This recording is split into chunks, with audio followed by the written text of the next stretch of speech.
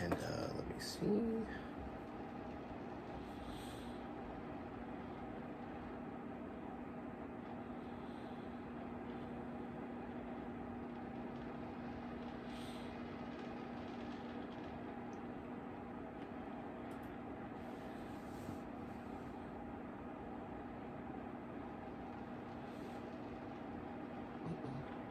What? I need to get some tissue. Alright, go get some tissue. To the allergy pill, but I don't think it's gonna help.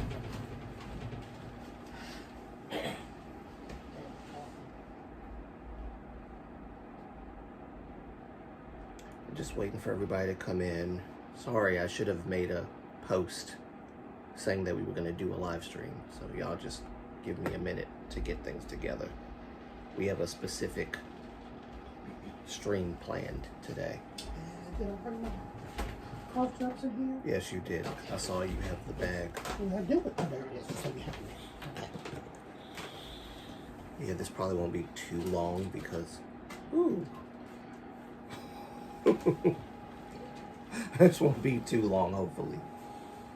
We're not going to listen to the whole thing, okay. right? We're just going to be listening to the pieces and, like, go over as we're talking about. Okay. That's how this is going to go. Oh, God. Come on. Do it up. Thank you. I know. Sorry for the timing.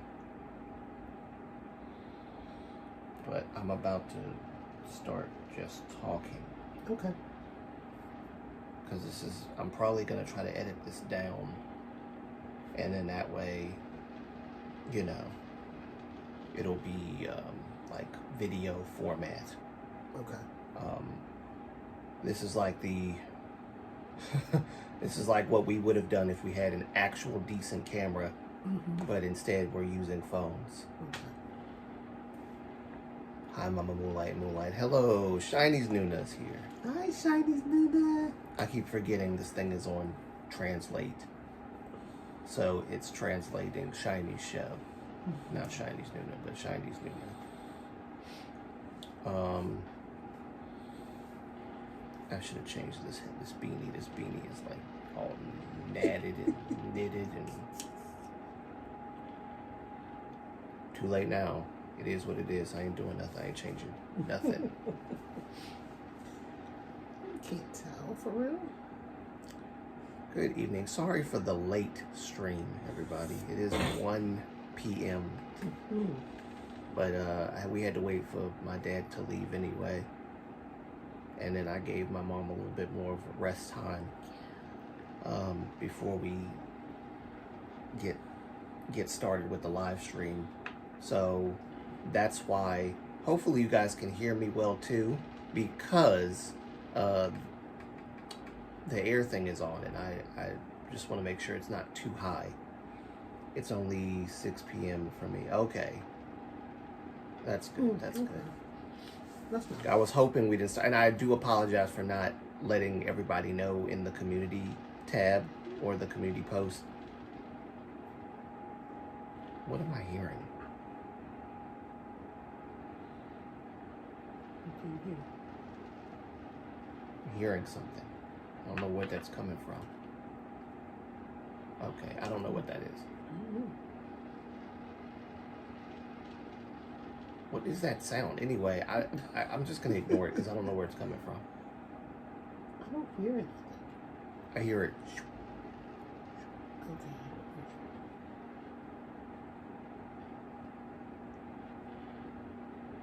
What is that? It must be this thing. Must be. Okay, anyway, sorry y'all. Stuff is distracting me. This was not a last minute stream, I can assure you. I planned this last weekend. But the problem is that I did not tell y'all, and so I apologize for that. I really do. We are good, Shiny's Nuna. People will turn up eventually. How are you both? Doing great. Doing great. Doing good.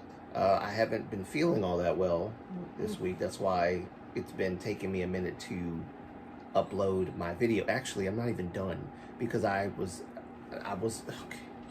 The video, you guys know I talk a lot. So this was a rant video. and a let's have a conversation video, okay? This was not like a deep dive, thorough analysis, breakdown. Make sure you have your water, of course. I know. Yes, I have my water this time. Shiny's new. I have my water. Yes, he does. Yes, he does. I have my water. He has his water. This time I do. Last stream I did not, and my voice was like suffering. But this time it's gonna be different. I wised up. But I think I left my glasses somewhere. But I think they're in the bathroom. Okay, well, they gonna stay in the bathroom. they just gonna stay there. So I talk too much, as you guys know. So you two, Mama, will like, you should have water too. I do. We both prepared for this. Yes. Let me turn this translator thing off because this person's name says English, and I'm pretty sure that's not Sumi. Sumi. Hi, Sumi. The translator said that your name was something else, so I had to turn the translator off. Okay. Sumi is here. Good to see you. As soon as everybody comes in, we'll get started. It probably won't be but maybe 7 or 8 people. My live streams don't get, don't boom like that, but that's okay because I'm going to conform this video, this live stream, into video. So, speaking of glasses, Moonlight, I have my eye test on Wednesday. Oh, that's something I haven't gotten in a minute. Yes, you need to too. I do too. Did it detect Draith in Korean? Because that is what my name means. No, it actually said, let me see what it said.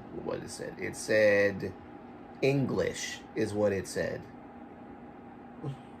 That's what it says, English. It says English. Good luck on the eye test. Yes, good luck on the eye test. Yes. Yeah, it says English. That's the name.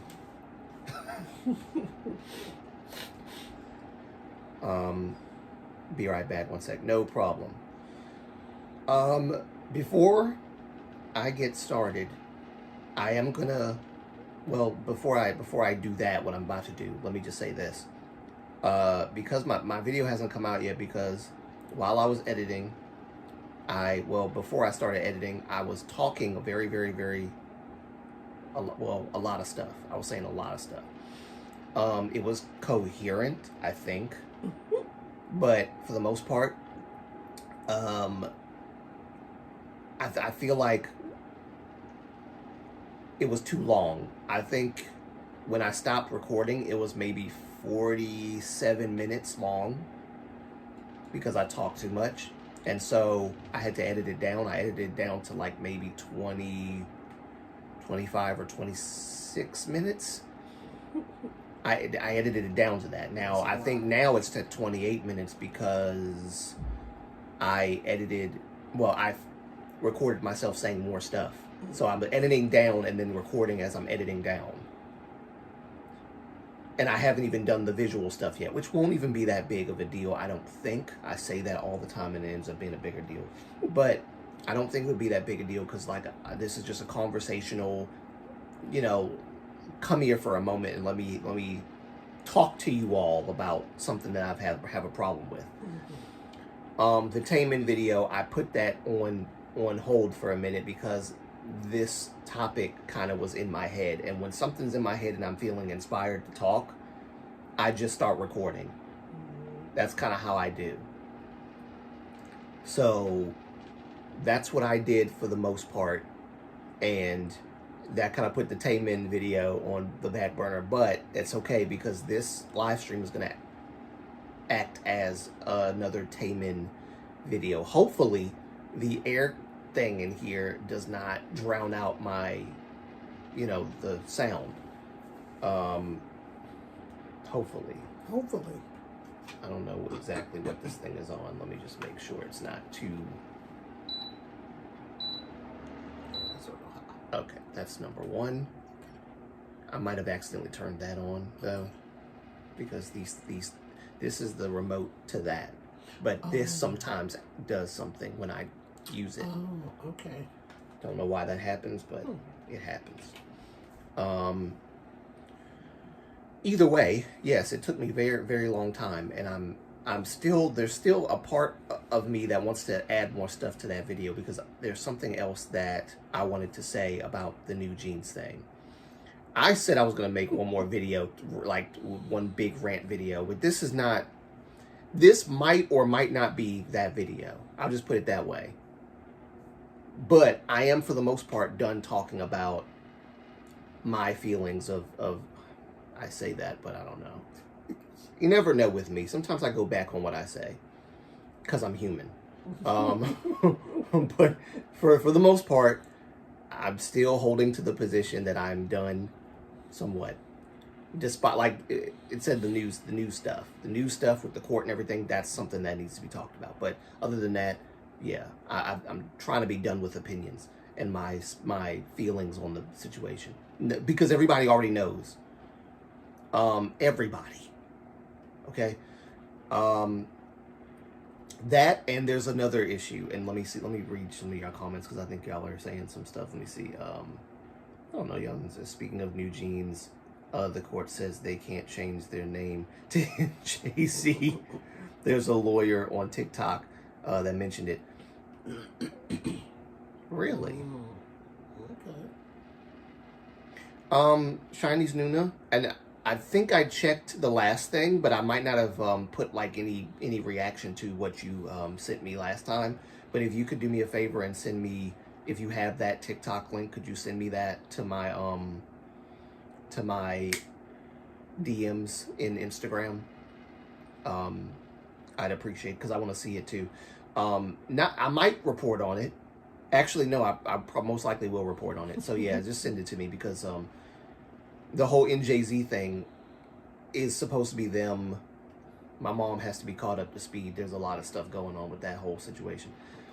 But there was another situation that my older brother was trying to get me to talk about because it was very important because President Yoon, who is no longer president of South Korea anymore, I know you guys have heard about it, was it martial law?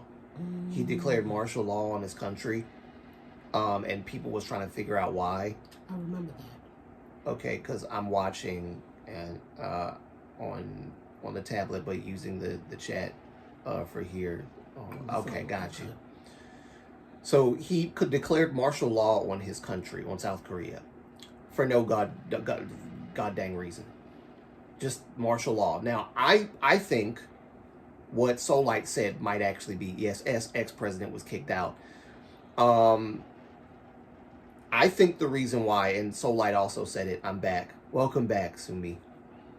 I think the reason why he did that is because there was investigation going on his wife, and he couldn't do anything about it. And I think she's doing something behind the scenes that she has no business doing. How's Mama Moonlight doing, and how are you, Moonlight? I'm doing great. I'm doing good, Sumi. My mom is a little troubled because she has to work 8 days straight next week, right? So, yeah. But starting tomorrow. Well, technically it's not next week then. Technically it's not next week. It's this week.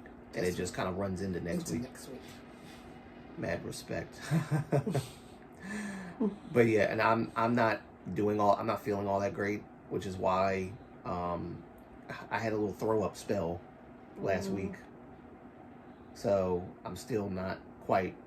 It's because of the hiatal hernia. I kept calling it aortal to you guys. It's not aortal. I'm mispronouncing what the diagnosis. It's hiatal hernia. I think somebody one time had corrected me in the chat on that, and I still forgot. But hiatal hernia, which, acid reflux and all that added to that. I will sue me. Yeah, so I get some rest. Get some rest. Yeah, we're gonna try not to be on here too long. She might leave before I'm done, and so yeah, that might happen. That she might leave before I'm done. Just have medical terms. Yes.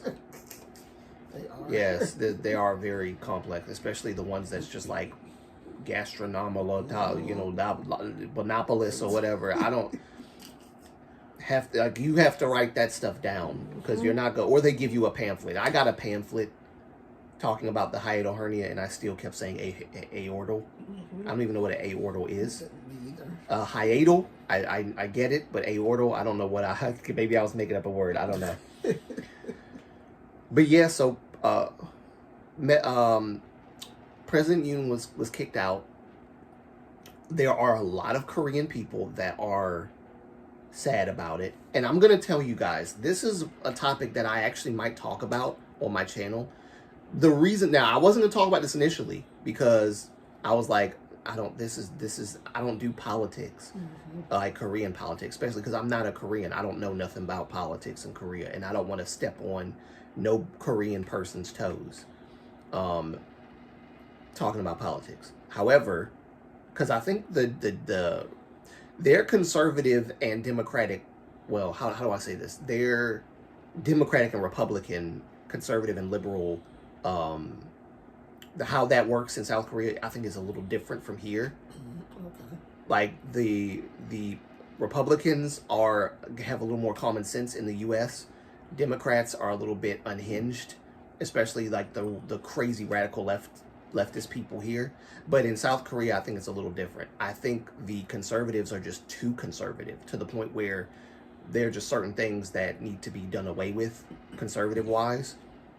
And the liberals are more like open-minded, not to the point of insanity like here, but they're a little more open-minded because it's so conservative there, right?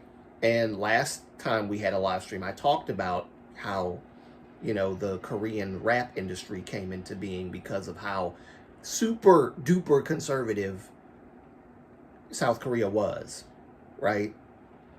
That's just how conservative they were. They've kind of gotten better, but it's still bad, according to a lot of Korean people. However, there's a nuance to this situation. A lot of people on, I guess, the more progressive side view President Yoon as someone who needs to be booted out anyway. However, sorry, don't know where that came from. I'm sick, I told y'all. Glad y'all didn't hear that, though. But when it comes to what President Yoon stands for and represents, that's a different story. So the reason why, I'm just going to give y'all a brief little thing, and I'm going to, like I said, I'm going to make a video on this because this is very important. And this is why it's important. President Yoon has, drink water. President Yoon, see, telling me what to do already. So President Yoon represents not just the conservative party, but President Yoon, his administration, they have been making sure that the relations with my country, the U.S., and Japan are good and tight, right? And, maintaining those relationships, which is very important for South Korea because we are the allies of South Korea, Japan, and America. We are the allies of South Korea. The reason why people want President Yoon to stay, which he's been impeached, there's no way he can come back, but there's still protests going on in Seoul. I've watched them. I mean, thousands of people are supporting President Yoon. They like holding up signs saying Yoon again, Yoon again, Yoon again. Now, they know that Yoon can't come back. I don't think that's why they're protesting. They're protesting because they want someone to take his place to carry on what he's started. Because he's kept keeping everything, And I'm gonna read. Let me see. I'm gonna read this right now because I don't. Where a lot of young men feel threatened by women in their positions of power. So now you're negatively doubling down. Not all men, of course, but that is what I heard from Koreans. A lot of young men feel threatened by women in positions of power. So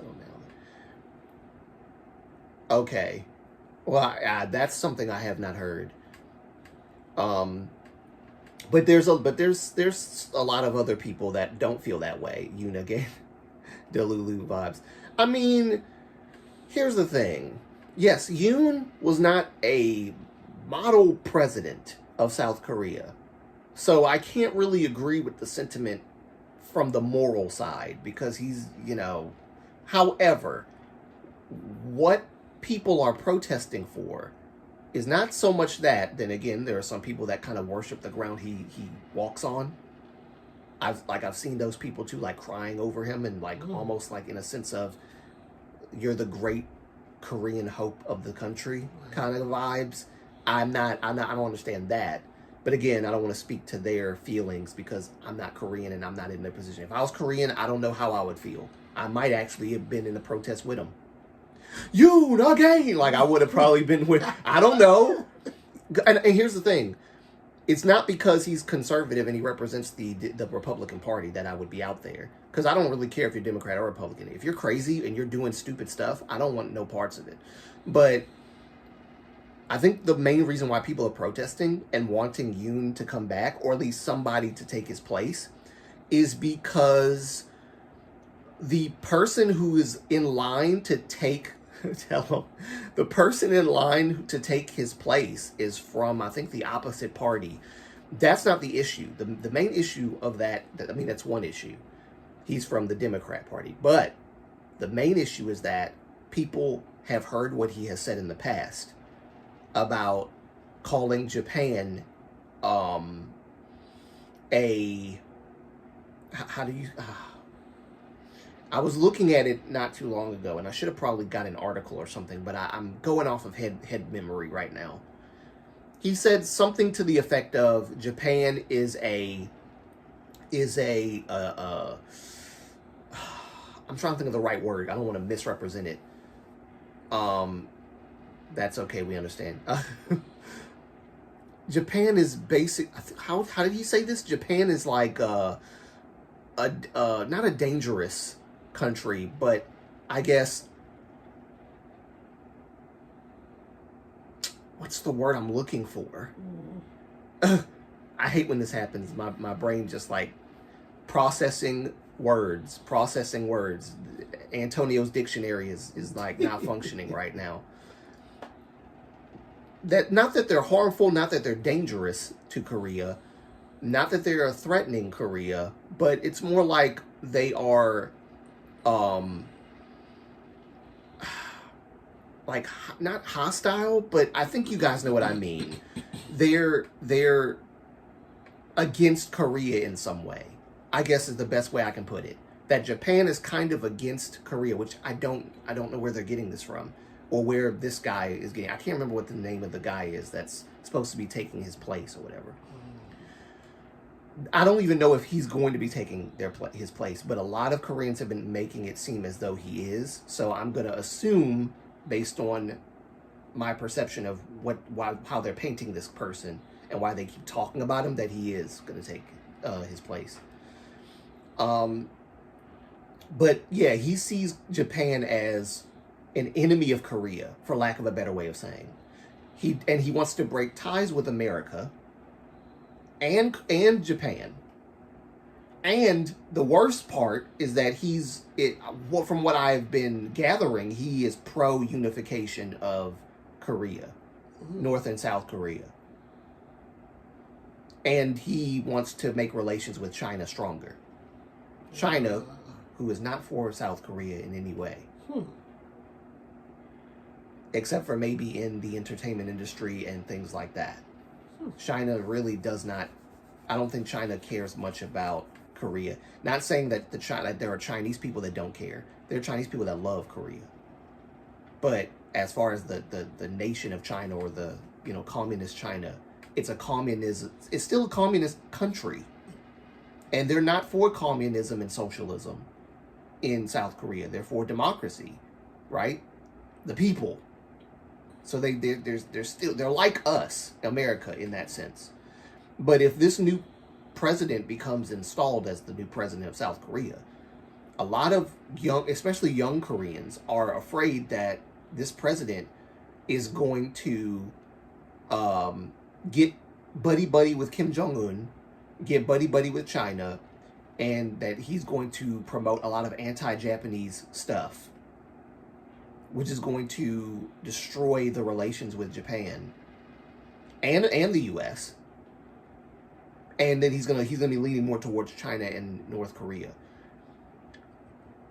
That's the reason why people are protesting. That's the main reason, from what I've gathered. So I'm kind of worried for South Korea right now, because okay, maybe, and this is why it's a nuance. I know a lot of people are like, President Yoon. But, and yes, he did do the martial law thing, which was the absolute ridiculous thing to do. I don't know what kind of, was that a desperate attempt to keep power? Or was that a desperate attempt to save his wife from investigation? I don't know. But that was a dumb idea.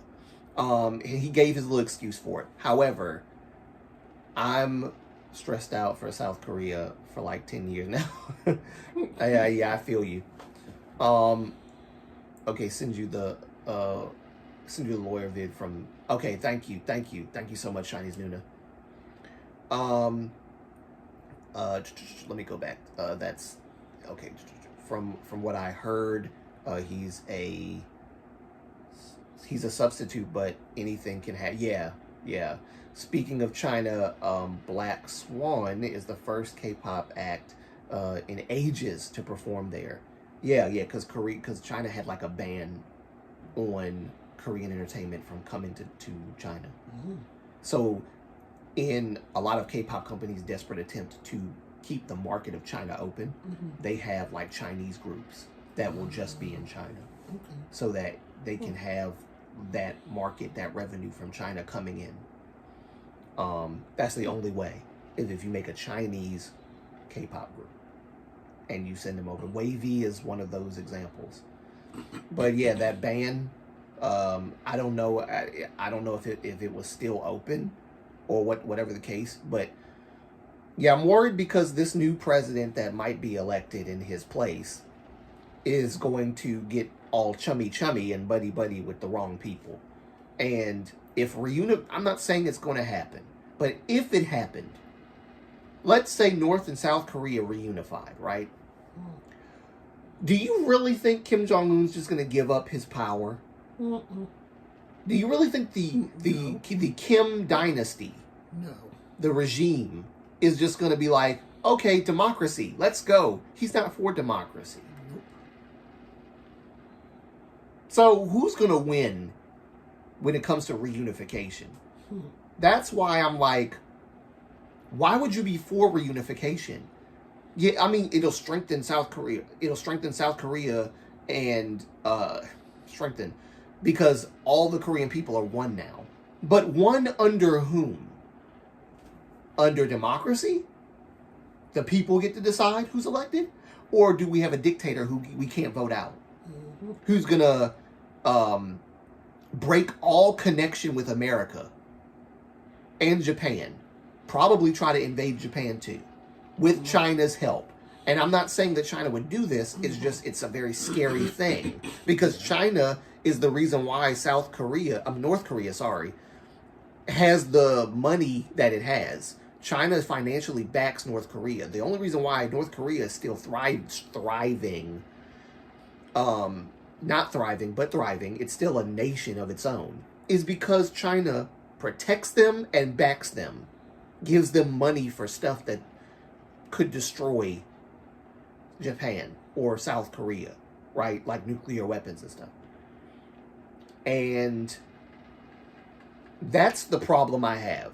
And that's why I sympathize with the people protesting for President Yoon, is because even though he did some stupid stuff,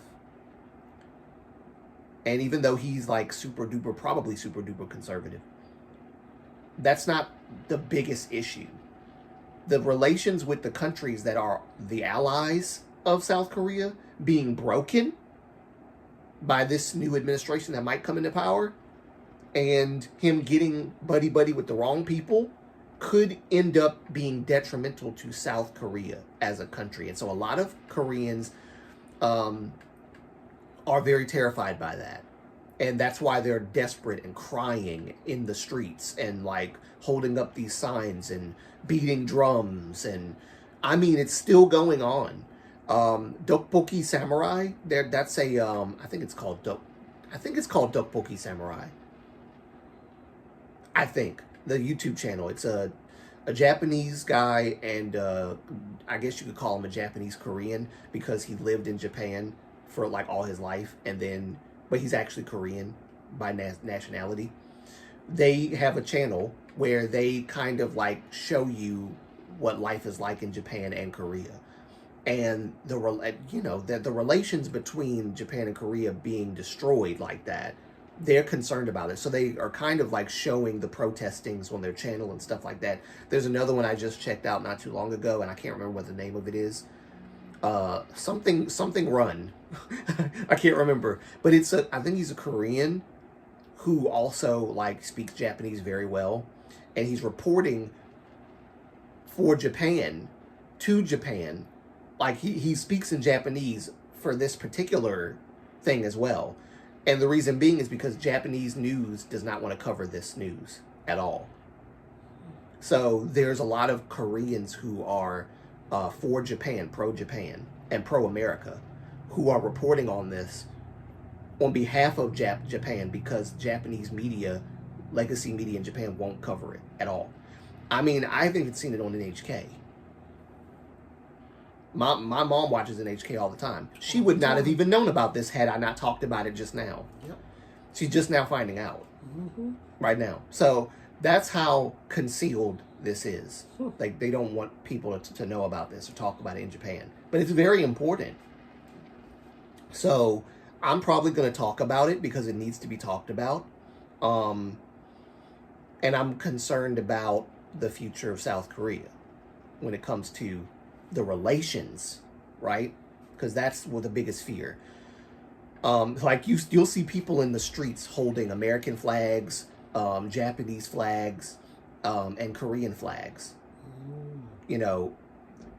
For the pro, like, because they're pro-Japanese and pro-American. But I don't know. It's gonna be a really, really hard battle. I don't know what's gonna happen.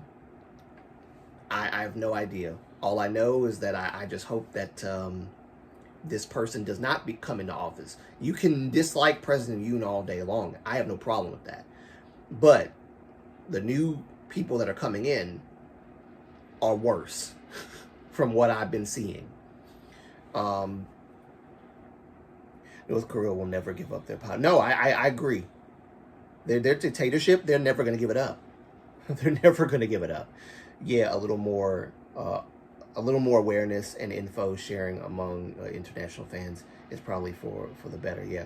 So like I said, I'm probably going to end up doing that a lot more. Well said, Sumi. Especially if you ask Koreans directly to respond with their information and predictions. And this is, I feel like, I don't know why I feel like this, and I try to stay away from like journalism stuff because I don't want to be, journalists, you're held to a standard. You're held to proper English. You're held to a standard where you need to be thorough and accurate. And I like that, but I'm afraid of that. Part of me is afraid of doing that because I'm probably going to miss information, not give misinformation, but I'm probably going to miss crucial information that I need because I did not see something and, things like that. So I wish that there's a part of me that doesn't want to do journalism, but then there's a part of me that really does, because I wish I could go out there to South Korea and just ask people questions. Get their perspective so that I won't have to be going on off of like just what I know. Since when are journalists truthful? Well, independent journalists are more truthful than like legacy media journalists. Legacy media journalists right? They're not true. They're not honest. But there are journalists that are honest, more honest than the people that are like pushing a certain agenda or narrative just for the sake of it. You never know if Koreans. You never know if Koreans reply. Perhaps make a community post on it prior, asking for any and all information. Yeah, I could do that. And then people could just like put the information down below underneath that, like in comment form. Yeah, I could do that. But then I have to like verify all the information that's being sent to me, right? Just to make double check, triple check, to make sure that everything is thorough. That's probably why I haven't done anything like that, because it's just like, oh my God. But yeah, I'll report on it as best as I can. And honestly, I don't have an opinion one way or the other, but I do believe that this is my only opinion, that the person that they're going to install is worse, because maybe his moral compass is not that bad. But then again, you could question that if he's willing to be chummy with North Korea. Who in the world? Because, you know, people were bashing Trump about this. Like, I think Trump was the first U.S. president to even go to North Korea. No other U.S. president in the history of America has went to North Korea. Trump did, just to make sure that Kim Jong-un's, you know, knows his place. As far, and I don't mean that in like a bully way, but like, this is America, don't screw with us. And if you know, because that was basically why he went there. If you attack Japan, we're gonna attack you. If you attack South Korea, we're gonna come after you. You don't want that, because it's just gonna be a nuclear war of such epic proportions that North Korea could be wiped off the map, right? And I think that's why President Trump was there, to let him know, hey, I see what you're doing, like launching nuclear missiles on like almost on the border of certain countries that you shouldn't be doing. Don't start nothing, because, and if China gets involved, we're gonna have to do something about it too. So you could always look into the legal side by asking that lawyer whose link I gave you. That's true. I don't know why this thing is. Let me know if this thing is acting weird, and because it's buffering. I can see it buffering. Hopefully it's not buffering on your end. But yeah, that's kind of the situation that I wanted to talk about before we got started. That took how much time? 37 minutes. Stream froze. I knew it. The stream froze. It froze. She said it's working again. Okay. It refreshed and it's working again. Okay, good. Yeah, let make sure that sorry about that, y'all. So these niggas said, did you make sure everything is plugged in? Everything's plugged in, but you know, I'm using, what you guys probably don't know is I'm using my new phone to do the live stream, because we have something planned today with Mom. There's a reason why Mom's here. She's not here just to hear me ramble and rant and rave about stuff. She's here for another purpose, because we're going to take it back in time, like to the reaction days. Now, you guys won't hear anything, but we will, for the sake of copyright, because I don't want to get this video copyrighted. But we're going to listen to some Taman stuff, and then we're going to like talk about it as we're listening to it, and we're going to talk about it to you guys. Just like bits and pieces of stuff. So, oh good. I'm glad that that it's working. Thank God, because I saw it buffering on my end too. That's why I was asking you guys. Spill the beans, Mama. What you up to? Music. Yeah, yesterday. Was it yesterday or the day before? I think it was Saturday. Yeah. She was listening to Taman. Mm-hmm. The two albums, Guilty, and what's the other one again? What's the other one called? Oh boy, I am in trouble. Eternal. Yeah. Guilty and Eternal. We've been listening. She's been listening to that because we're going to talk about Guilty and Eternal, the albums in general, today with you guys. That's the purpose of the stream. I just wanted to talk about that political thing real quick, just to let you guys know in case you might not have known.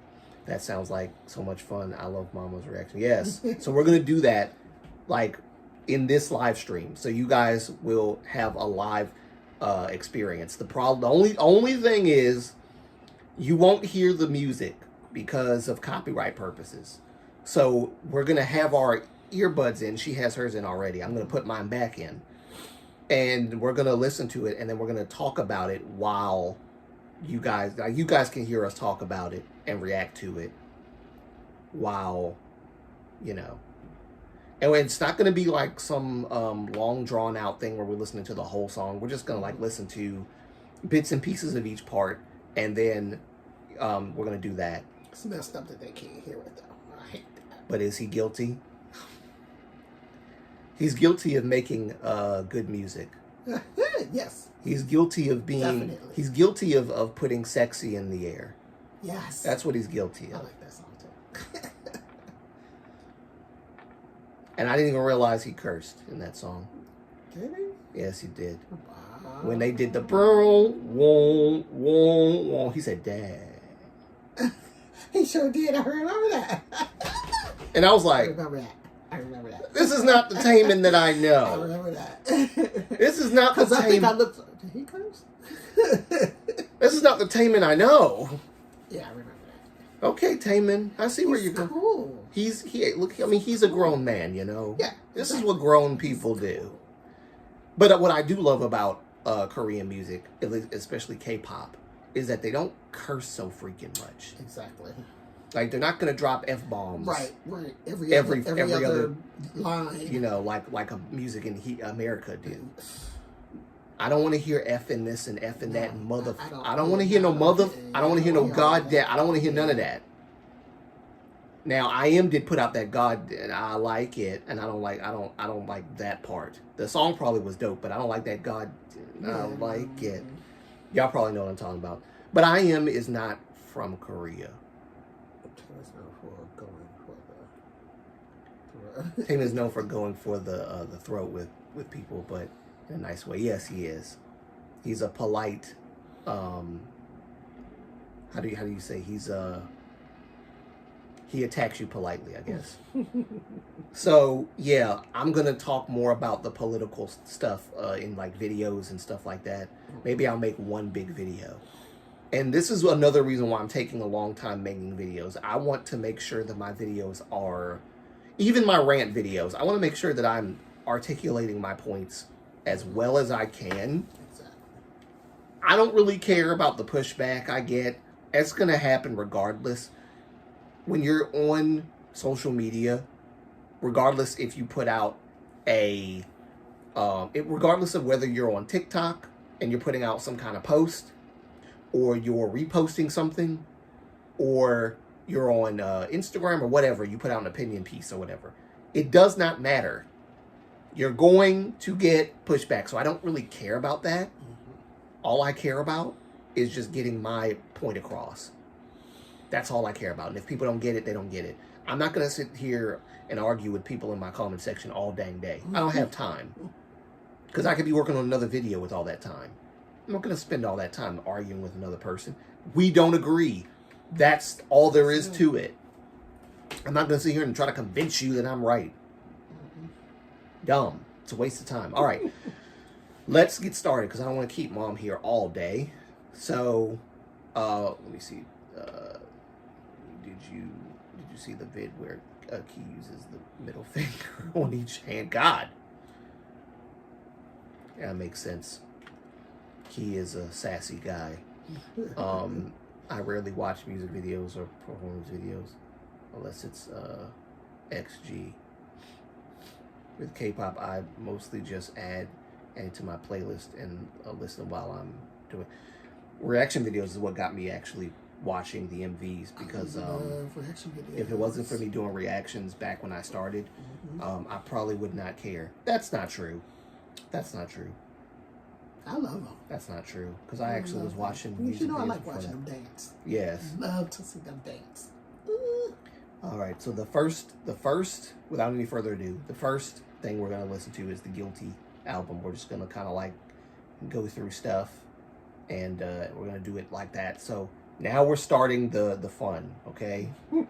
Hopefully I can do this with as much energy as I can muster. Hopefully this light is not too bright either. I was kind of wanting it to show the atmosphere. Just give me a second. Let me see, where is it? Uh-oh.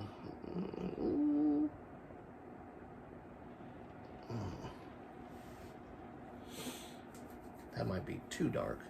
You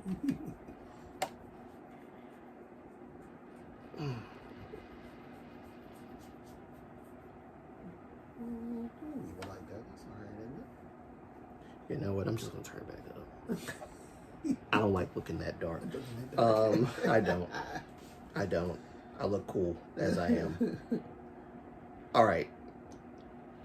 Let's get started, guys. Let's get started. So the first thing we're going to look at, having a good playlist as always. Yes, I have my playlist, right? Well, it's not a playlist, but it is just the album. All right, here we go. Guilty. Let me see if I might have to turn this down just a little bit.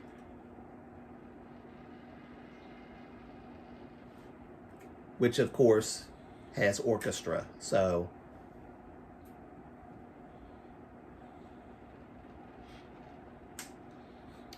I actually did a reaction to this MV too. Did you? Yes.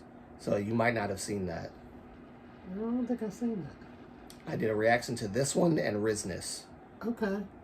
Because I think those were the only two that they had out. Okay. Okay. I love the orchestra. It's a real orchestra that they used. That's what really got me. I was like, this doesn't sound like something you just create like with like a fake orchestra sound. This is real orchestra. It just sounded, well, it reminds me of 80s music, and he just sounds so good. Wait, this song reminds you of 80s music? To me. Huh. Well, yeah, late 80s, early 90s maybe. Really? I was younger then, but I like ballads, and this is not like an actual ballad, but it's slow, and I used to love my slow jams. Yeah. And he's just singing like he's singing a slow jam, and it's like, yeah. Moonlight, stop messing around. I just make playlists per year. Oh. You need his entire discography, Moonlight, as well as the others. And Shine. Yes, well, I have quite a lot of his music. Yeah, he has a lot, because he sure gave me a lot. Like I have. So much I can't listen to all of it. I don't know if you can see this.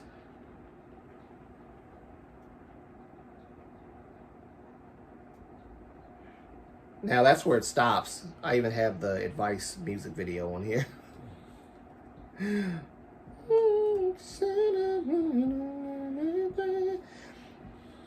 One of the things I'm really going to talk about is how pretty Taman's voice is. It's very pretty. It's very pretty for a guy. It's a really nice voice. Very pretty. Really nice voice. And I said before in a video that his voice is not. It's not loud. It's you can go high, and the loudness of it gradually goes up. Like if he does like a long note, it gradually rises. So it's not loud at first.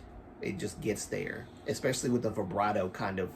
He has a very powerful vibrato. So when he does long notes, eventually you're going to hear the vibrato. And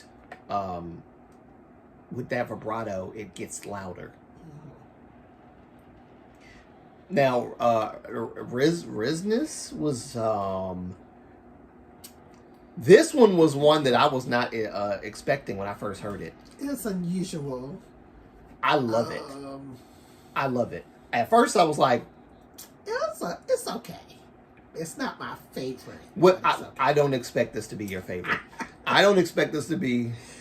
It's okay. This was like not trap, but almost like trap-ish with like some rock elements. Mm-hmm. It was like not a hit. Remind me of. I mean, it reminds me of rap, but it reminded me of. I don't know. You don't know because you don't listen to this kind of music. Right. So, exactly right. oh, he can belt. Yes, he can belt. Now, his belts sometimes aren't as powerful as, like, say, other people's belts, like Onu's, for example. Onu has a very loud voice in general. Mm. Even when he's soft, he has a very loud, piercing voice. And his falsetto is very loud and piercing as well. Mm. But Taemin's voice is like a blend of... I'll just put it this way. He's a good belter, but it's not like a loud belt, if that makes sense. It's not like a loud, huge belting power like Onu's, Jonghyun. Even Key's, I think, is a lot louder than Taemin, but because Taemin has a softer voice. But his belting, he can belt very much.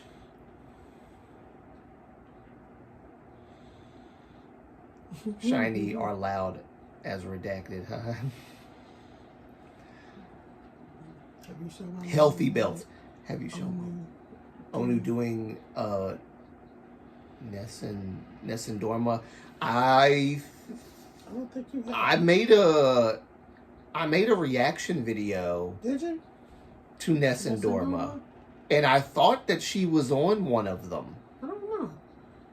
Or just the one that I did. Okay. I don't remember. I don't know if she was, though. And y'all know I love Nessun Dorma.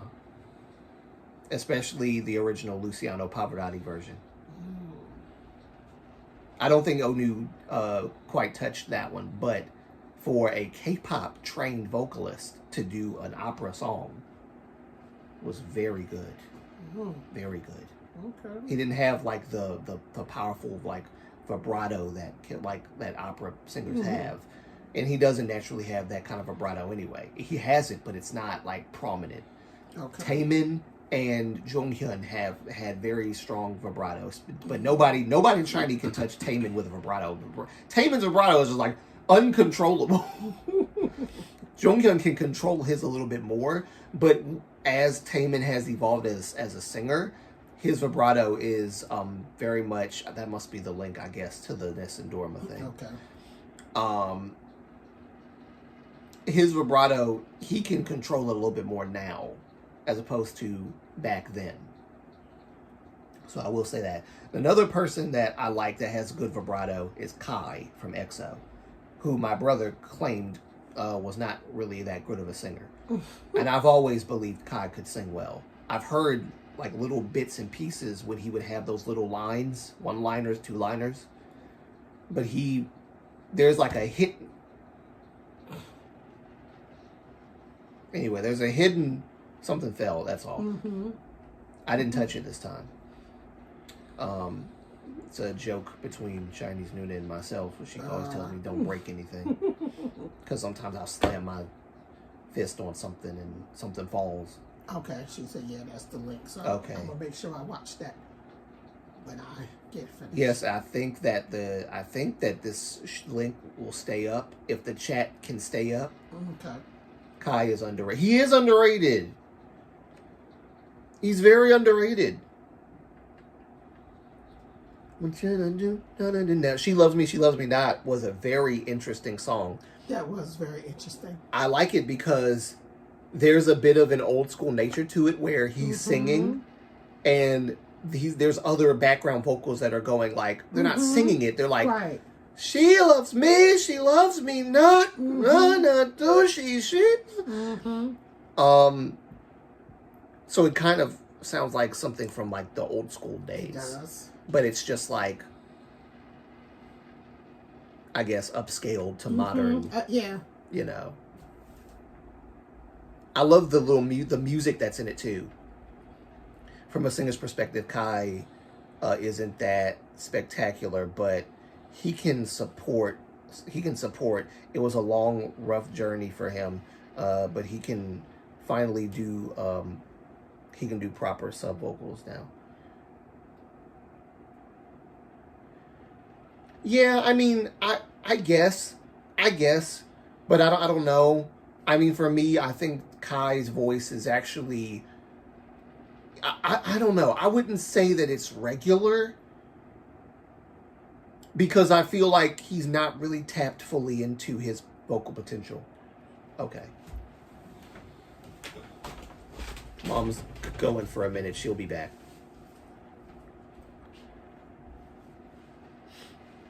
Yeah, I think I wouldn't call him a regular vocalist, but because I've heard vocalists that really sound. I think what makes Kai special is his tone and style.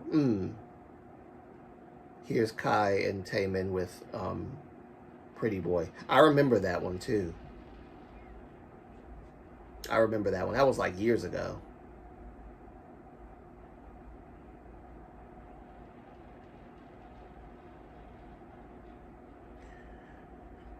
Yeah, I like Kai's voice a lot. His voice is really good.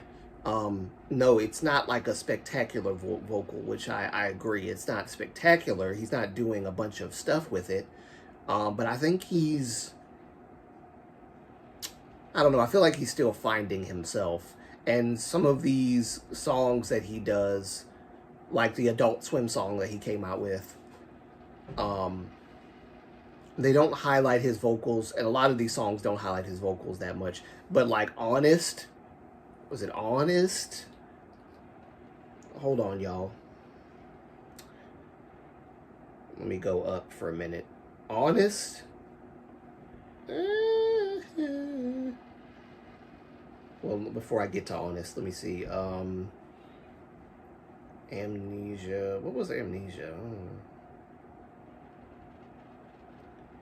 Ride or Die. Ride or Die is one of those songs that kind of you can hear, because I didn't really know that Kai could go as high as he could. Kai did not have like as a great of a developed voice as he does now. So back in the older days of EXO, his supporting vocals were really not that great. Yes, he is better at it now because he's like perfecting his voice a little bit more. To be honest, he's still a tad bit too nasal. If that is gone, sorry, if that is gone, if he opens up, then he'll be great.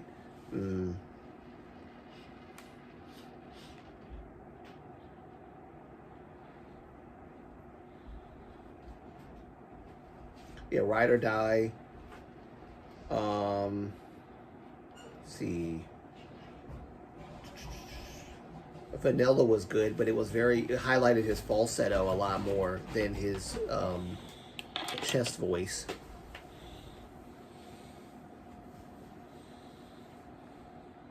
To Be Honest was a good one too. I like this album because it's like it would be on my slow jam. Yeah, this album was good because, Taemin is not somebody that does a lot of like slow jam songs normally. It was awesome. But this album was like that kind of thing. It was very slow jam like. Yes, it was slow jam like. And the song that just played, let me see, what was that? This is my mom's favorite song. Night Away is my mom's favorite song on this album. Sorry, this is kind of an incoherent thing because we're talking about other people. But Not Over You was I think my favorite song on the Guilty album. Okay. Night Away is my mom's favorite. But his voice is so pretty. Mm-hmm. When you hear Night Away, I'm like, this is one of them songs where you can do stuff vocally. It gives you space to breathe and do stuff vocally that we would never know you could do unless you had this kind of song. So it's like a relax, breathe song.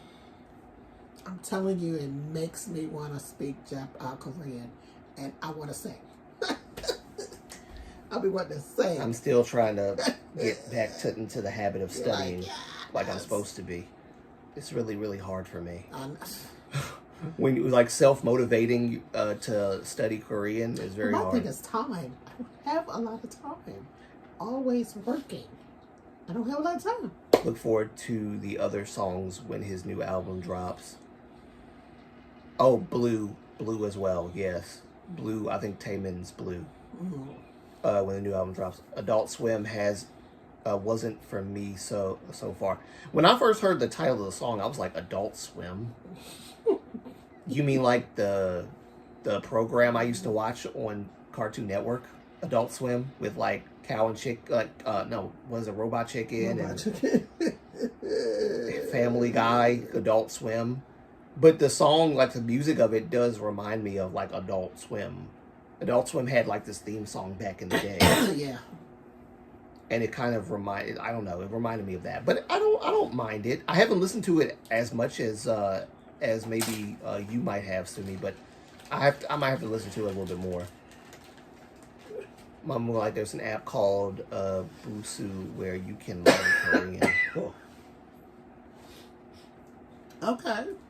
Yeah, we've been using like. I love when he does that. Yeah, that's nice. That whole. That's nice. But it's like the quickness of it. It's like. Like it's really. I love that. Make me love.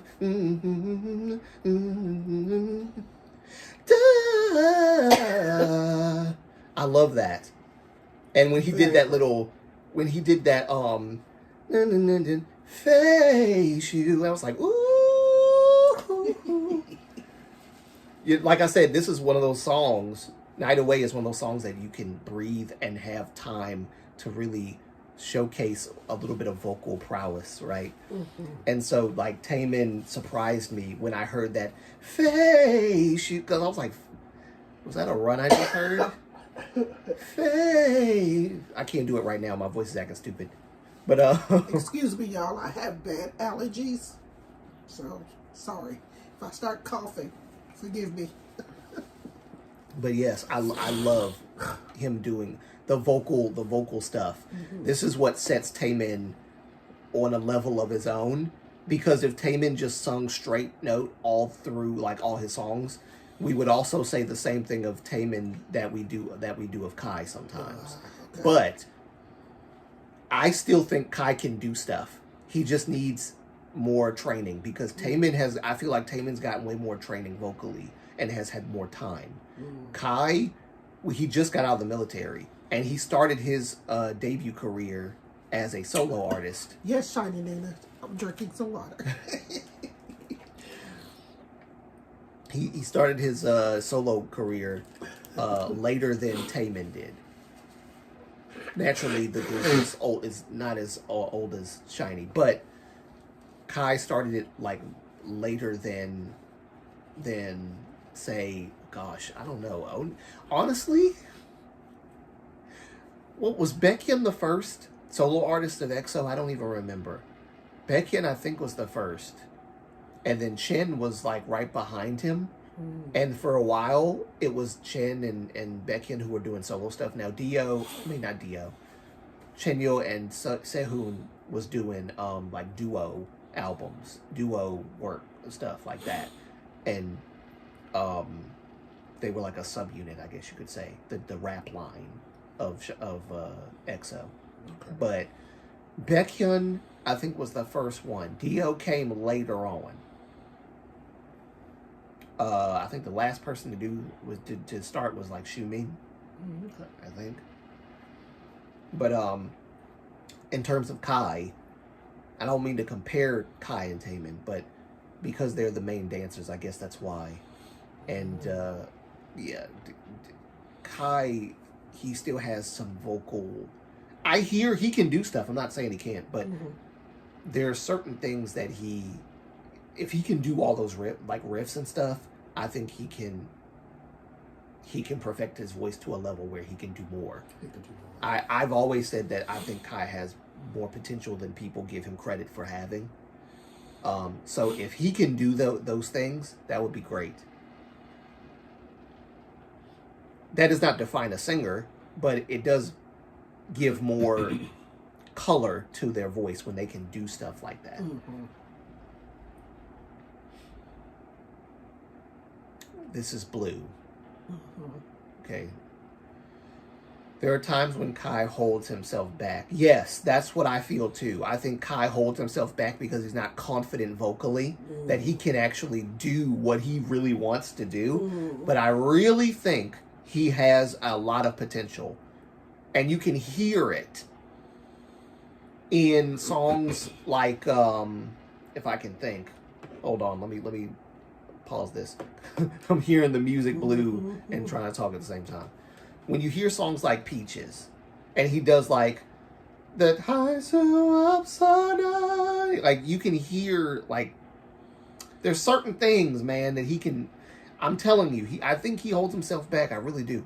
I never like it when people straight up claim that certain idols can't entirely sing, and then they talk about an idol that just has basic support, but support nonetheless.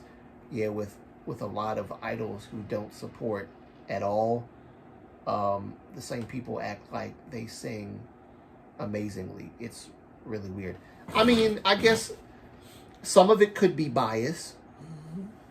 Some of it could be because there's nuance, right? Some of it could be, well, they're just biased and they're just like I don't want to say a shill. I don't want to misuse that term too much.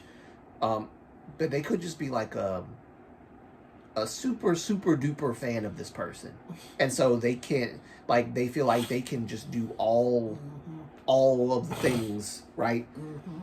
And maybe for other people it's like they, like me, feel like he's holding himself back. He can do more. Now I don't know for sure if he can, but I believe he can, and there are other people that feel the same way. But jealous, and maybe jealous. But I think everybody has their reasons for believing it. I personally don't understand, like, if it's because listen, I've heard way more mediocre vocals than, like, say, I don't even want to call Kai mediocre because I've never believed that to be true. And it's not even because I'm like a super fan of Kai, even though I am. But I don't go off of my super fan, right, bias feelings when I talk about vocals. Right. Vocals is vocals. I'm very critical. So if hey Haifa, I'm sorry, I keep saying her name. Haifa tomato. It's kind of like that. Hi. How's everyone's day? Sorry, I'm bad at reading today, which is usually every stream. Everybody's doing well. Good to see you. Welcome. Yes. So, yeah, I think there's various reasons for why people feel that way about certain people, but I know, like, there are some very mediocre singers. That's just like saying that, wow, did you hear what Namjoon did when he, like, did that one part? How's the song start? I'm gonna be very petty, but I'm not trying to be. Oh gosh, how does that song start? Something nuts mornings. And boring. Like, I can't remember the words exactly, but it was all English words and I can't remember them. That's just like saying, oh, did you hear what Namjoon did? That was amazing. Like, that dude is like, that's like, people are sitting on Namjoon. Namjoon's not that great of a singer. It's really not. He can carry a tune, but he's not that great of a singer. And I'm not saying that because he's a rapper. I'm saying that because he's literally just not that good of a singer. And I'm not going to sit here and, pump him up when he's not that good of a singer. But Kai, different story. Kai was, I think, SM will never admit to this. I think Kai was meant to be one of the rap lines, people from the like rap, because when Kai started out, he was doing a lot of some of the rap. When the Mama album came out, he was doing a lot of rapping with Chenyo, and I think Sehun was also a part of it. But Kai was like doing a lot of rap, like I think was it New 2 Moons. 2 Moons. I think Kai was in there with Chenyo quite a bit. I think Chant shows up on here a little later. But yeah, I think Kai started off as a rapper. Yes, exactly. Suga is the best rapper in BTS. You know, I kind of agree with that. And his flow, I think Suga's flow, his rap flow, and the way that he puts things, he has like a better. I think Namjoon is probably the second best, maybe in my opinion, with J-Hope following third. But then again, J-Hope is like an all-rounder. J-Hope is kind of like, to me, the GD of BTS. He can sing, and he can rap, I think J-Hope is like G-Dragon of BTS to me, personally. Shima, welcome Shima. I feel like you had a profile picture that was different, and you changed it again. Good to see you, Shima. RM is the better rapper for me. It's cleaner. I like RM because he's more like he's classic R&B. Like he can do classic R&B in like a modern style. And he's not. I think RM used to be a little bit harder in his raps back when he started when he was Rap Monster. Now I think RM means real me. It stands for real me now. Okay. He's become a little bit more somber. Not that he can't go hard, because he can, but there's a reason why his name was Rap Monster at the beginning. I'll just put it that way. You don't sleep on RM.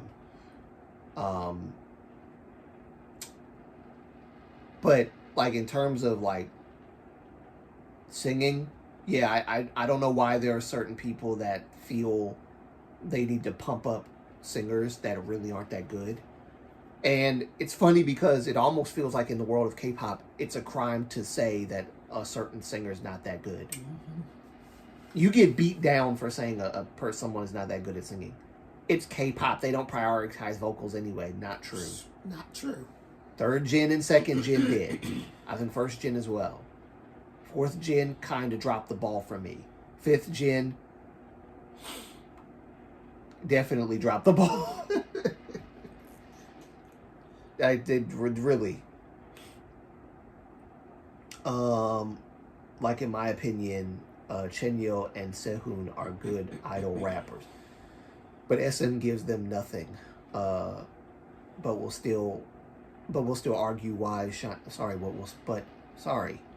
Trying to get this right. But we'll still argue why Shiny and Red Velvet have been only vocal-based groups.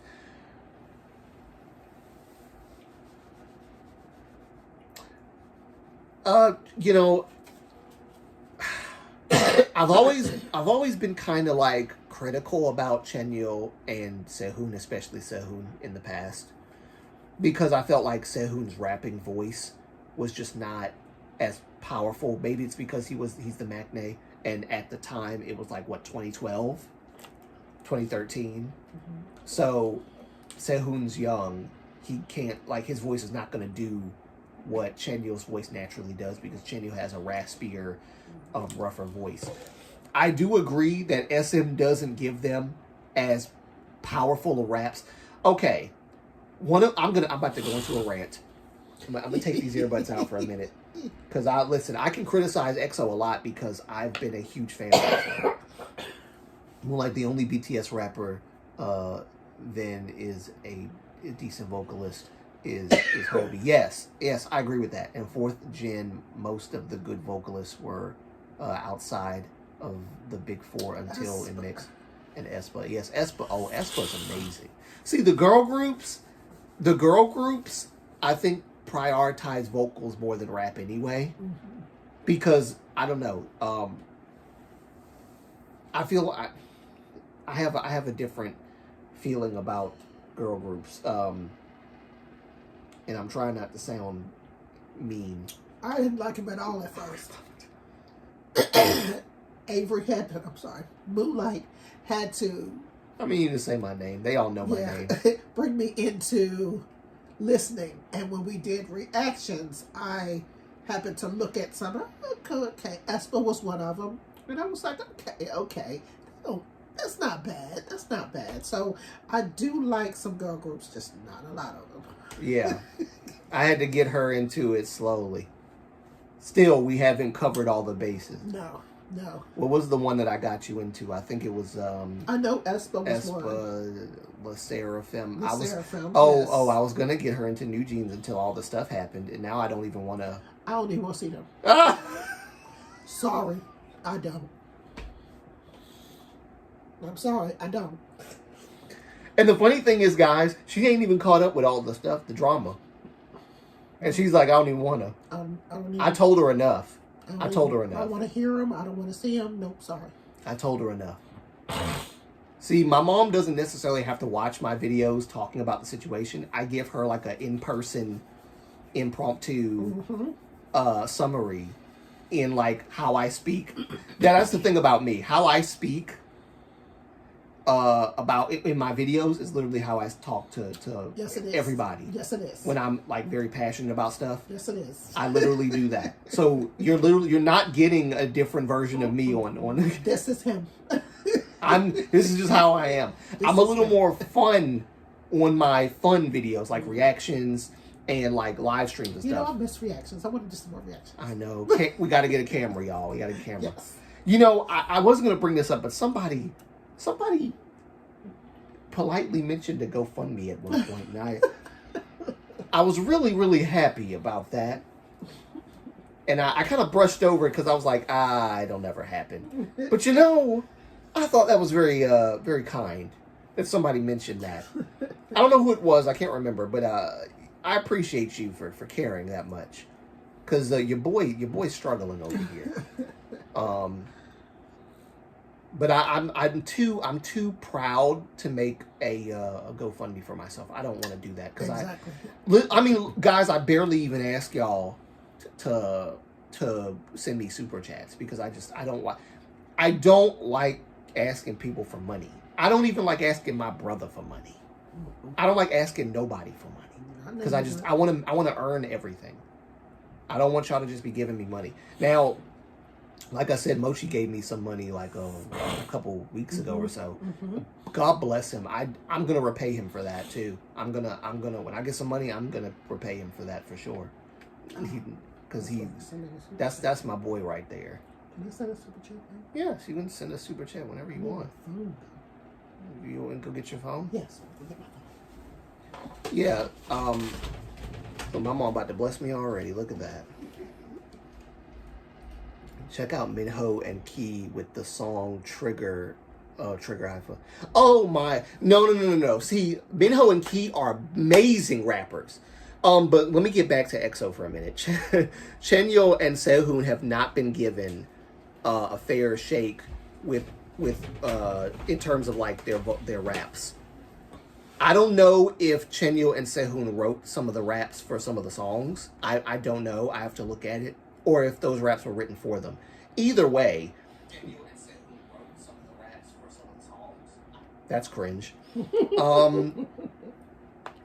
That's cringe.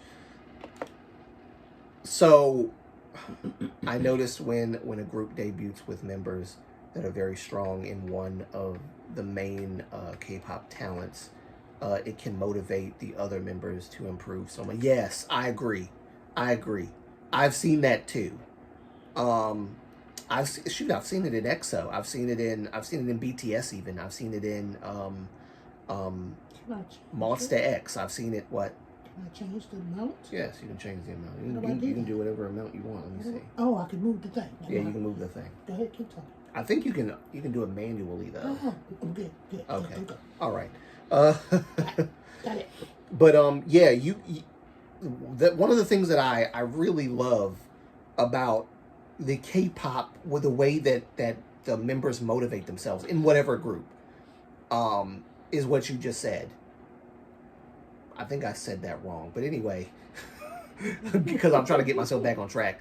Sorry. Look, we're gonna postpone the Taemin thing for a minute because we're like going on a whole thing about K-pop stuff and then vocals, which we may as well just make it a vocal conversation, since because it's not that fun when you guys aren't hearing what we're listening to. So yeah, I think we just need to go back to reactions. I wanted to try something, but thank you, Mama. Thank you. You can do that. I can do that now. I can heart people super chats. Thank you for the super chat. You're welcome. Live super chat. Thank you.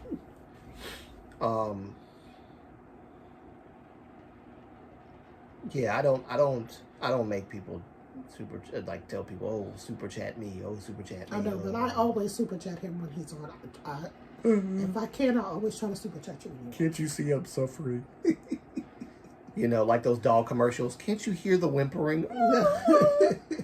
With only $19 a month, you can help a poor, helpless dog. Oh my God. Like I'm not on nothing like that. No. So, feel free to donate as you see fit and as your funds can allow. I will never tell people that are struggling financially to donate. I don't like it. It's very selfish, and I feel like it's not considerate of your viewership when you do that. If you're selling a product, I got you. Like, you can buy the product, goods and services. I don't feel like this is enough to be goods and services.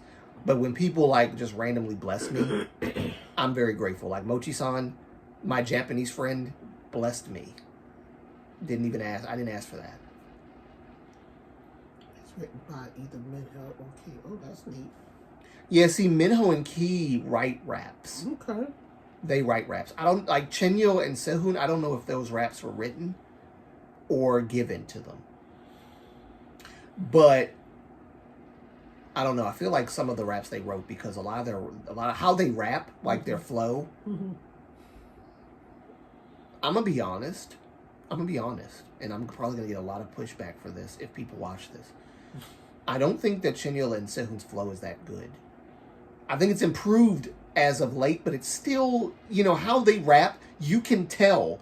If you didn't even know who Sehun and Chenyo were, and you closed your eyes or whatever and didn't see them, and you heard like a rap style, even if, okay, I'll put it this way, if it wasn't Chenyo and Sehun rapping, and someone else was rapping in the way that they rap, I would say that sounds like a Chenyo and Sehun rap. Okay. They have a distinct way of rapping. It's not like Juhan of Monster X and I guess I Am. Juhan is a killer. I love Juhan's voice. Juhan rap, like that's a rapper right there. I can't even do it justice. How his don't be Napa Mega 19. Like I can't even do it right. I feel like that's a little embarrassing. But anyway, I'm so confused because Chenyo has amazing flow. I would have to do a thorough breakdown of what I mean, because it's not gonna hit as hard as well as I want it to. It's not gonna go over as well for me just saying it. I would have to show you, and you might disagree with it, but I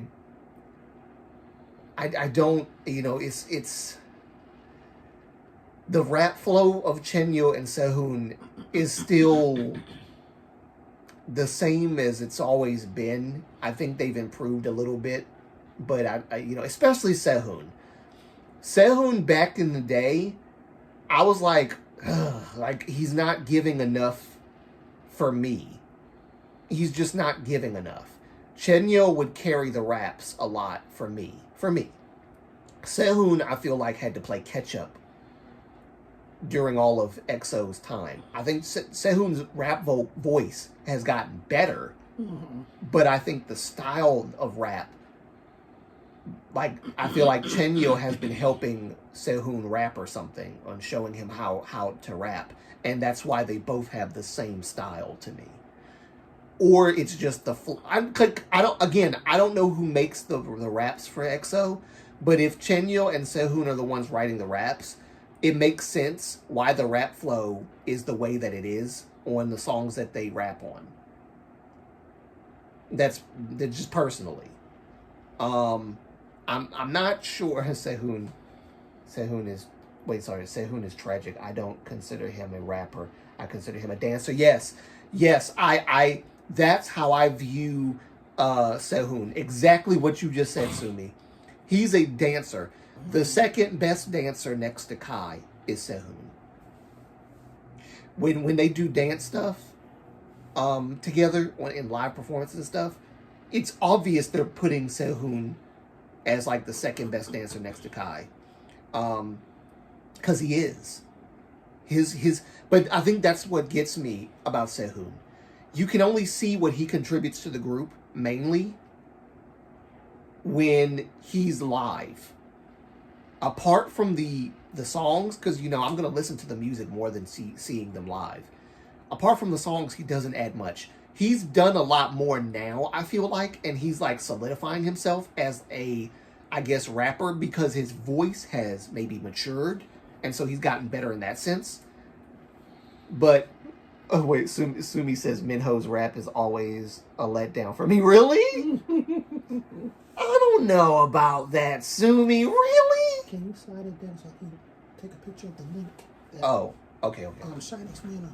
Which link? Remember the link she had on there? Oh, we gotta go all the way. All the way up, yeah. 1 second, guys. Mama just broke my concentration. I'm sorry, cause I'm a. There's one link there.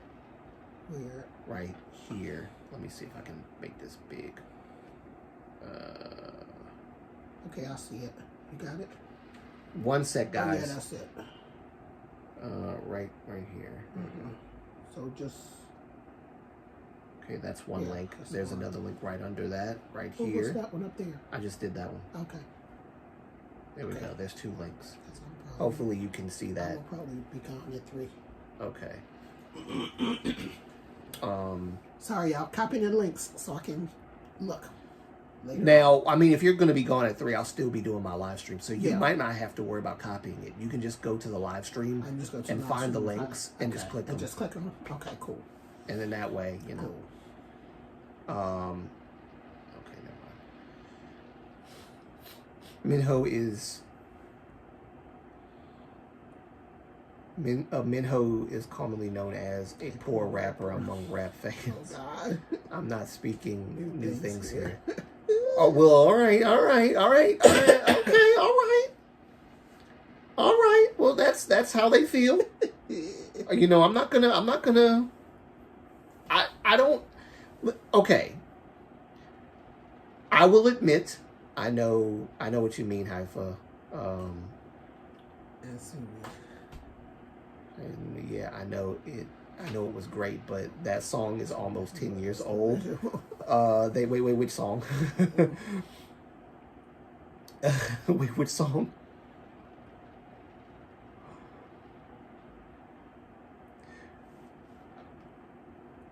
I'm not gonna lie, when I was younger, there was a time where I was like, Minho's role is not really that big, because I will agree, Minho's rapping style, or the way that he raps in general, it might have been good for back then in second gen, but the way that he rapped is not that great. It's really not. Like, he got trained to rap. I don't think he was a natural rapper. He got trained to rap. And a lot of people that are trained to rap aren't that good. Just being honest. A lot of people that are trained to rap are not that good. You're being trained. If you're a natural rapper, like, RM and Suga and even J-Hope, which I don't know if J-Hope is a natural rapper. I think the two natural rappers in BTS is Suga and... You should show Moonlight Minho's live segment from the concert for Dynamite. Dynamite, might, jump your little get you. Don't you go so go. Somebody on a feel. Shanty's New, I think, is more. Yeah, listen, I'm a level with y'all. Yes, Minho's rapping is not that great. I will admit it. I know it's not. His rapping voice is good, but I don't think that his. I love Dynamite. Yeah, I don't think that his rap. I don't think his rapping style is good, especially for modern day. Second gen, you could get away with rapping like that. Okay. I know. I'll find it for you, Mama. Okay. Someone is. Oh, so order just got delivered, Mama, from Amazon. Oh. I just got the notification. Okay. You want to run down there and get it? Yeah. Okay. Unless you wanted to sit here and keep our lovely viewers, you know. Moonlight, it's okay to subjectively love Min. No. I don't think that Minho is that good of a rapper for real. Like, I'm gonna be honest. I don't think Minho is that good of a rapper. I'm trying to see. The thing about me is I'm not gonna sit here and like fight people on like whether a person is a good rapper or a bad rapper or whatever. I'm gonna listen and then think about it critically. And if I be honest with myself, Minho is not that good of a rapper. Some people actually prefer Key over Minho. Not saying I do. I'm just saying some people prefer Key over Minho as like rapping. Because I guess maybe because of the voice. Like their rapping voices are very different. But I do agree that Minho is really not that great at rapping. And I do think that SM is better at scouting good vocals rather than rapping talent. Personally. Lay is the second best dancer, and but he hasn't. I mean, if in terms of EXO in general, I would say Lay is the second best dancer. Without Lay, Sehun is the second best, and they always try to promote him as the second best, especially when it comes to like EXO-K. But if you were to bring EXO-M and EXO-K together, Lay is the second best dancer, in my opinion, as well. Because Lay has had more training as a dancer. Just like Kai has had more training as a dancer before being trainees. I love them both, but the thing about Key is he has one vocal range. Yeah, he does. Whereas Minho is very constrained because he's a baritone. I don't want to say baritone tenor. He can like sing mid-range. What? Okay. Amazon is usually good, right? Yeah. The package was sitting inside of the thing. Yeah. When I went to pick it up, it was very light. So I was like, well, what is this? I opened the bag. There's nothing in it. It is sealed and everything, but completely empty. So they didn't deliver what was... So good thing the guy is still sitting there. So I'm like, hey, this bag is empty. So he's like, what? And I'm like, yes, it's empty. So he grabbed it. He said, I wonder why it was so light. He looked at the bag. It's empty. I wonder now what it was Raven bought. No, that was mine. Oh. I bought something because it's got your name on it. Okay. So, well, I mean, sometimes Raven buys stuff with your name on it too. I think that was mine though, because I did buy a couple of things. Okay. House problems. Home problems. You got an empty package. Yeah, got an empty package. Completely empty. Wow. I heard talking down there. I didn't know where it was coming from. Yeah, that's... don't know what this is. I'm looking for my But card. yeah, Wow. send it back, Mama. I did. Yeah, he had to take it back. Yeah, he had to take it back. He's going to investigate it and see if he can get me another whatever it was. A replacement, yeah.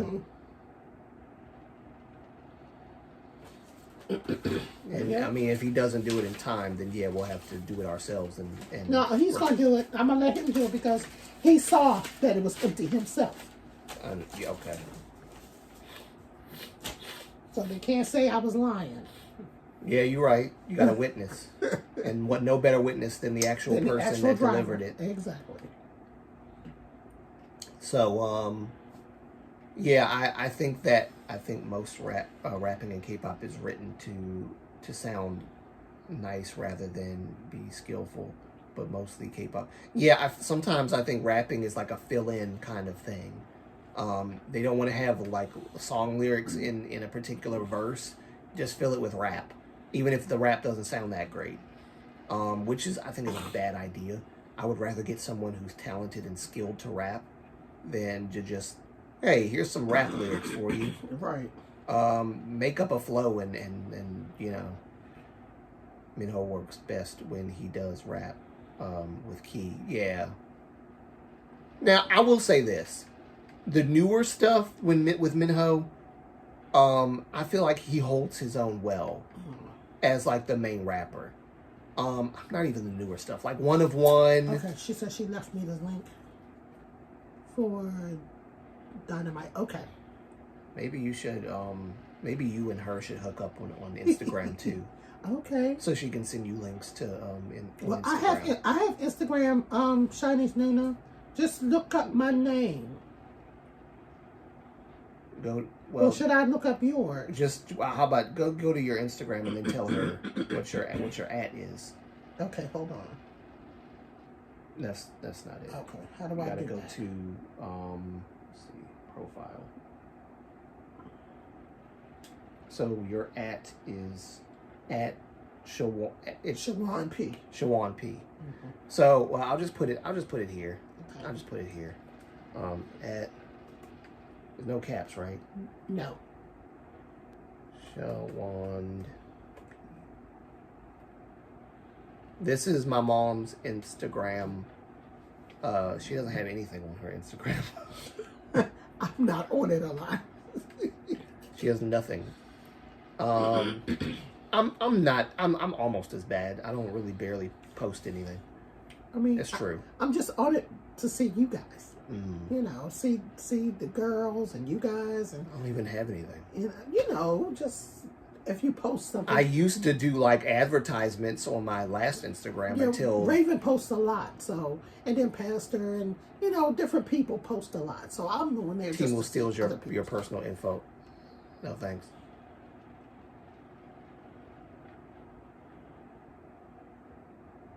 No, I'm for see like.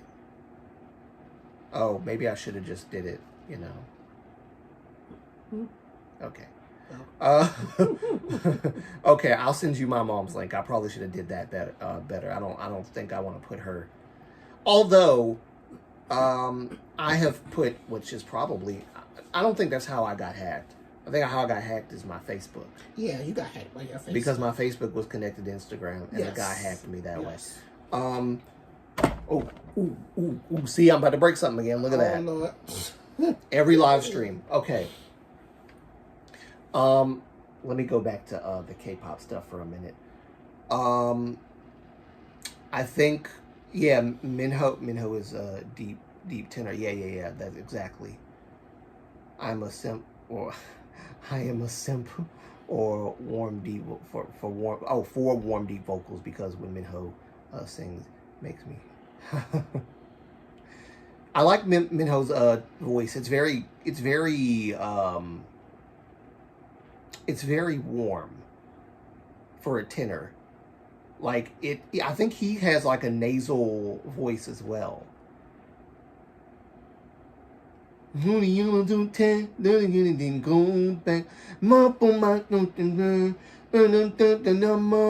Like it's very nasal as well.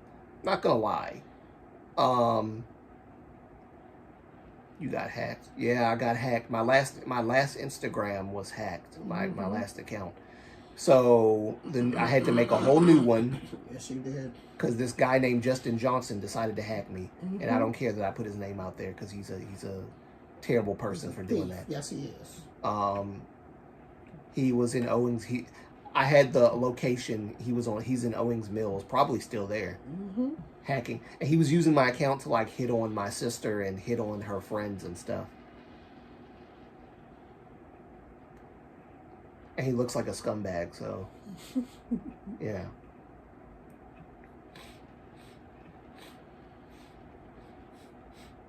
But yeah, I got hacked. It was a very, very interesting time, and he kept on doing it. Yes, he did. More than once. That must have been scary. It was scary, but it was also annoying. I wanted to find the guy because I'm crazy. I found Shawnee's Nina. Okay, yep, that's her.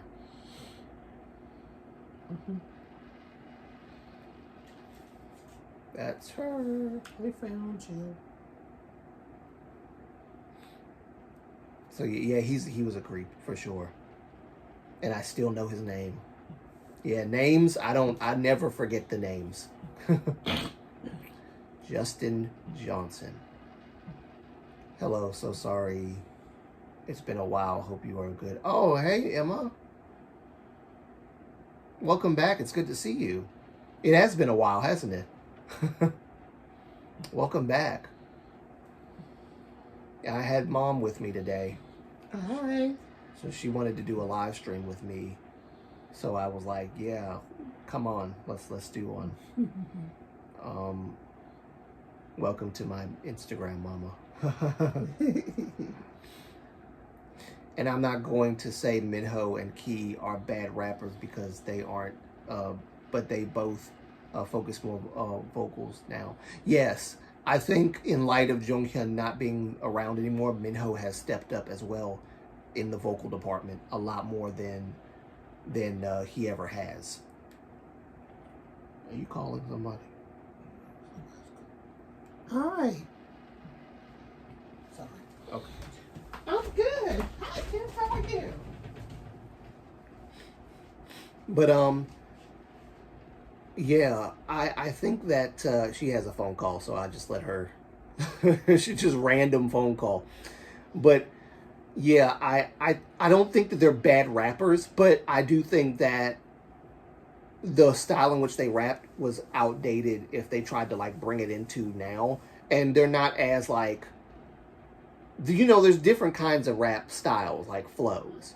Like you've got rappers like Minho and Key, then you've got rappers like Juhan from Monsta X, then you've got rappers like RM, Suga, and J-Hope, and then you've got rappers like Dohan Say from Victon. And if you've ever heard Dohan Say rap from Victon, that guy, and Victon is disbanded at this point, they're no longer a group, but which is sad, but they didn't really put out a lot of stuff and they weren't that famous, unfortunately. They only put out one main album, like one full-length album in their entire lifespan of Victon. They've been around for a long time, but unfortunately Victon had to disband. But Dohan Say, when you talk about rap, that guy is a killer when it comes to rap. I mean, he is dangerous. If you put him up against someone like a Minho or a Key, he would drown them. Now, I'm not saying that to like in a competitive sense, just like giving you an example of the differences between Minho and Key's rap style and Dohan Say, which Dohan Say is probably not a trained rapper. He probably knows how to rap. Like he's probably been rapping since he was a kid. But yeah, when you look at that sort of stuff, yeah, Minho and Key gets drowned out. But I love Minho and Key's rapping voices, and I do love, for the most part, I love their raps for what they are. They're not explosive, but they are pretty decent for, you know, for the group that they're in and for the way that they do it. I will say this. One of my favorite EXO songs is and one of the things that really got on my nerves with the rap part of Forever, there's a part where the music is building up. And Chen Yo's doing this country, does it, da da da da da da da da da. He goes,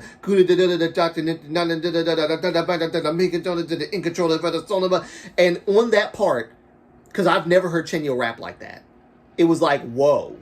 The problem with that rap part is that he was not gradually going. He should have been matching the level of the song. He should have been like, like that is what I wanted. Monster is the same way. How'd it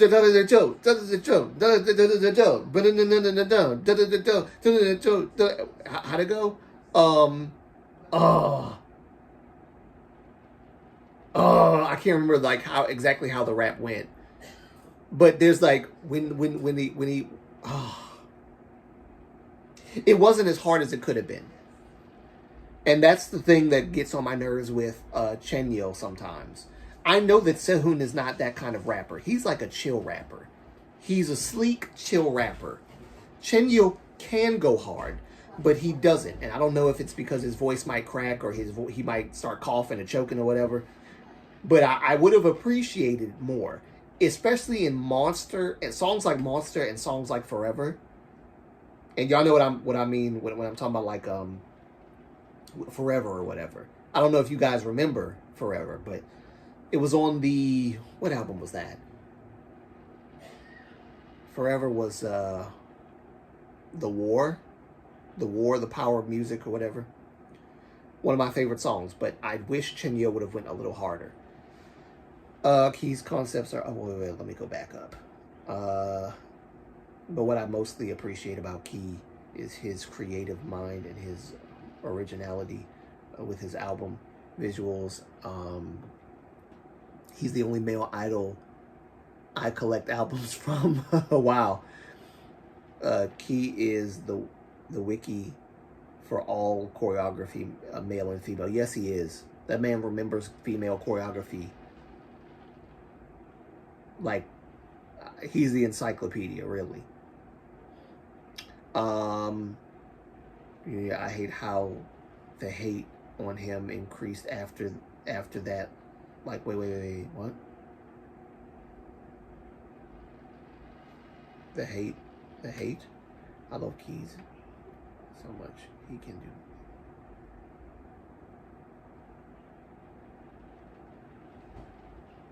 Oh, the hate increased after that. Like, what the man is going through hell and back, but they will never. Chinese, I agree on that with Chen Yo. It can be more on point. Yeah, I think that Chen Yo should like go a little harder. Really, he should, because he can. I think he has the potential. He can just do it. His voice is already raspy. It's already like rough. He can do it. And listen, Chen Yo's a great vocalist. I don't honestly. I feel like Chen Yo is as underrated as Kai is. Some people might disagree with that, but I think that Chen Yo, because they may not think that Kai is that spectacular. But I think Chen Yo is underrated like Kai. And I mean, personally, I think Chen Yo is a better singer than Suho, in my opinion. I think in many ways Kai is. I can't say that. I think it's the style of music that Suho does. I would probably listen to him more if it was like, if his style of music was different. But as a solo artist, Suho's style of music is just not for me.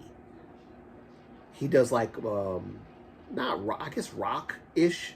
Like Suho loves Coldplay a lot, so he does stuff like in that lane. And I remember Suho saying that he loves Coldplay. Like, the man loves himself some Coldplay. But, and Suho's improved vocally too, but I just, Yeah, Sumi after Jonghyun passed, people went after Onu. Yeah, Chunyo is often overlooked in EXO vocally. They always talk about Chen, Dio, and Becky. Yeah, I think, I think that, Schumann is overlooked. Um, I think Chen Yul is overlooked for sure. I the man has been singing ever since they started with EXO, and I just think that it's very interesting how they don't give them more like vocal spotlight or love. I get they're not the big three vocalists of EXO, but my God, just give them a chance. Give them a chance. So we have to jump. Oh, I think I read that one already. Suho is also great, but has nasal struggles in his high belts. Yeah, I agree. Suho has a pretty tone. He's not like he doesn't do a lot of vocal acrobatics, which is not a problem for me. But because he's not, I don't think he's vocally capable. Because if so, he would have done something by now, like gotten better at it. But he's not like a riff or run kind of guy. He can do riffs, but not as efficiently as Chen, Becky, and Dio. Even Chenyo can do like riffs and runs, a little bit better. But Suho has a vocal tone that's kind of close to Chen in a way. There were times where I actually didn't know if it was Chen or Dio. The only time I can really tell is because Chen has a lot of vibrato. Suho doesn't have a ton of vibrato, but he does have vibrato. But it's not as squiggly, for lack of a better way of saying, as Chen's is. That's how I can tell them apart sometimes. But there are certain parts where Chen and Suho's voice mix very well. Like, they mix very well.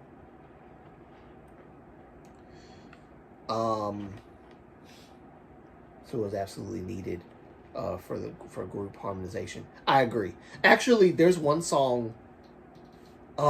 Is it Cream Soda? You can hear Suho doing the cream soda cream, and I didn't know who that was at first. Suho's very good. He's improved. Like I said, Suho's improved. He's improved a lot. He really has. He's improved a lot. So I don't sleep on Suho. And I don't appreciate people that dog Suho and say that he's just not a good singer. I would never say that, especially if he's not a good singer, I'm gonna say it. I don't think he's not a good singer. I think he lacks in a lot of the vocal versatility, but he's not like he's very vocally competent. It's not like he just can't hold a tune at all. He's very good at what he does. So I give kudos and props where it's due. Sorry I'm late. Hey, Jungtae, welcome. Welcome. Oh, you're a debut Charles Tsumi.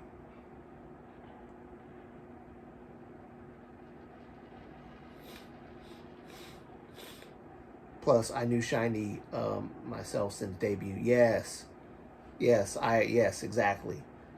That's why we can talk as candidly about our agreements and disagreements when it comes to SHINee. We've now I was not hip to SHINee until 2010, so I was not a debut fan. I found out in 2010 when Ring Ding Dong came out.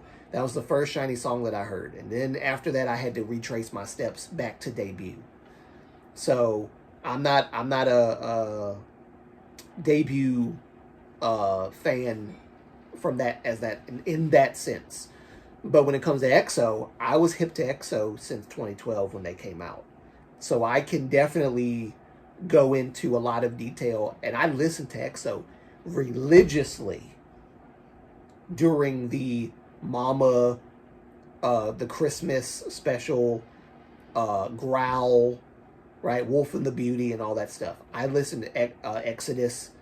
I listened to all that stuff religiously, as if it was literally the only thing that was that K-pop had.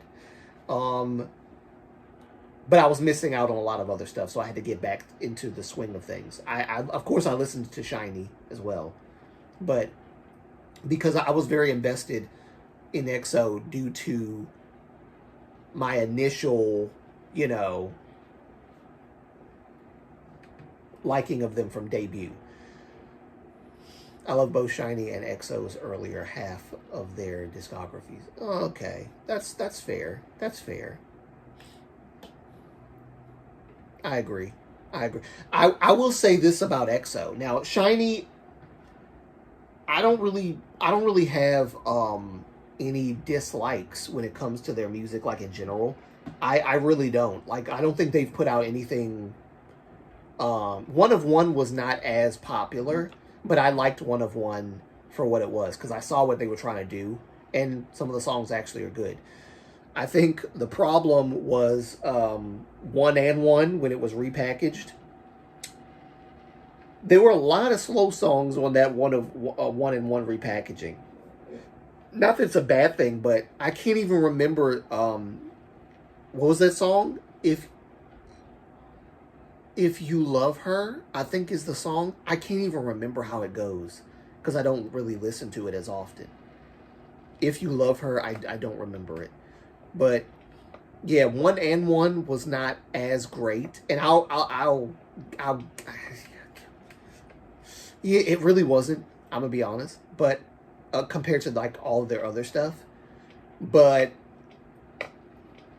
Kai looks great. SM any plans for EXO's comeback? Kai looks great. Yeah. Yes, EXO was so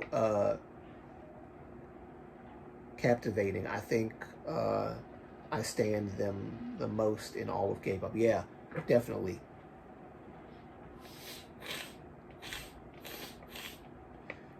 But when it comes to EXO, I have gripes. I will say this: I have gripes. Right when let me get my my stuff out here. Hold on. Let me get my stuff together so I can actually talk about this thoroughly. I got my phone with me now, so I can do this. Look at God. By the time they got to, I guess you could say I don't know. Loto was not that bad. I actually liked Loto. When The Power of Music came out and The War came out, that's when their style started changing a little bit for me. I mean, some of it you could hear in Loto, but Loto album was really, really good to me. I loved it. I loved Loto. It was one of my favorite albums that EXO did. And it's one of the albums that Lay was in. I think it's the last album Lay was in. Well, no, that's not true. That's not true. Don't Fight the Feeling, the mini album, he was in that, so I can't say that. But full-length album-wise, Loto was the last album he was in. Yeah, last album he was in. The Christmas one, Sing For You, I think he was in that one, though. I think he was in Sing For You, the winter special. Or not Universe, but the other one. Where is it? Yeah, Sing For You. But War, The Power of Music is when it started changing. Is a good album with a title track. Yeah, I like Don't Fight the Feeling as well. That album was actually very interesting. Very interesting. It was EXO, but it wasn't. It was I don't know what was going on. Like that album, because really I feel like that album was just like a welcome back Dio and was Dio and Jumin came back, right? Dio and Schumann came back. So I feel like it was like a welcome back Dio and Schumann album because Dio was like going hard on that album. That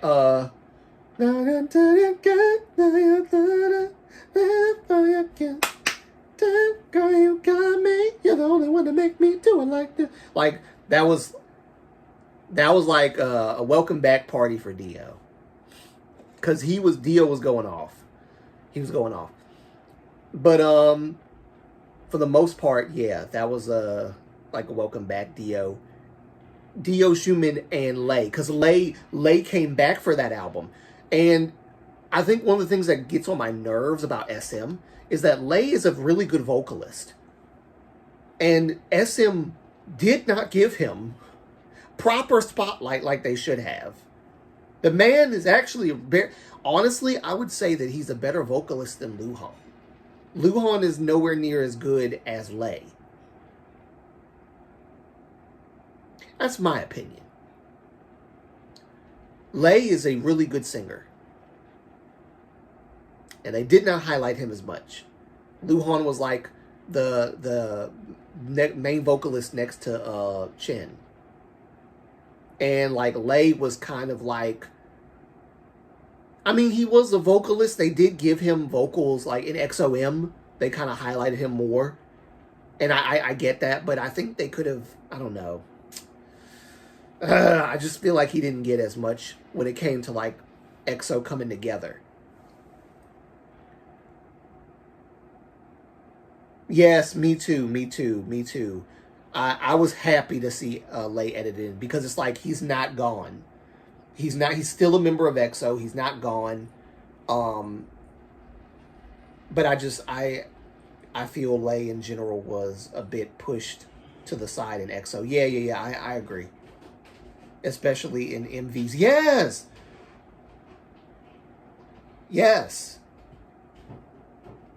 In MVs, Tao, I mean, back when Tao was around, Tao was like more front and center. I want to come back and say bye to everybody. Okay. Bye, everybody. Chinese Nuna, Haifa, and Sumi. Bye, everybody. I think, Shima. And Jungtae. Bye, everybody. I enjoyed myself. And hopefully we can do this again. A little longer. Yeah, a little longer. But, I am going to relax myself because I'm going to be working 8 straight days. So, pray for me. Yeah, send hearts in the chat from Mama Moonlight, everyone. Yes. Hearts in the chat. Guys. Mama Moonlight is the best.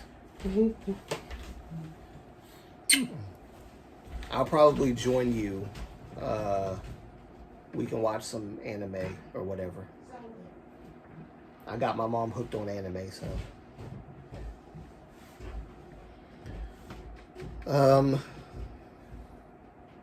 And thank you for the donation. I appreciate that. Hooking your son up there. But yeah, I think that, yes, hearts in the chat from Mama Moonlight. The best Moonlight Mama. Actually, that's a song. That's a song by Dimash. I think it's Moonlight Mama.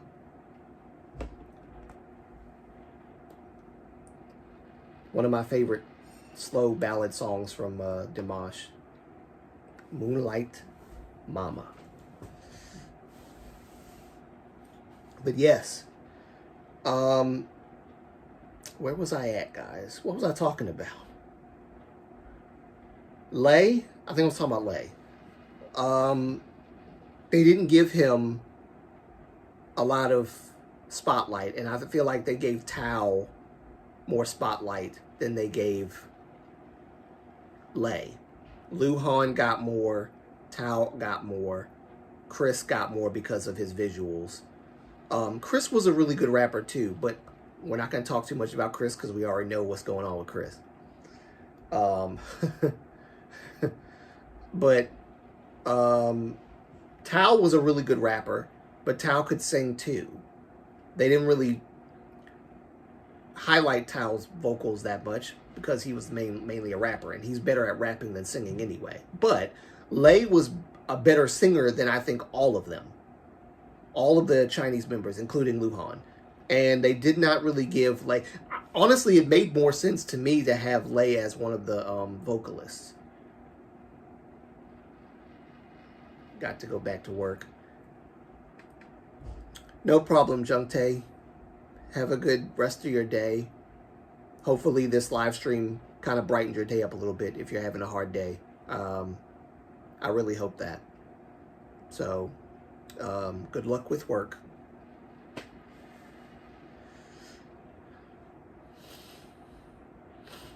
Yeah, don't work too hard, all right? We need you back in one piece.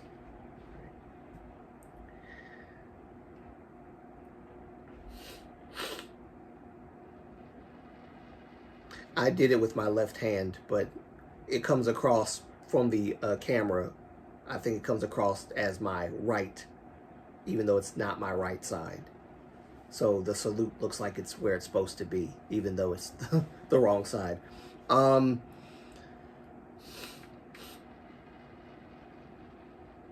Yeah, there was a lot of issues with EXO that I noticed when the Power of Music came out. When that album came out, I was like, their sound is changing. And then Tempo came out, and I was just like, I don't like this album. This album is not it. It's not it for me. What was it, Tempo and Love Shot? I was like, what is going on? Now, Obsession came out. And when Obsession came out, I was like, whoa, this is good. The problem is Dio was missing. Schumann was missing. I think those were the only people that were missing. I missed Dio and Schumann being there. But it was still a really good album. I mean, a really good album. Then Don't Fight the Feeling came after that, which I loved. And then Exist. Exist is a really good album. If they just keep on the trajectory of Exist and kind of expound on that sound. I know that was a rhyme. I didn't mean to rhyme. It just did it. It just happened. But I wish they would expound on that. Keep that same sound, that same vibe and flow.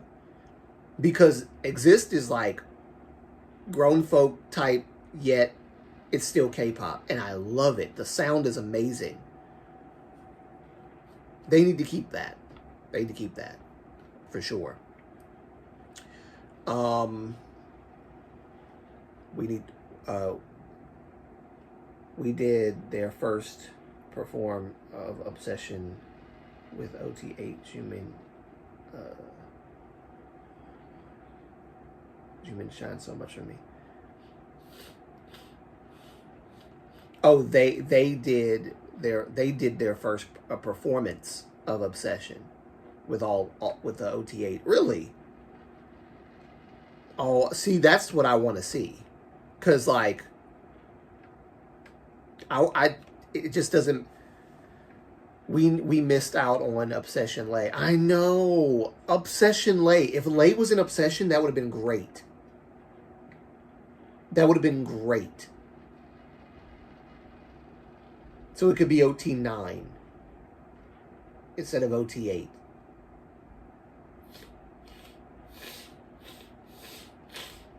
And I do miss Tao being a part of EXO. I really do. I miss Tao and Luhan being a part of EXO. Chris,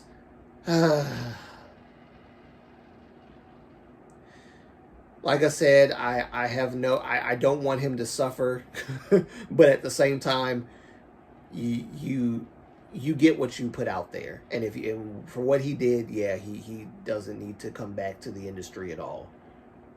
Some people just need to take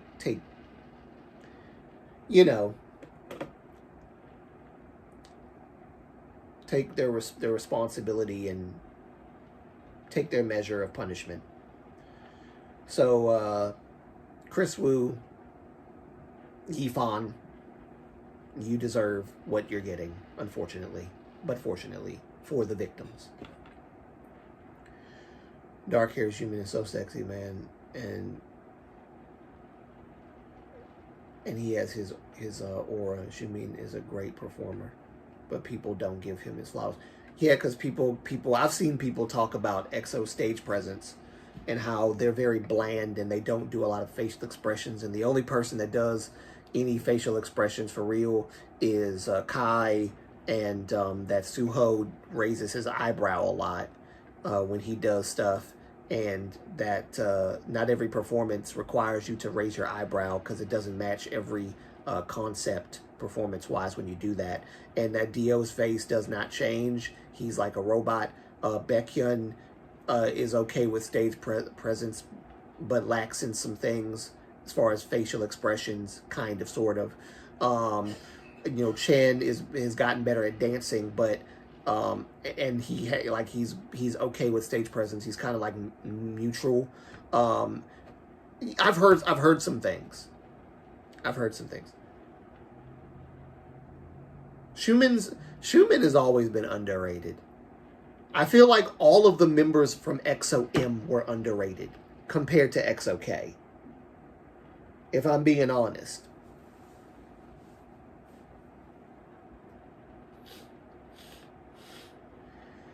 Baekhyun's high notes are freaking good. They are good. They're crazy. They are crazy. I was listening to Pineapple Slice, and that it's just a different thing, babe. I was like, oh God, dog. No, I love Baekhyun's vocals, man. Dio's stage perform when they sing ballads is unmatched. But when they do dance-based performances, he focuses more on getting the steps right. Yeah. Yeah, I think so. Yeah, EXO-M often felt like the afterthought. Yeah. And that's sad. I liked EXO-M's sound actually more. I'm mixed because I feel like there was an aspect of EXO-K's sound that EXO-M didn't have, and there was an aspect of EXO-M sound that EXO-K didn't have. And so it's hard for me to say which one is better, but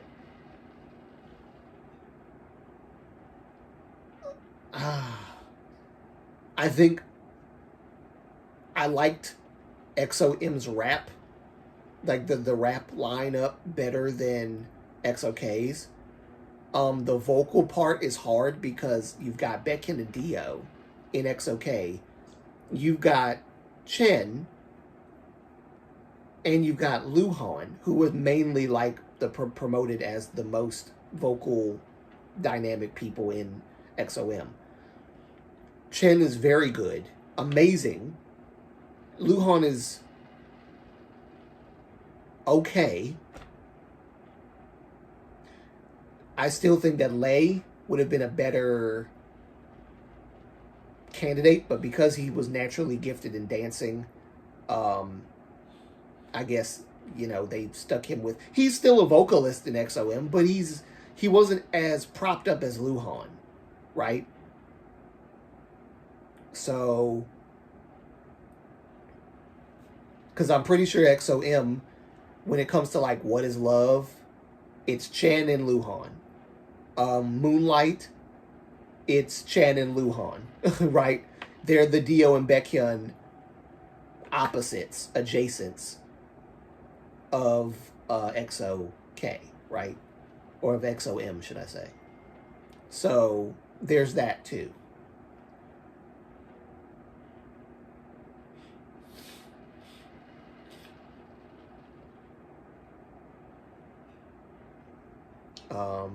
Youngjin did the dropping high note. Immediately here, it's him. Baekhyun sounds nothing like that.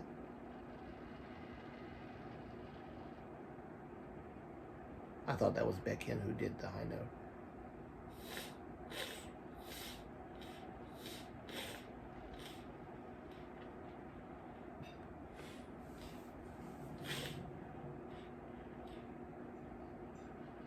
Didn't know that. I actually didn't know that either. Really well. That's wild to me. You can hear Young Jin duet with Dio. And he also sings in Super Junior songs. Yes, Young Jin is like that man can sing. That man can sing. My God, he can sing.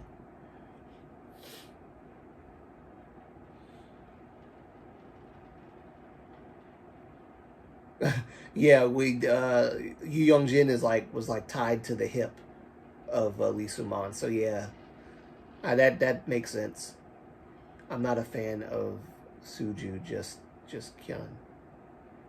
Kihyun, sorry. Or is it Kyun? Kyun. He was SM's main producer. Yeah, he was. He was basically the Teddy Park of the black. I guess it's the Black Label or whatever, or YG in general. He's like the Teddy Park.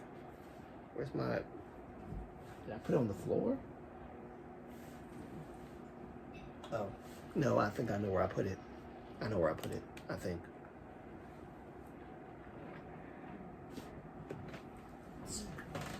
Oh.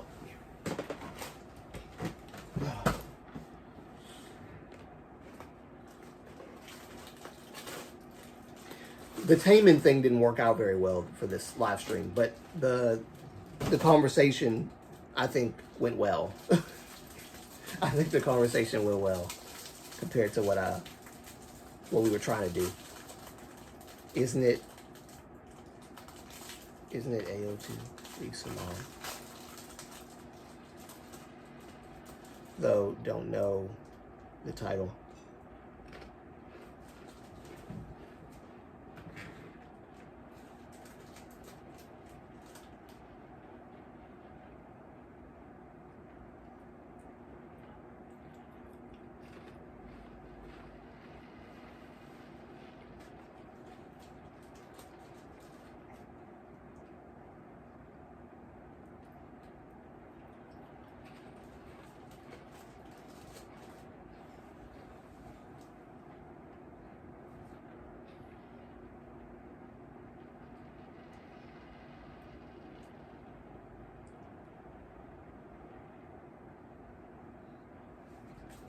Here's a question. When Taemin performed Heaven, and that, hey, God, to me like that, even she just can't one way to me. Who was that? Because I know that is, it, like, Taemin's voice was, like, there, but there was somebody else's voice, too. And when he did it live, the Taemin's vocals was not on the live version. It's somebody else. Who was that?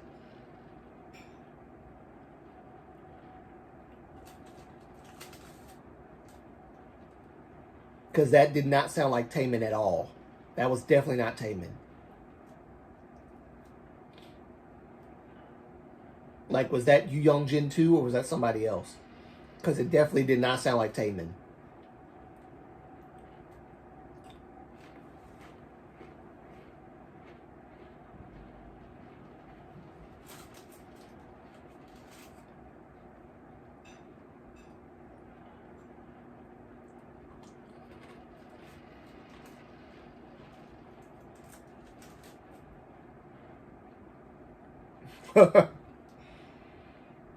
I love Super Junior vocals, but then I learned they weren't nice to women. I dipped.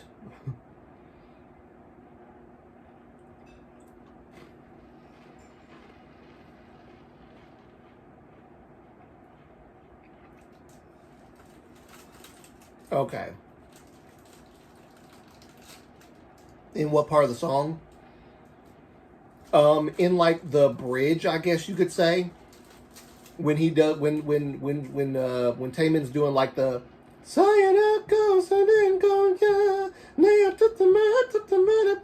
and then after that you hear the hey, look up to me like that, even she just can't one way to me.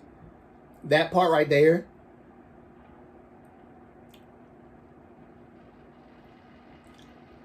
Who is that? Now, Asumi, not Asumi,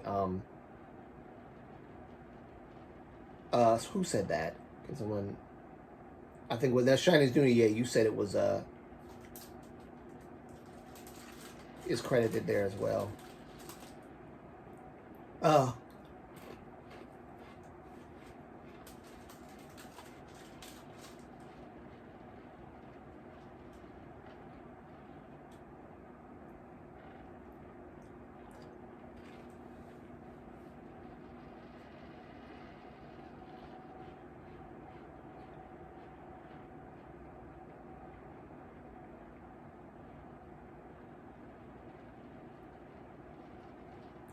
Seeing myself eat on camera is weird.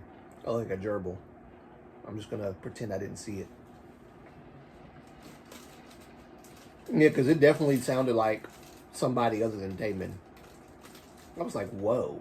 Whose vocals is that, man? Yeah, I thought it was Yu Young Jin when I heard it. Because I was like, oh yes, that is Yu Young Jin. I recognize his voice. Yes, that's what I thought. I was like, that sounds like Yu Young Jin doing that. Hey, you got to me like that. Even shakes I can't one way to me. I was like, because that's what I first thought. I was like, is that Yu Young Jin?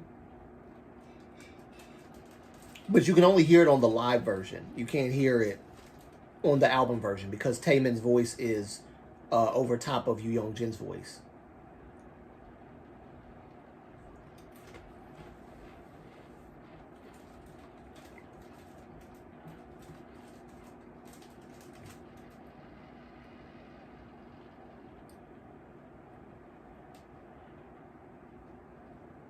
It is wild, isn't it? Like with a voice like Yu Young Jin's, you would think. But I thought Yu Young Jin had albums back in the day.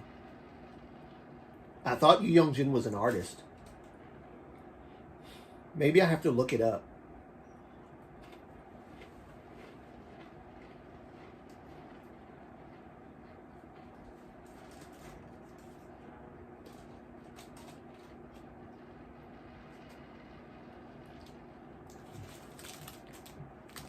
Crackers. Just crackers.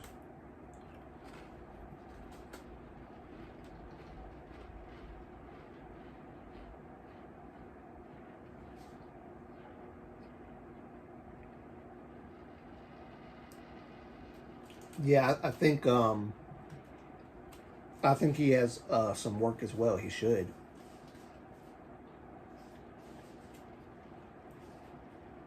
Yeah, that's I guess I better add Yu Young Jin to my list of people to do like a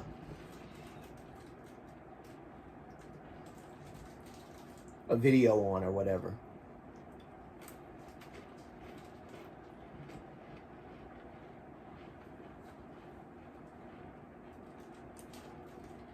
Early 90s. Early 90s, my God.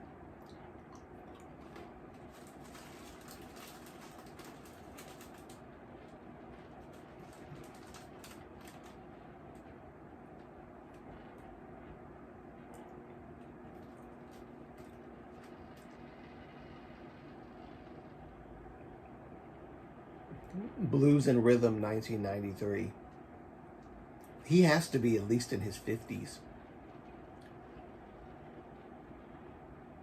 If not, maybe like early 60s, but I think maybe 50s. Possibly. He can't be as old as Lee Soo-man. No way.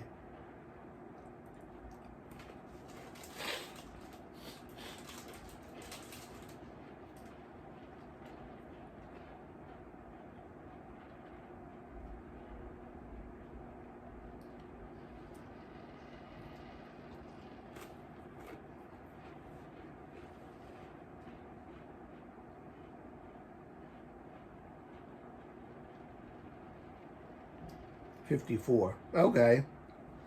So he's a few years younger than my parents.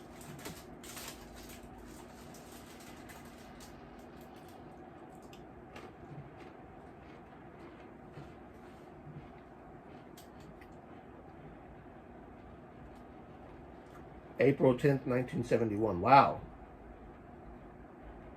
Yep. A few years younger than my parents. I know. A voice like that in your 50s, like, geez. You know, some people, when they get older, their voice gets worse. But, my God.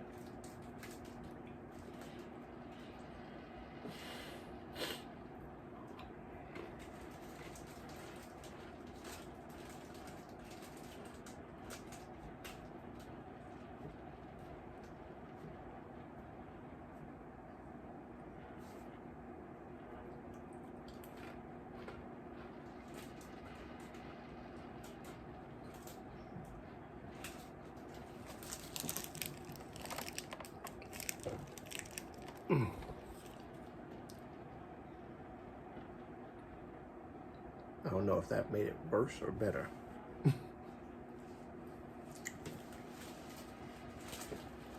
Seeing this big old computer sitting here.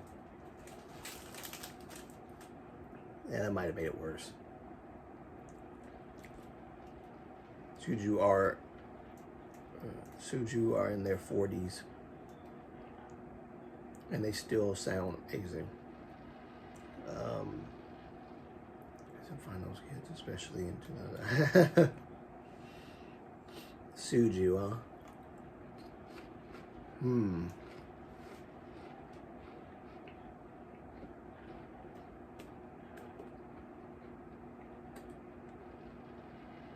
Yeah.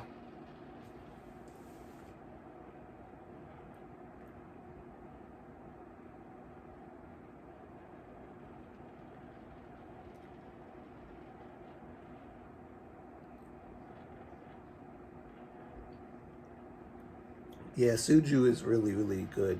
Like vocally, they're really good. They're probably one of the best still. I mean, early 2000s Korea.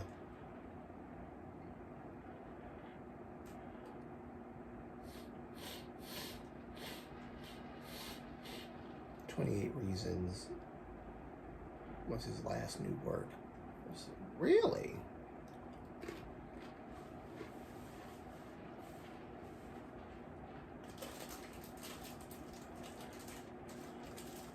I know, isn't that crazy?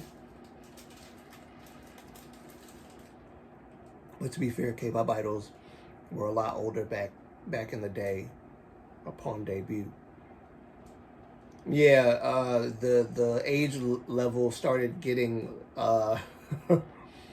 less and less as time progressed to the point where, we're debuting 13, 14-year-olds.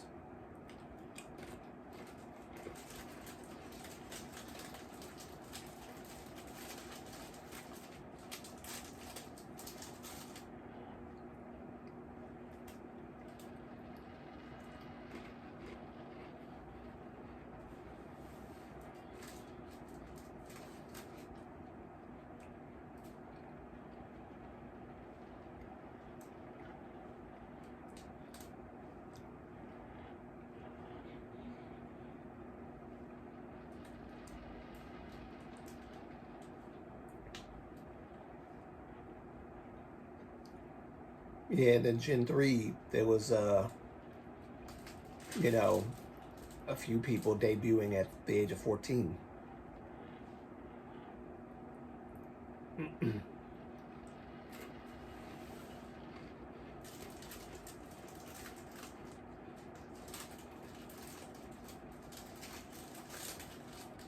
19 and 20 is not that bad.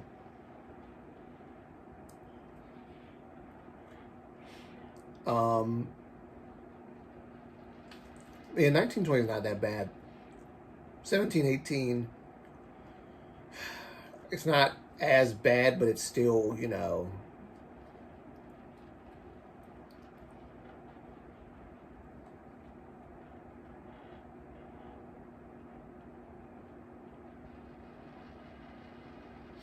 Oh, we had 14-year-olds since Gen 2, but it was extremely rare. Yeah.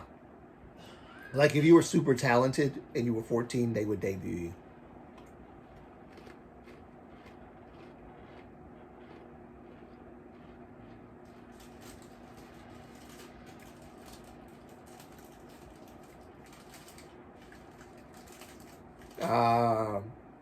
Hmm. I still accept 19 and 20. Yeah. Anything in the 14, like 13, 14, 15 range, even like 16, 17, 17, 18 is not too bad, but at the same time, like I would be more comfortable debuting maybe 19 or 20.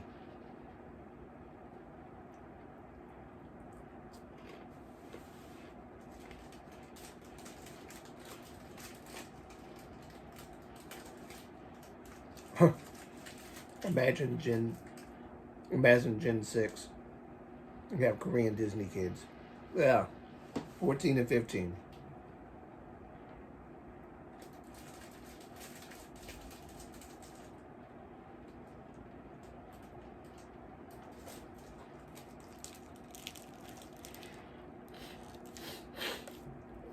You know what's funny? If New Jeans had talked about this sort of stuff, would have been fine. But they're instead bashing South Korea. Oh my. South Korea, bashing South Korea in the foreign media. Bad idea, bro. Again, like mistreatment. When we talk about mistreatment, I think it's wrong to debut children. But they're not going to bring that up because they're happy that they were as successful as they were when they were debuted. So they're not going to bring up their ages being a problem. They're going to bring, which is funny because they, dropped the whole ignore her stuff. So, that's out the window now.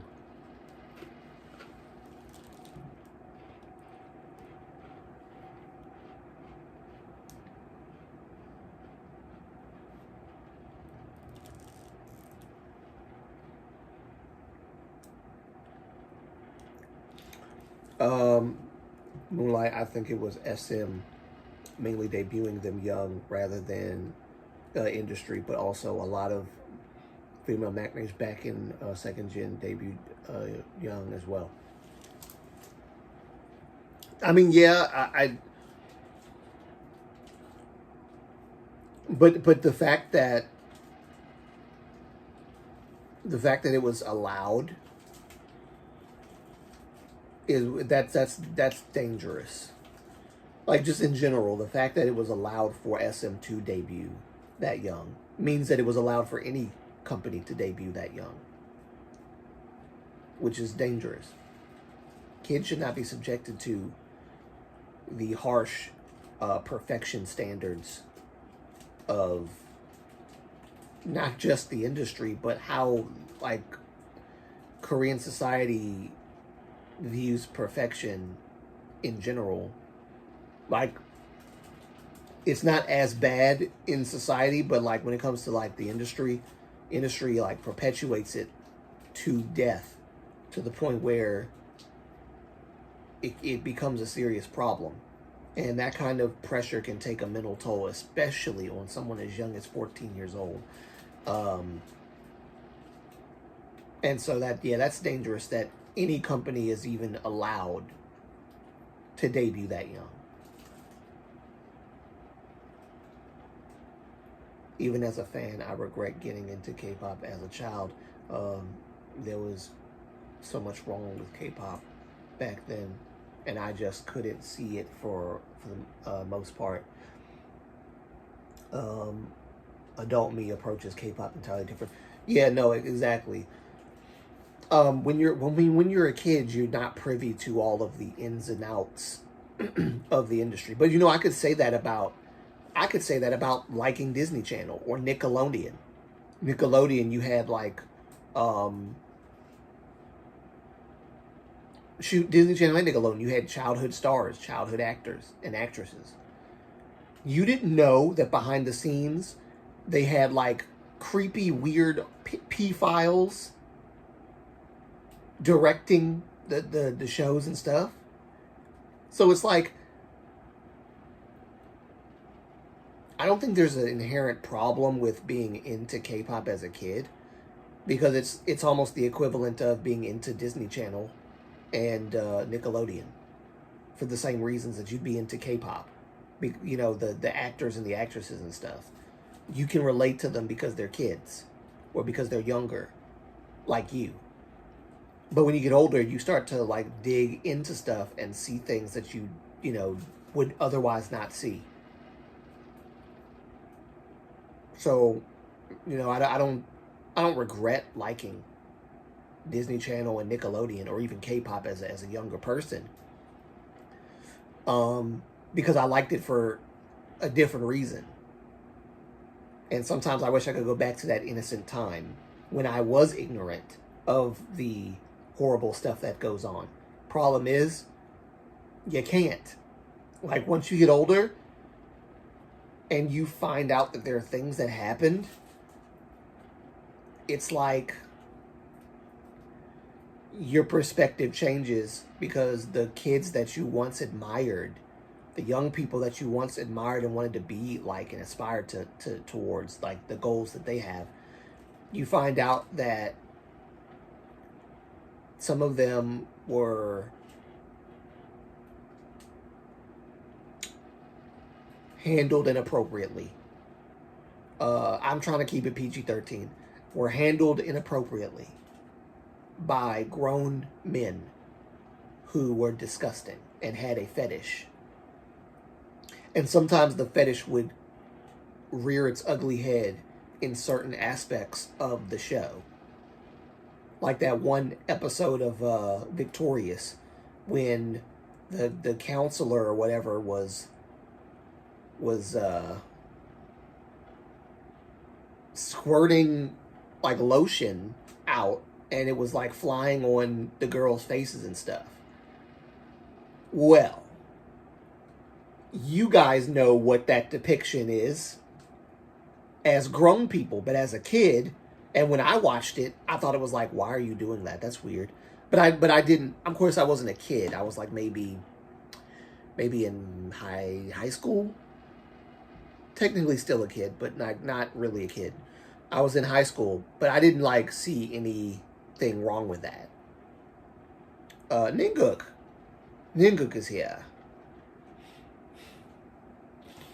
Welcome, Ninguk.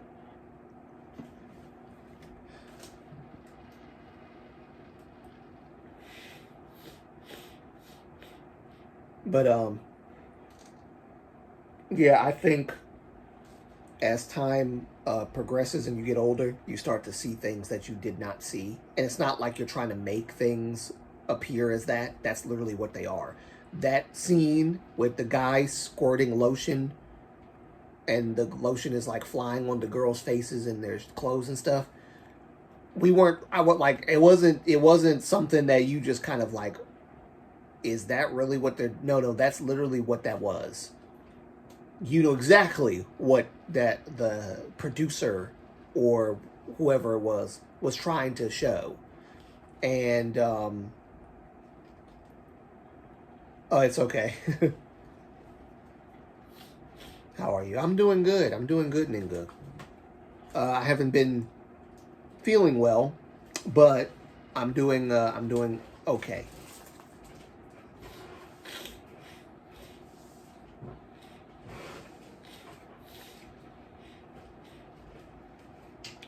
Earlier, my mom was here, so she joined me for my live stream, and so you'll have to rewind and see that.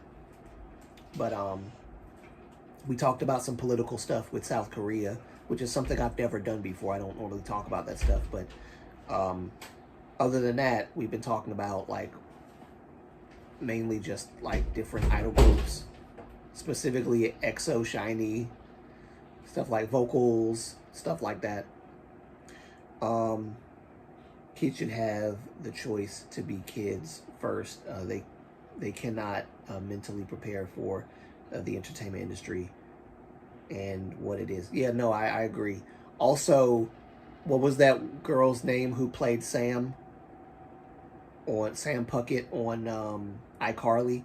Like her whole story that she wrote and put in a book about like her mom and how her mom was basically vicariously living through her and how she was abusive and very, very strange. Like something was wrong with her mother. Like, oh God. And, you know, no child it should have to go through that. It's one thing when you have, it's one thing when your child, or I should say, I guess it's one thing when you the child are a star, but then you have parents on the other hand who are pushing you even further into that world and trusting these people with your well-being, not knowing that these people are predators. And it's just a whole new world that, you know, you did not realize existed. And when we were kids, we had no idea what was going on. Then you get older and you realize, oh my God. You know, I think child entertainers should at least be like 16 or something, and then only in content that is child family friendly. It needs to be appropriate and not too many workouts. Yes. Yes, I agree. I don't even have a problem with child, you know, actresses and actors because, you know, for a story, if you're telling a story that of a dad or a mom with kids, you can't have grown people playing their kids, right? Obviously. So like there should be kids there, but they need to be in an environment where they are protected from disgusting people. And I mean, Hollywood in and of itself is not a place that I would entrust my child to. Because there's a dark side of Hollywood itself that is very demonic, satanic, perverted. You know, if you want to be gay or whatever, that's fine. Just don't touch my child. Don't touch my child, because then I'm going to end up in jail because I put my hands on you for touching my child. And I don't want to be put in that situation. And I don't want my child to be put in that situation. But Hollywood is full of that stuff. I mean, look at Diddy.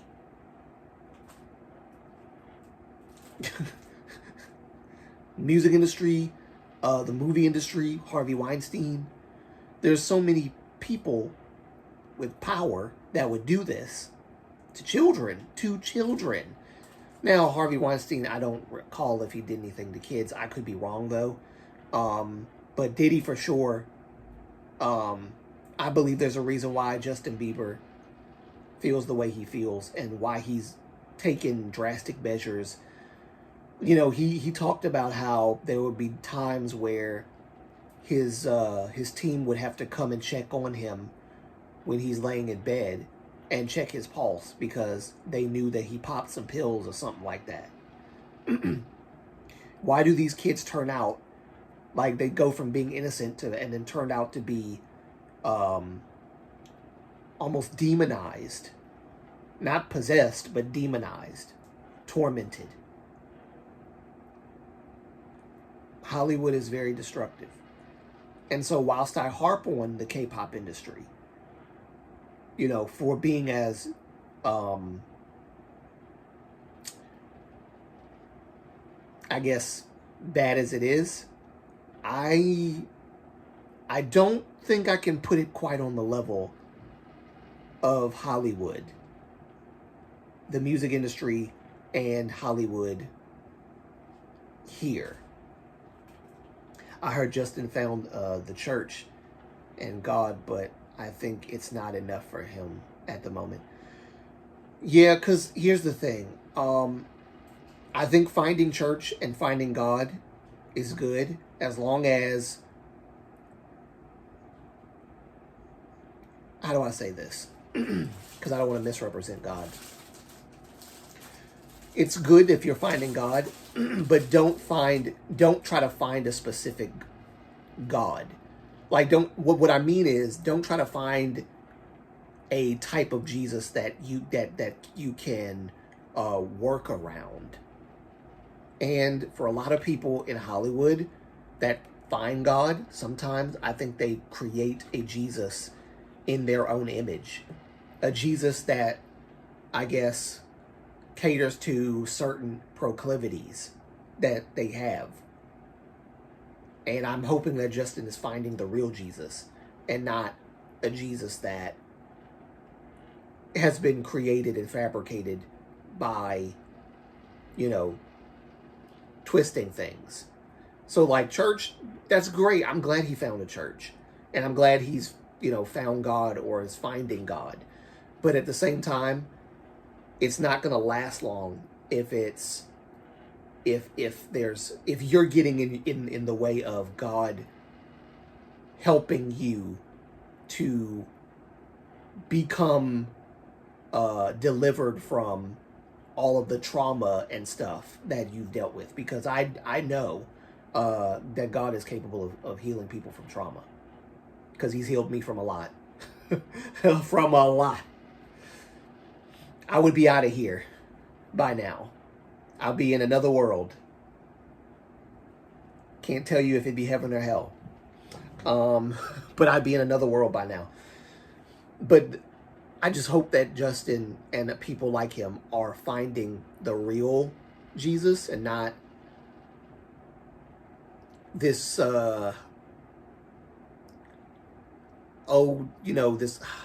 I'm trying to say this the right way. Sometimes not we, but there are people that claim that they are following Christ or whatever, but they're following a Christ that they've created. This Christ that is like very loving and very kind, and he would never do this and he would never do that when the Bible says that he would. Because the Bible is the basis for Christ anyway. He would do that. Like, oh God, Christ would never, he would never do this. He would never do that. He would. Yes, he would. Yes, he would. Yes, he would. So I just hope that, I'm glad you're still here. I'm glad. Yeah, I am too. Honestly. I always say, like, don't make a permanent decision in a temporary circumstance. And don't forfeit your life because you might miss the opportunity that you've been looking and praying to God for. Because there are even Christians that have taken their own lives before. And it's a sad thing. But, like, don't,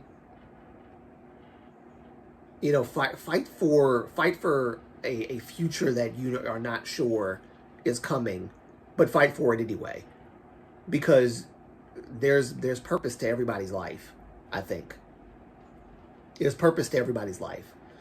And, I don't think that anybody's born on this earth for nothing.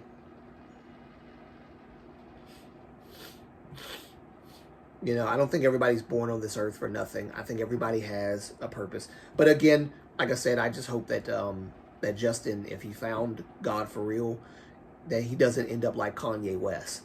Because Kanye West was like on some Jesus stuff at first with the Christ, what was it? It was Christ is King, and then there's the Christ is Born or something like that. He made some albums or whatever, and he had a choir for a minute, and he had spiritual counseling, and all of a sudden he flipped right back into his crazy, weird, hellish, demonic stuff. And and when you don't have a real relationship with Christ, that's what happens. You start going backwards. So I hope that Justin really is finding Christ for real. I want to fix my comment. Like I would. Oh wait. Oh. Okay.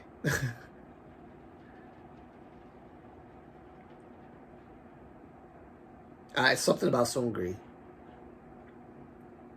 I hope I said that right. Yeah, religion can help a lot of people, for sure. If that helps you get on the right path, that's good. Like Kanye does, he makes up his own God. Yeah, really, the Jesus that he served or serves is a Jesus that serves him, basically. And a lot of Hollywood people are like this. The only Jesus that I love is the Jesus that I create. Not the actual Jesus that is a God of justice, which we can get into. I'm trying to be as highbrow as I can without like going into theological stuff, because I know there's a lot of people that don't believe that Jesus is God, but Jesus is he's just. He's not just loving, but he's just. So he's he believes that you should get what you deserve if you've done wrong to someone. In the scriptures, he even said that like if you harm any of the children, any of these little ones, then you should just tie a millstone around your neck and throw yourself into the sea. So he believes in protecting the children too. And he believes you should get what you deserve. So whilst Jesus is all loving and everything, there's an aspect of Jesus that is about as human, I wouldn't say human, but more divinely just than we ever could be.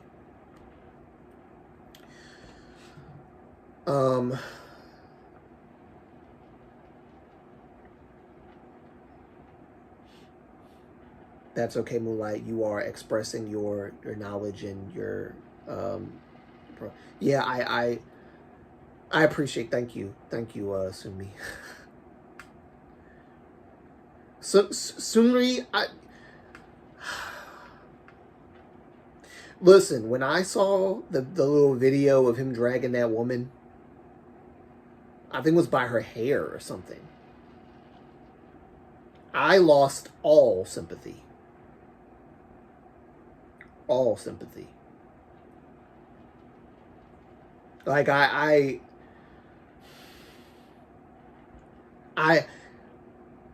honestly don't think that man wants to be a better person. I don't. I'm hoping that he does become a better person, but I strongly believe that he's still the same dude. And I could be wrong, and I would love to be wrong. Y'all don't know, when I make my opinions on people, and it's like a bad perspective based on what they've done in the past, I really do want to be wrong. I'm not one of those people that push, oh no, he's bad, he's evil, he's this, he's that, and like I want to be right. No, I don't. I want to be wrong. I want these people to be better. I really do. Because it got to suck to constantly want to be right about somebody being evil still after like 5 or 10 years.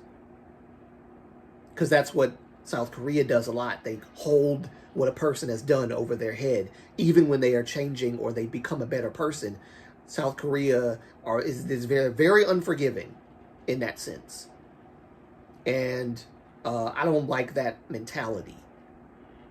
I don't like that mentality. Give people grace. That's what I say. Because they could be better. And I want to be wrong about Seungri. But I don't see any reality or scenario where Seungri would become a better person.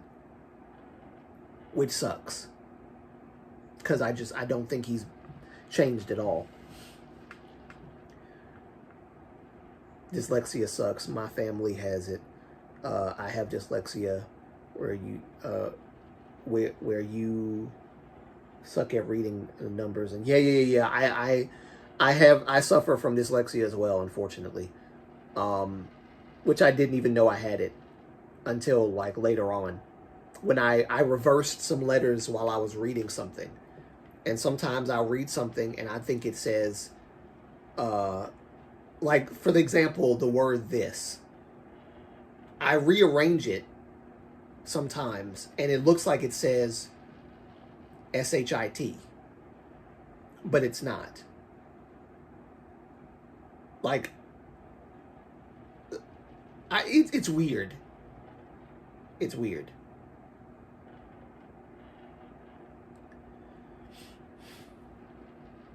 And it does mess up my reading a lot when I read. That, and I have a pretty, I wouldn't say it's a bad speech impediment, but it does become bad. I have my days. Like just now, I just did it. I have my days, y'all. I have my days. Many people don't get diagnosed until much later. Yeah, neurodivergent people are so often misunderstood. People always assume you just understand, and when you don't, people think you're rude or weird. Yeah. Your reading today is on point. Oh, thank you. Thank you, Sumi. I appreciate that. That makes me feel good. Thank you. Everything happens for a reason. I wish we could edit comments on YouTube, but also get why it's not a thing. I know. I hate having to delete a comment when I could just go in and like edit and then edit it and then it'll just like correct it. But no such thing exists. So you're forced to delete the comment. You're forced to delete the comment.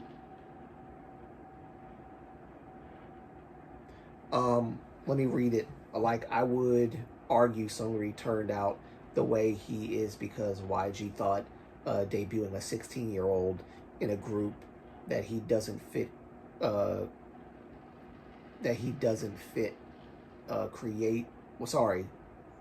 creating a resentment and jealousy and creating his godlike mindset. Yeah, maybe. And I honestly, that might be a big factor. And that's one that probably shouldn't be overlooked. That they debuted him at the age of 16 in a group like that.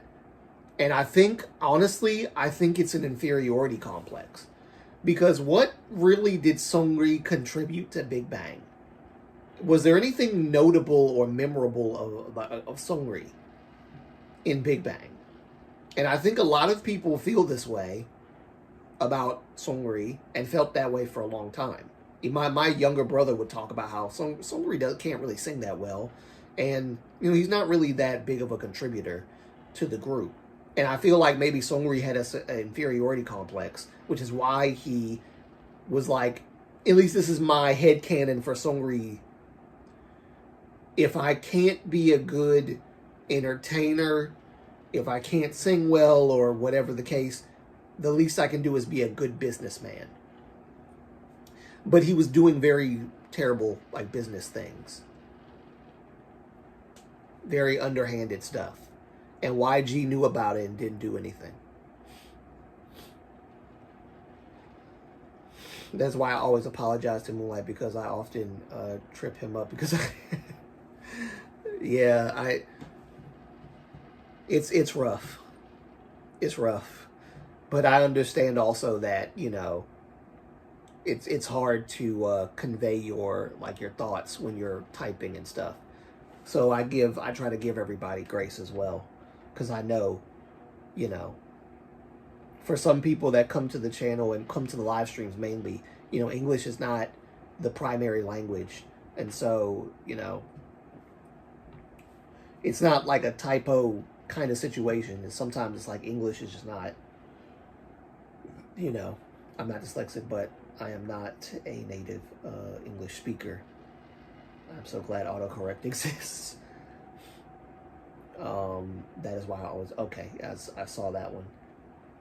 I stumbled a lot and come across blunt. It's why I'm consistently apologizing, so coming across rude. never intentional. It just takes a lot. It just takes a lot for little things to come out in speech. Yeah, I got you. I got you. Sungri was mostly there for the visuals and performances. I hate to say that, but I mean, hey, I mean, it's kind of. I felt that way about Sungri since Big Bang was a thing. Like, what is Sungri doing? He's just there. He's a face, and I don't mean to be so straightforward about it, but he kind of just was a face. And I say that knowing, that I don't want to crap on the bond that Big Bang had with Songri, because there was, a lot of love and care towards each other as members. So I don't want to crap on that. Just like the Tail thing. I know people like to trash Tail because of what he was, what happened or whatever. But, and I understand it, but I think all of the extra access hate towards him is unnecessary, and there's no need to stoop to the level of someone who did those things. Praying for him that he would get the help that he needs, because he needs help. That he would grow from this, that he would become a better person if he ever gets out, that he would become a better person, that he would learn how to love people better, and all this other stuff. Because I understand that Teo is still a human being. He just did something very inhumane. And then not to belittle what he did, right? Because what he did was terrible. But I hope I'm coming across the right way when I say that. If they wait, especially that YG don't give him a spotlight. Basically, he got the leftover, so he probably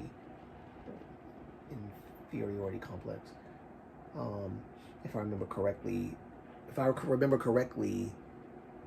he's the guy that was supposed to be the fifth member.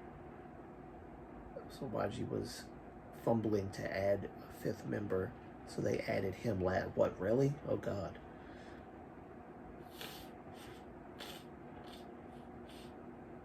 If they just debuted Big Bang as 4, that would have been way better, I think, because being a filler member in a 5-member group is embarrassing.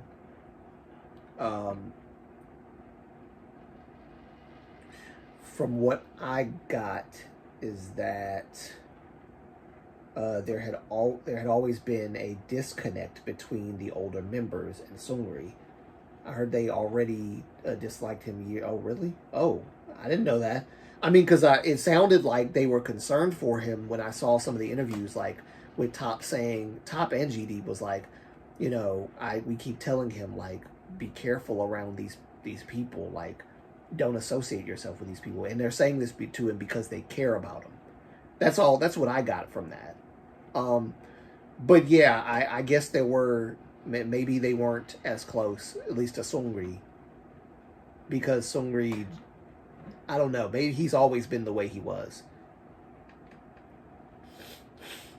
What I don't like is that the bad reputation of one member, apparently, even after that member is gone, still shines poorly on the entire group, as if the entire group is lumped in. And I understand that GD had smoked or something at one point, and people were mad at him because he was dating a Japanese girl for stupid reasons.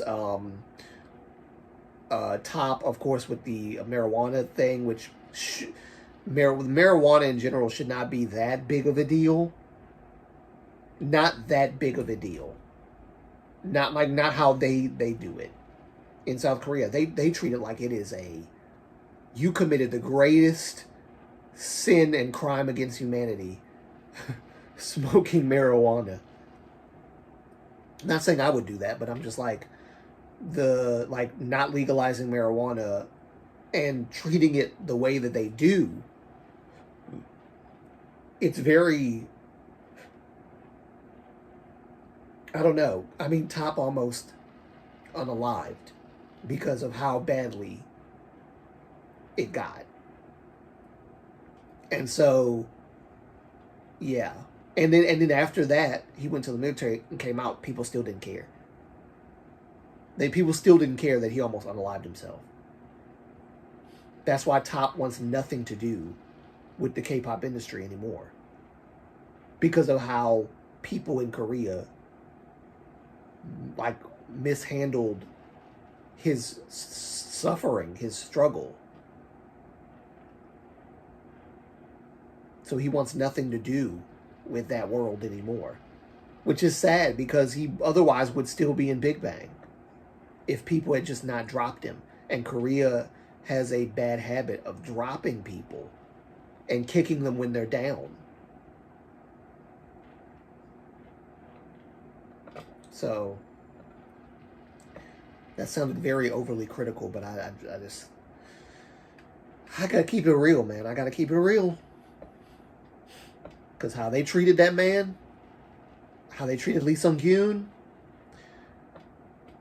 how they treated Sully, it's just, you gotta wonder,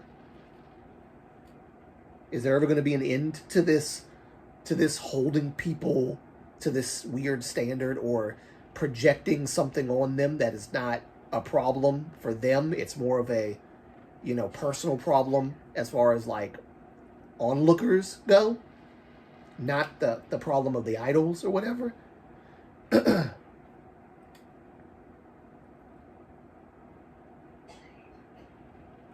Anyway,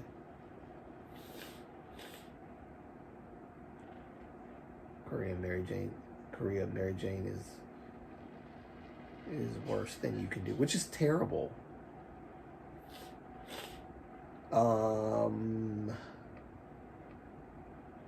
Yeah, you can see with how close the others are versus their relationship to him.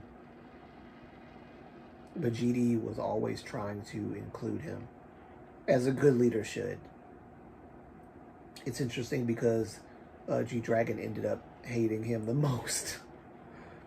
They always called him Brat, and he was nicknamed an evil magne way before the scandal had ever happened. Dag. I think it's because in K-pop, if the members F up, the louder... Wait, if the members F up, the louder it gets punished too. So, like, okay, if one member F's up, then the whole group basically gets punished too. So, that built resentment, but he did refer to him as his brother. Right. Yeah, I do truly feel that GD ultimately saw Seungri as a burden. They all grew up, but Seungri didn't. Yeah, I think that's basically what happened.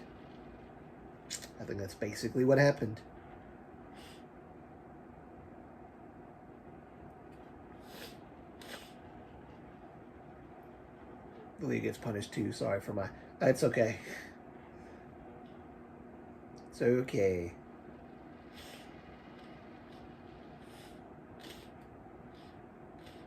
But, yeah, I think, if Big Bang was just 4 members, it would have been fine. Like, they didn't need Seungri. They really didn't need Seungri. And I know that sounds harsh, but the guy didn't contribute anything to the group, for real, except being the matinee. And that was it. But, yeah, we almost lost Top because of that whole marijuana thing. Like, smoking weed. Which, or... Anyway, I can't remember. Weed and marijuana is the same thing. That's why I don't do this stuff. That's why I'm not aware. This is a whole nother world. But either way, I don't think smoking weed is necessarily a good thing. Cannabis has a good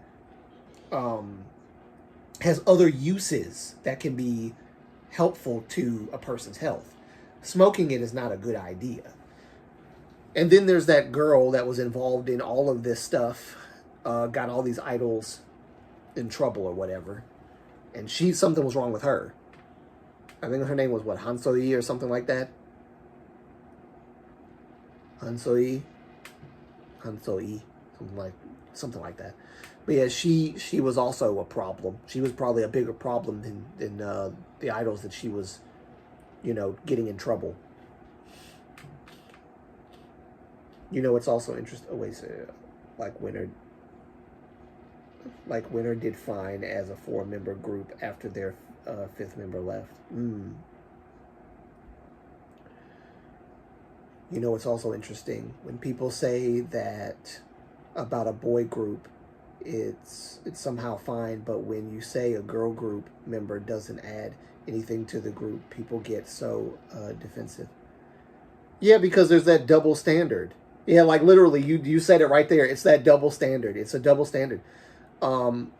Because we got to protect the girls. We got to protect them, even if they're not like talented enough to be idols. It's like you can't. You're not allowed to say anything critical about a girl K-pop idol, which is strange.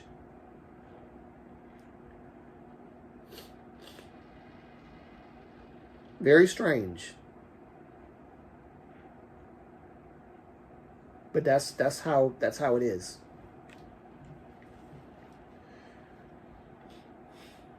Weed is calming. So when you have a stressful job as an idol, I get why. Yeah, exactly. I get why he would use it, because it is a calming thing. It's not something that I think should be like demonized to that point. Like I said, weed, or should I say marijuana or whatever, cannabis, it has so many daggone names. It has like good properties for your health if you use it correctly. But the fact that Korea has goes nuts every time an idol does something with marijuana is crazy. And I get that the laws prohibit marijuana from even being in the country because of how it's misused in other countries. But this is marijuana we're talking about. It's not opium. They treat marijuana like it's opium. Opium is bad, right? Fentanyl is bad. Marijuana, there's nothing inherently wrong with marijuana. You just got to use it right. I need to go. Love the chat, everyone. Great to see. Great to see you, Moonlight. Take care of yourself. Thank you, Emma. It's good to see you, and I'm glad you came. Thank you for coming. And have a good. I guess it's nighttime where you are. Have a good night, and enjoy the rest of your day or night. And I'll see you later. Okay. Bye-bye. Bye-bye.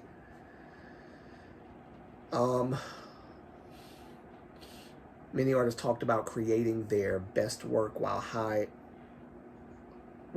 too. Oh, yeah. Because you don't ever think of everything while high or something like that. You can think of a lot of stuff, I guess, while high. A lot of Red Velvet stans will claim that people just hated on Yeti.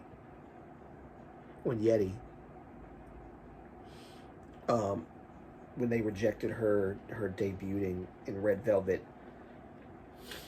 Since when Since when is concluding that someone is weaker compared to the rest is now hate? That is weird, isn't it? It's just called critique. It's just called critique. If I said that her voice is crappy, or she sounds like like a dying whale, or something like that, yeah, okay, that's hateful. That's hurtful. That's hateful. Or like she needs to just, I could say really hurtful things. But I think the conflating of criticism and hate gets on my nerves with, certain camps. They can't distinguish the two. And I don't think they want to distinguish the two. Because it would hurt their narrative to do that. To be honest would hurt their narrative. So they're dishonest. And they call all criticism hatred. It's hate speech. You're hating on them. You're bashing them. No, they just don't sing well. You said they suck. I didn't say they suck. I said they don't sing well. There's a difference. Words that you use to describe a person's lack of whatever it is they're lacking in, that matters. You can't just come out and say whatever, because then people can easily say that you're hating on someone. So you got to be careful. But when you're careful, they still call it hate. Because it's a critique of any kind. Any kind of critique, especially when it comes to girl group vocals or girl group dancing or whatever, it's all hate. Because we got to protect the girl idols, the female idols. The guys can handle themselves, but we got to protect those idols, those female idols, because they're girls. Double standard. But then there's a double standard as well, because they're like, oh, girls have to be slimmer, or they have to have a good figure. Guys, they can be super buff or skinny. We don't really care. But girls, they have to be fit. They have to be. Girls are more body shamed than guys are, except for when a guy gets a little bit of like I guess Pudge. Haruto from Treasure got a lot of backlash because he gained weight, and they would call him chubby. You're getting fat. Why are you gaining weight? Stop eating so much. Shaming him for gaining a little weight. Taemin, when he got out the military, they did the same thing to him. They said that they were so sick. Some of them were so sick that they said that Onu, looking the way that he did when he was losing weight, looked better than Taemin. And I was like, what in God's great name are you guys yapping about? What's wrong with y'all? But girls, they get that all the time. Like the female idols, they get that all the time.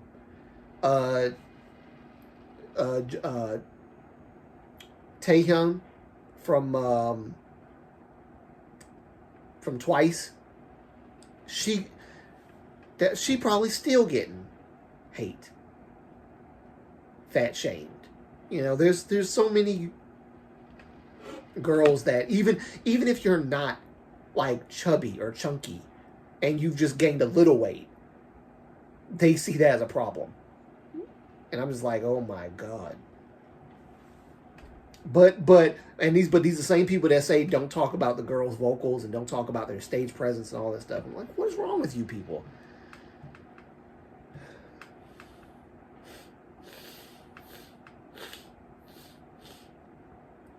Let's see.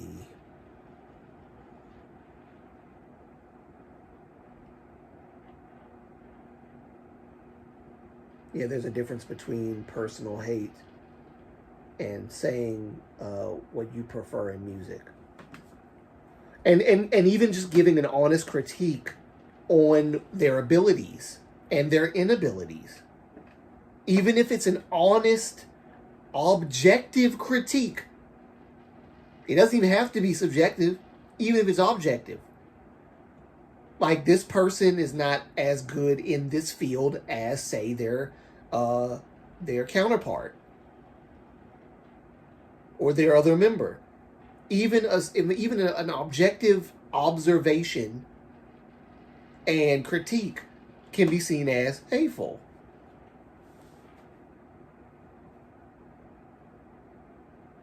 Well, sometimes the lines get blurred. And then there are some times where the lines aren't blurred and y'all just blur the lines. They just blur. Y'all blur the lines by saying it's hateful. So now I can't say nothing about this person. I can't be honest.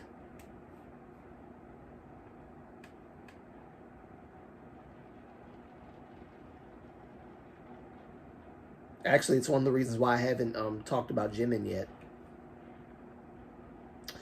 If I'm being honest. I think Yeti was too high. Plus, they didn't explore the Velvet side until much later because of her age. Even though most of the members do better with the Velvet concept, including Yeti. Yeti would have benefited from debuting as an older member in a new group. I feel she's much better now than at debut. She improved a lot, but she wasn't a good rapper. Here's the thing: she would have fit in aespa at the time. She fit more in Cube than SM. They didn't know aespa would be a thing then. And perhaps they would design the new group after Yeti instead of making aespa.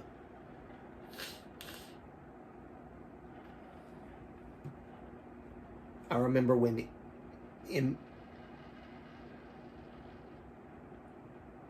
Jimin. Okay, you missed the J. Okay. I remember when Jimin had his ad during Blood, Sweat, and Tears, and everyone was still shaming him for the Jimin. God forbid idols have cute cheeks. Yeah, they you know. And then because of that, idols get into these very, very bad dieting practices and all that stuff. K-pop fans are allergic to hearing objective facts on their faves. Yeah, no, really, they can't take it. They cannot take it. They really don't like it. The Baekhyun and Dio video I did when I was... And listen, that was not an objective thing. That was just a personal opinion piece that I based my opinion on things that I know about both singers. Things that I know about both singers. And there were people that were like, oh, I already knew. You started off the whole video on the premise that Dio was better from the start. So I already knew. And I was like, huh? I did? Really? How did you know that I was going to say Dio was the one who embodied the R&B soul style? How did you know? Because I'm pretty sure I did not make it obvious. Because I was talking about Baekhyun just as much as I was talking about Dio. And I gave Baekhyun his flowers. I was very respectful. But people was acting like it was a problem that why you have them compete? Why can't you just talk about Baekhyun in one video and Dio in another video? Well, go and make a video then. You go and make a video. I came here because I wanted this, that, and the other. Well, I'm sorry. I did it the way I wanted to do it. Because I was excited and happy.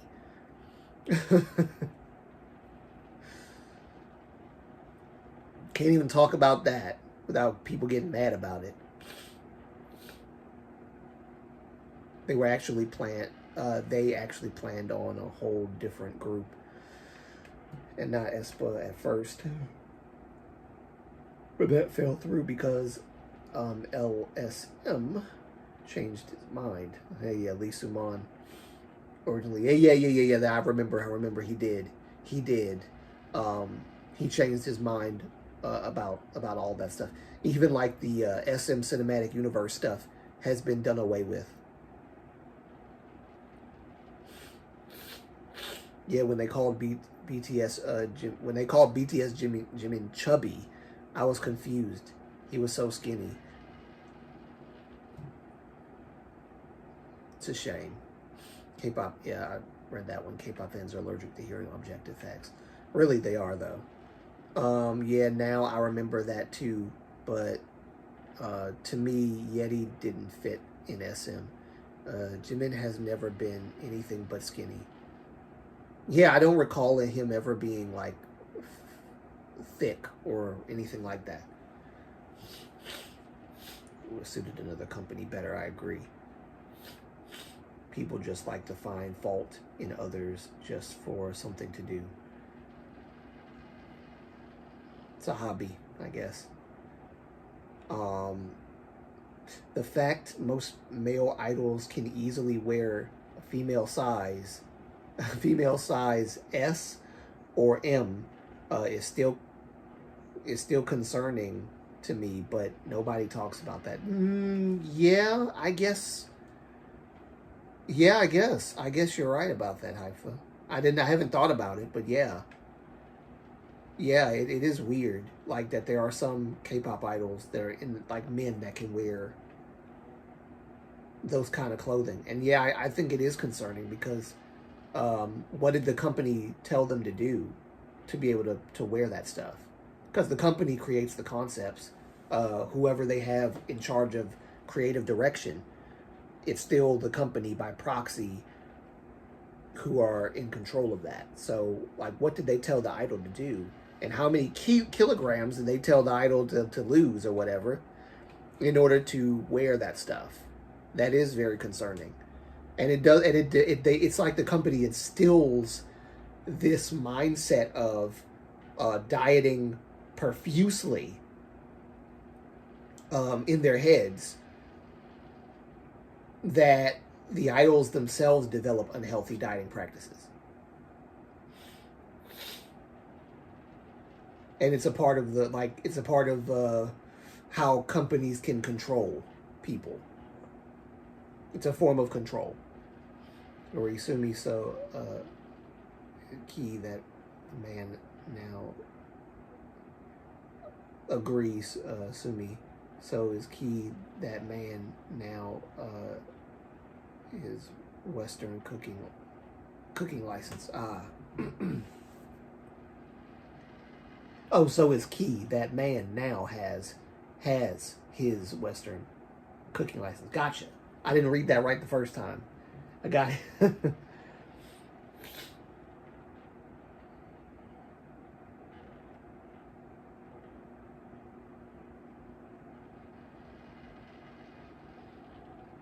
I noticed K-pop YouTubers make the most normal videos on something K-pop related, and people say the weirdest and most angry things in the comments for no reason. Yeah, really. You could make the most basic, normal K-pop video. You're not even, like, this time I'm trying to have fun. And everybody will come out of the woodworks and talk about how you misrepresented this person, or you didn't do this and you didn't do that, and why didn't you say this, and why didn't you should have just put Chan in there, and you should have did this. I'm just like, oh my God. And you were intentionally dissing this idol and that idol. No, I didn't. What are you talking about? Are we watching the same video? We can't be watching the same. You must be talking about a different YouTuber. I didn't do that. It was Dio from the start. It was Dio. That your whole point of making this video was to make the case that Dio was better. No, it was just a comparison video of Dio and Baekhyun vocal abilities, and it was a fun thing. You're not even supposed to take it seriously. It's just my personal opinion that Dio embodies R&B soul. What's wrong with you? Like, are you okay? I want to ask them, are you okay? Are you really okay? Or do you need to go outside and play with some grass a little bit? Because I think that's what's missing in your life. You need to play with some grass.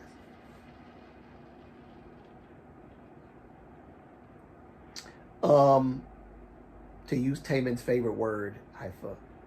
Adorable. Adorable. Yeah, he told his fans not to call him that, but then when they started calling him Ajashi, he changed his mind and said, you know what, nope, call me adorable, never mind. I don't want to be called Ajashi. If there's no problems, if there's no problems, K2 viewers will find a problem out of nothing. And it's funny because it's unfortunately drama sells no matter what. So if your video is really just like a basic video, they're not gonna be a lot of views on it. And so, you know, K-tubers are like, oh gosh, you know, I gotta talk about something controversial. But there are other instances where it is a basic video, but people disagree so strongly about the K-tubers' take on a particular idol's dancing style or vocal style or whatever the case. And then they go absolutely, the diehard fans go absolutely insane. How could you put Baekhyun over? How could you put Dio over Baekhyun? It just doesn't make sense. How could you do that? How could you do that? Dio can sing way high. I mean, Baekhyun can sing way higher. And I'm like, well, I didn't rate them based on how high they could sing. That wasn't the issue. That wasn't the point. I mean, honestly, the video would be done in 2 seconds if the whole video was based on who can sing higher. We all know Baekhyun can. What am I going to do? Like, there's no video where Dio is singing higher than Baekhyun ever. So I can't even show that. And is Baekhyun better than Dio because he can sing higher than him? Is that what defines whether a singer is better than another singer? At a particular style of genre? Is that what's most important? That they can sing higher? Or are there other factors involved? So it was supposed to be a nuanced discussion, but it turned into a dunk fest because... But I will say this, for the most part, there were a lot more positive comments on there than negative. I only got like the occasional few people that just was so triggered by the whole video. But in general, there were way more positive comments that they got the whole gist of the conversation. They realized that the intention of it was to be fun. They were engaging in a fun way themselves. Some people had said that they thought that Baekhyun was the one that embodied the R&B soul. And guess what I did? I liked their comment because that's their opinion. I didn't sit there and go, well, no, he's not. He's not better. I'm not going to do that. It's not meant to be that. So I liked the comments where people said Baekhyun was their favorite and Baekhyun was better at R&B soul. And I liked the comments where people said that Dio was their favorite. Because the point is not to pit people against each other when we're talking about something that shouldn't be that serious. We're just having fun. But people don't want to have fun. I learned. People really, unfortunately, don't want to have fun. They want to have an argument with you. They want to. It's almost like their dream to come on YouTube and have an argument. I don't compare visuals or anything because I think that's a stupid thing to do. We're supposed to not be judging people based on visuals. I can critique someone based on vocals, dance, stage presence or whatever. That's fine.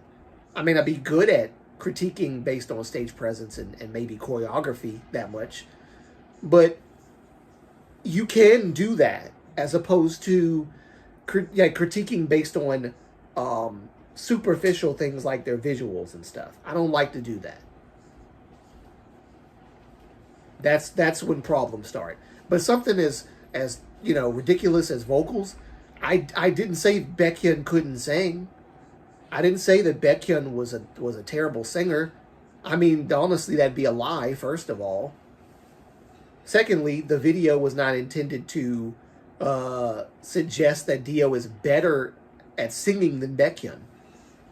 It was about is about a particular genre, but people don't care. Just like I can't really say that. That colorism video was a whole nother thing. It was a whole nother thing, and I've talked about that too. But I've never been jumped on as much as I was when I put that colorism video out. That was, oh God. You talking about getting beat up? Ooh. They was giving me black eyes.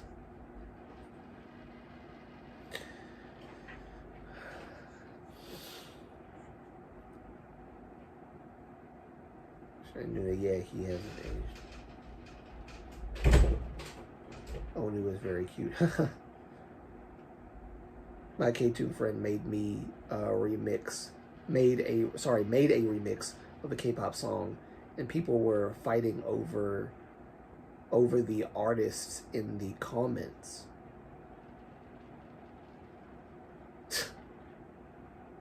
Dumb. Wait. Let me see, because I think I might have Onu and his love affair with chicken. Onu was just a man of culinary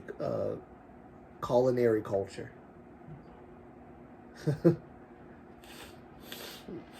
So is Key that man. Okay, yeah, that's. I love him. Okay, now I got the context of that. Sorry. His eyes smile.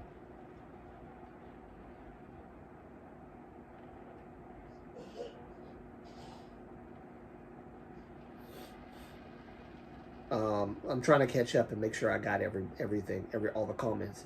If there's no problems, K2 viewers will find. Yes, they will. Yes, they will make something out of nothing. Always.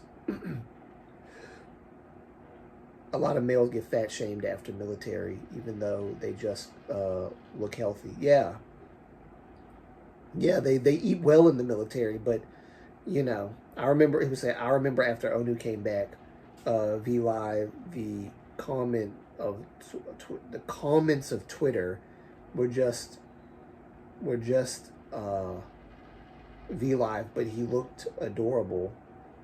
I swear I'm not Jinky biased. I just love his cute face. Mm-hmm.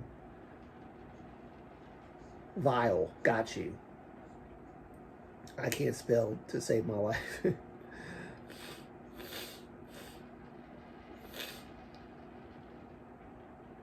Yeah, I'm not getting that. I just don't understand. You know, my K2 friend made a remix of a K-pop song, and people were fighting over the artist in the comments.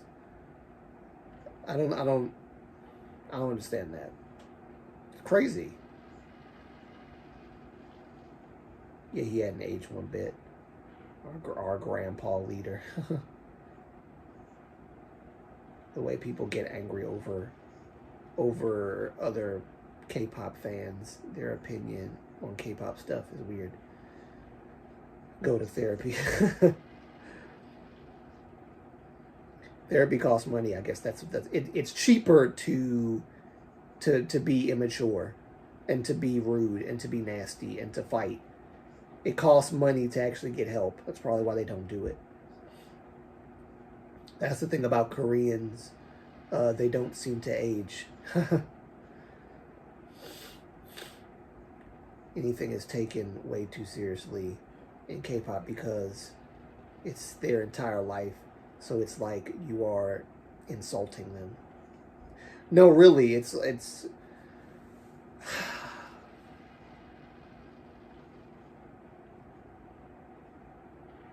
it's like these people don't have another job. Like they don't have a job outside of, or just a life in general.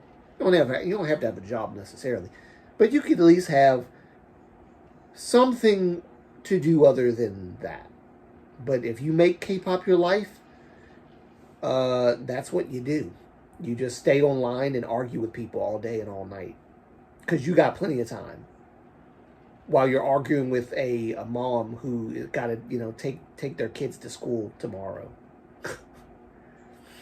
They ain't got time for that childish mess. I feel like a lot of K-pop fans have no idea about objective skills in K-pop. Not about vocals, dancing, or music production. So they always label it as, oh, this must be hate. Because they just don't understand what's going on. Yeah, I agree with that.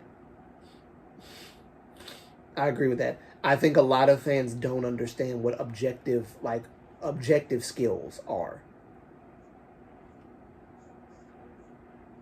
Like, I mean, like in general, are you skilled in this or not? And it's like your default answer has to be that they are. But if you even if you say that they are skilled and you give critiques about, well, but there are certain issues that I have, even that's a problem.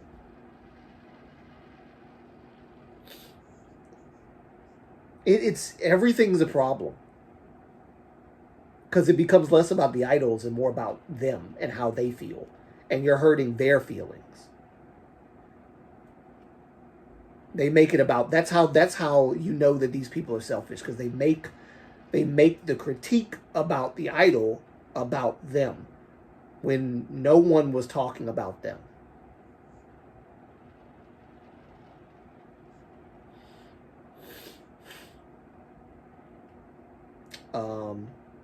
That is why your interest shouldn't because you're entirely. That's why. Oh wait, sorry. That is why That is why your interest shouldn't become your entire life. Got you. True, it's just music. It's for fun. Yeah, no, really, that's the whole point of the music stuff. Like, it's for fun. Talking about vocals, fun. Talking about dance, who's like better at dancing, which shouldn't even be that controversial of a thing, but they make it controversial. How dare you talk about him not being as good of a dancer as so and so? And I'm just like, what? Okay. K-pop is just a group of people singing and dancing their music on stage, and it's not that deep, but we leave it. But we live in a world where it is.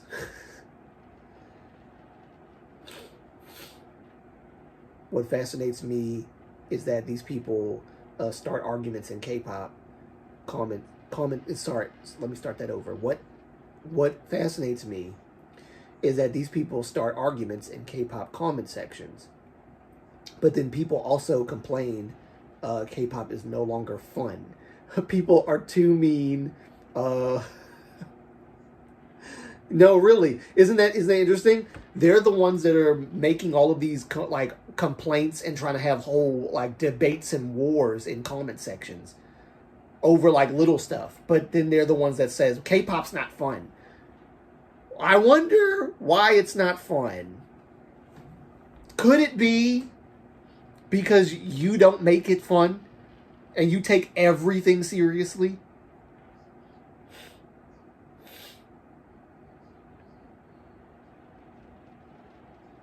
Crazy. No, it's not fun because you are complaining or how other people consume K-pop. Exactly. Everybody's supposed to have the same opinion, right? Everyone's supposed to think the same about everybody in K-pop. No one's okay, human beings are not a monolith. We all have our different opinions and different takes on things. If you disagree, that's fine. You don't have to piss on people because of it. You don't have to act stupid about it. You just put out what you believe, and without trying to correct people, and then let it go. Like, if I ask as the content creator, give me your thoughts, your opinions, right? I'm not asking you to correct me.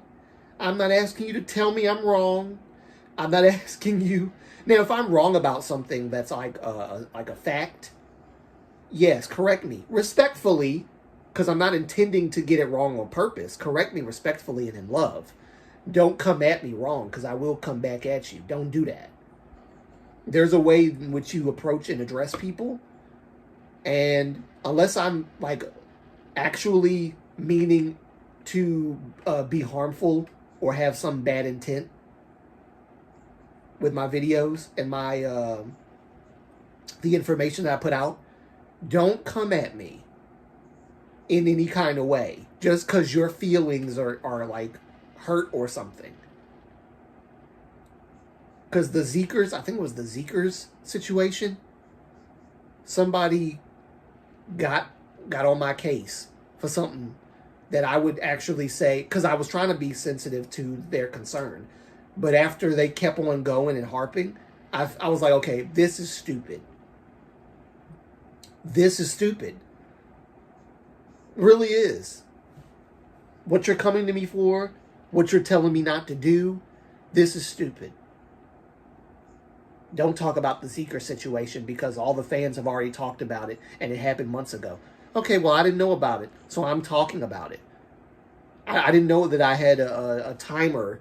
Like, I have to talk about it within a certain window of time when everybody else is talking about it. And after that, everybody's just supposed to shut up. I don't abide by by fandom rules. I am my own person. I have my own autonomy.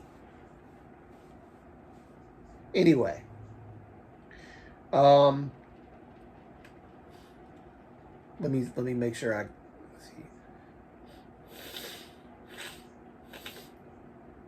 I remember someone made an OT7 edit on an OT6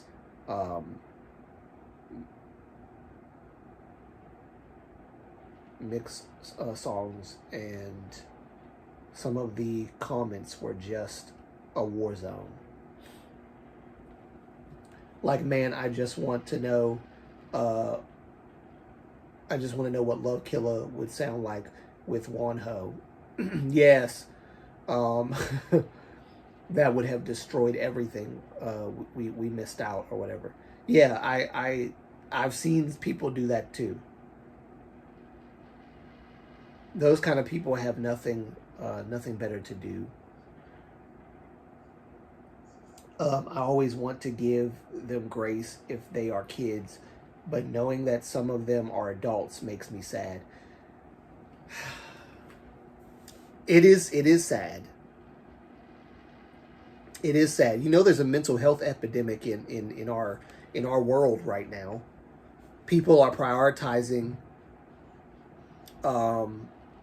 things that should be hobbies, or things that should be fun. They prioritize them over, like, I don't know, taking care of yourself, paying bills, cleaning your house. So many things are being prioritized. Everybody wants to go back in time and be kids again.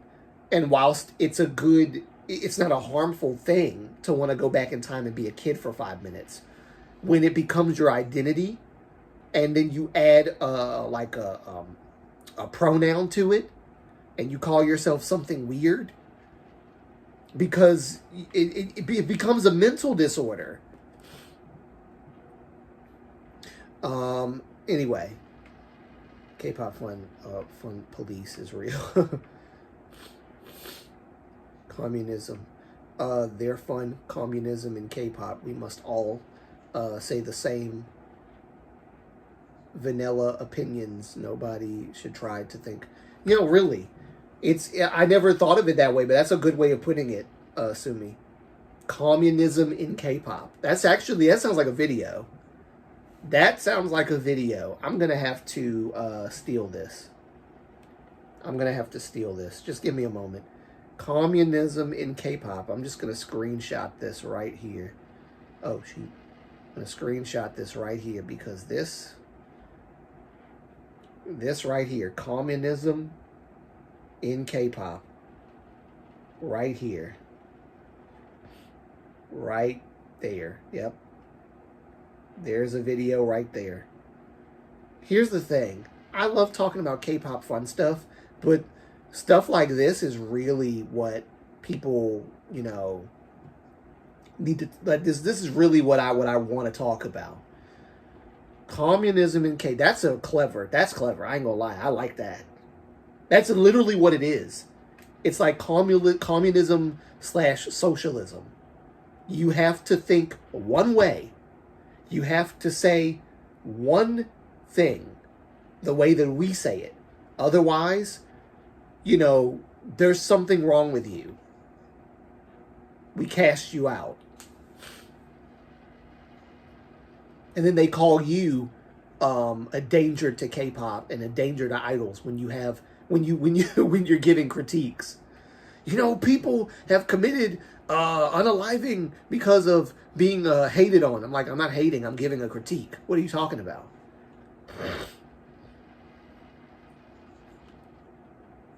Anyway,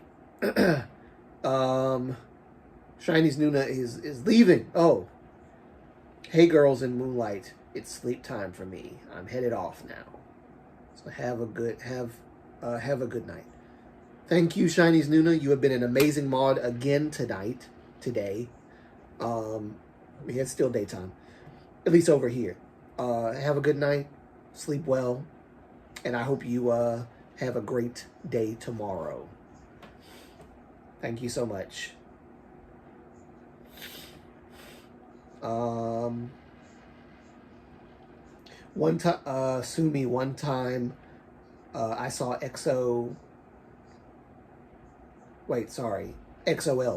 One time I saw XOLs hating on BTOB and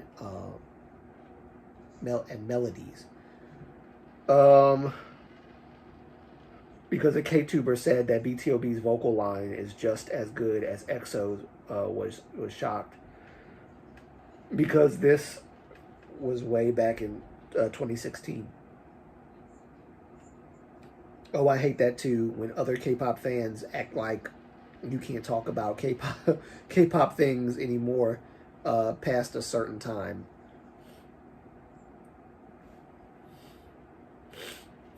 Yeah, exactly. Because they were like, the Zeker fans was basically telling me, this is something that's already been talked about. I even got hate from Japanese. I think this is the same group, Japanese fans. Because I think Zeker's is very popular in Japan. So there's a lot more Japanese fans than anything else. And they're saying, oh, this guy doesn't know what he's talking about. He's so stupid. He's so silly. Blah, blah, blah.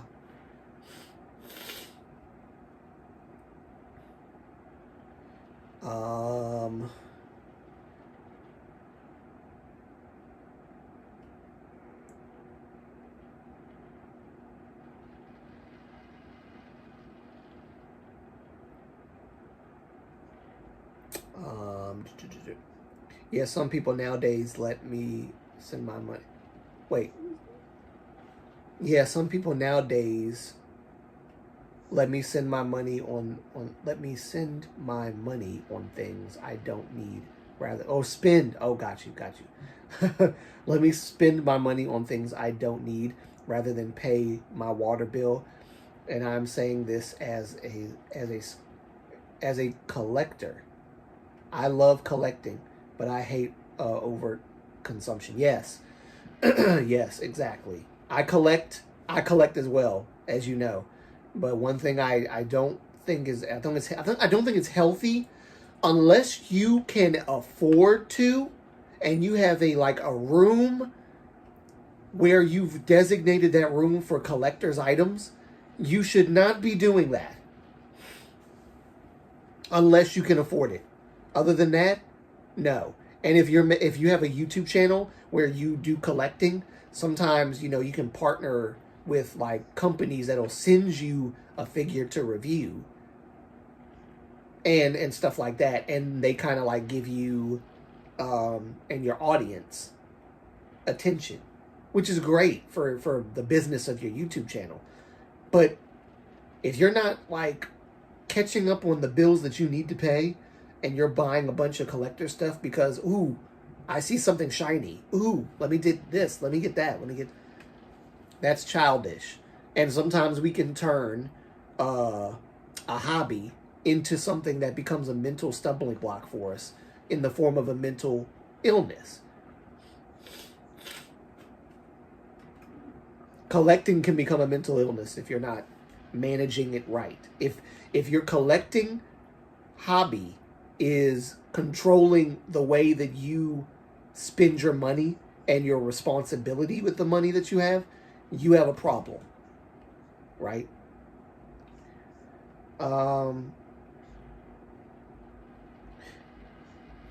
Overconsumption core is alive and strong in our generation. Really, it is.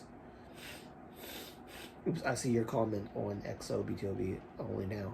Wow, that's crazy. That YouTuber didn't deserve that. Yeah, it's YouTubers be getting hate, man. It's rough out here. Sue me, I know you know better than a lot of people, but I still think that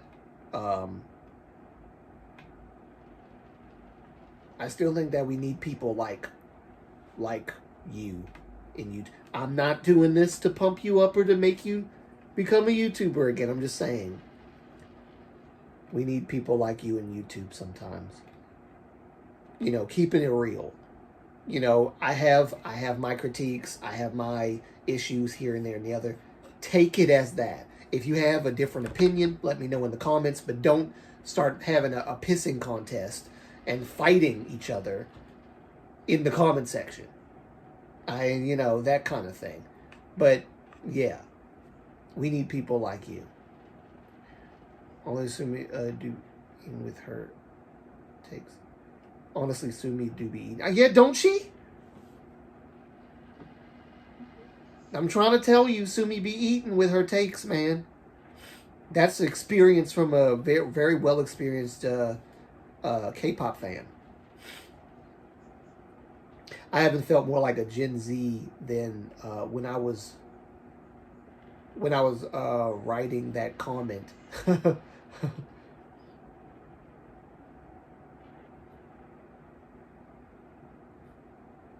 But I did mean it. Yes.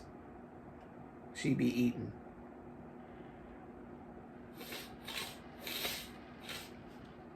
Many K-pop collecting channels are downsizing because it's getting too much. Yeah, because a lot of stuff is coming out. A lot of figures and other things. Because, I'm a speech impediment, man. I'm telling you. The stuttering thing is getting me. Thoughts into words. Come on. I'm a figure collector. And I like to collect figures. But I also like to collect other things as well.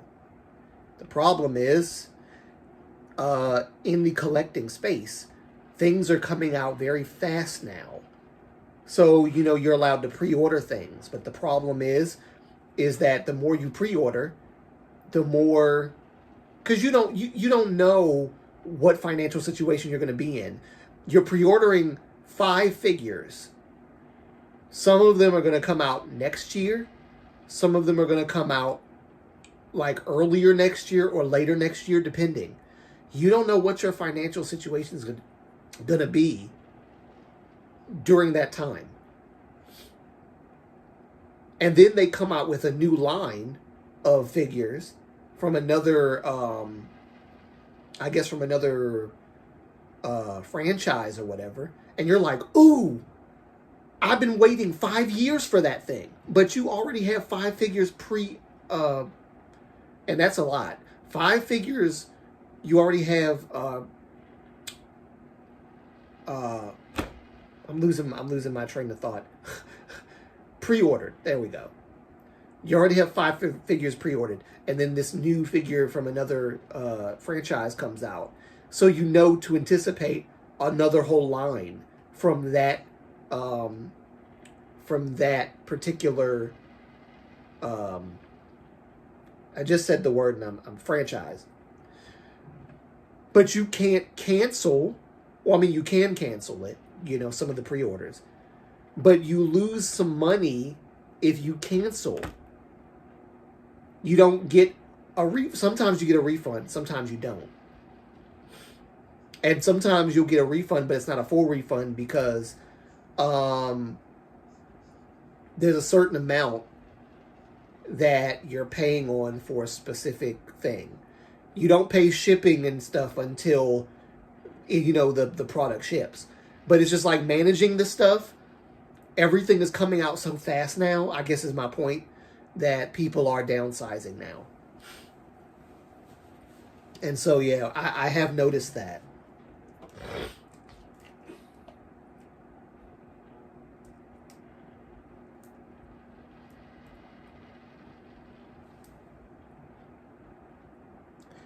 I could never run an album unboxing or an album collecting channel.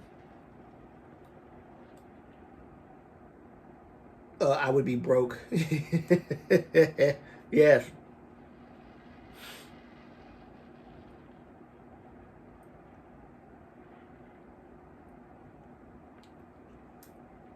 Oh, sorry. You said K-pop collecting channels. Yeah. I mean, I think that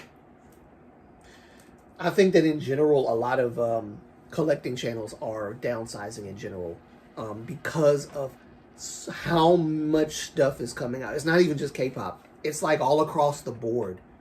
There are certain collecting channels or, YouTubers that collect like model kits.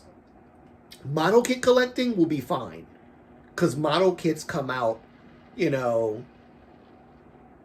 don't have like the same demand. There's so many different copies of that model. You can buy that model in a store.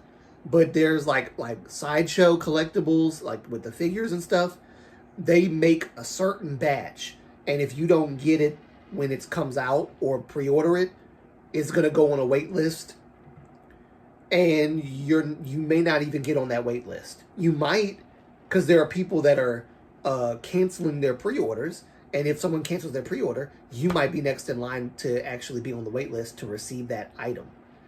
You just gotta have the money.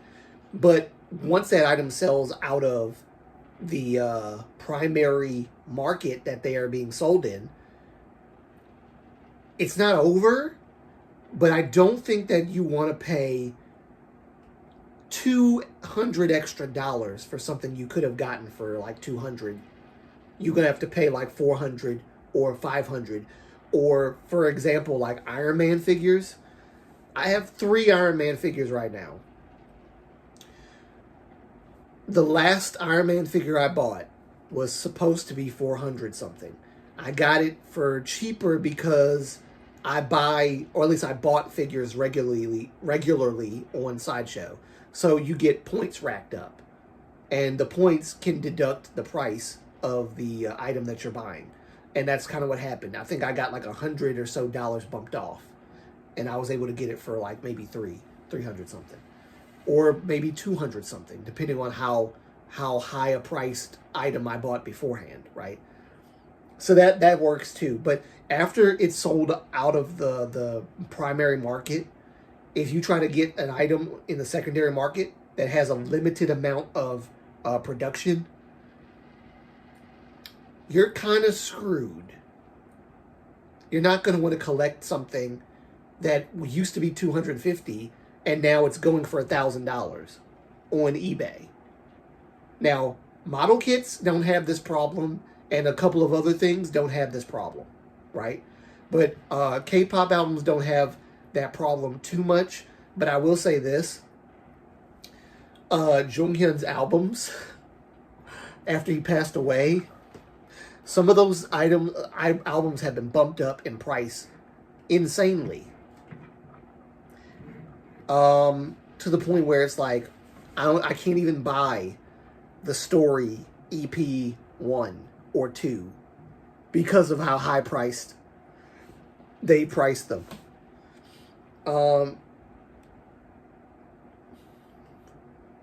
Speak your truth. I'm sorry. Let me read you guys stuff because I'm going off. on the deep end here. I could never. I do want to make videos on physical albums that I enjoy from like a photographic designer point of view, but I don't think it'll get views. Also, pre-owned albums to be for environmental. Yeah, I got you. You don't. Yeah, for environmental issues. Yeah, I get it. Same for my figure. I can find it in the thrift or secondhand store. It's a great deal. I cannot fit.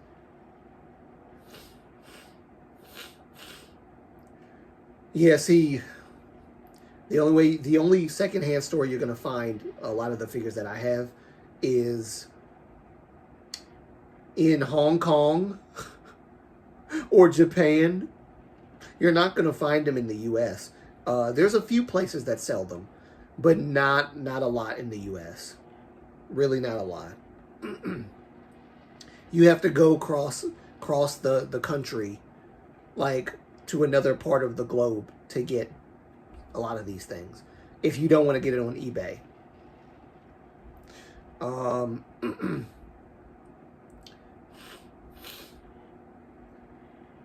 To buy, but I have to create a financial statement for the month. That is something someone should be. That is something everyone should. Yes, I got you. I am still surprised because don't know how to create a sheet on X to budget on.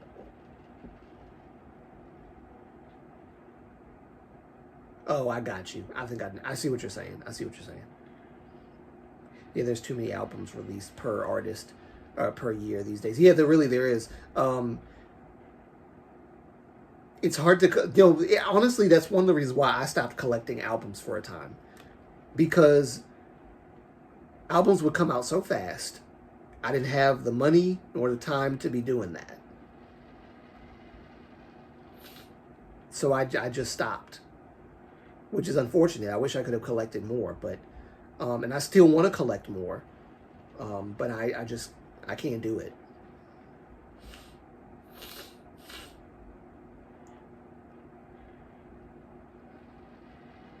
Too many albums released per artist per year these days because people don't consume music anymore. And what I mean by that is that people don't really enjoy the album for months anymore. Yeah, that's true. That's true.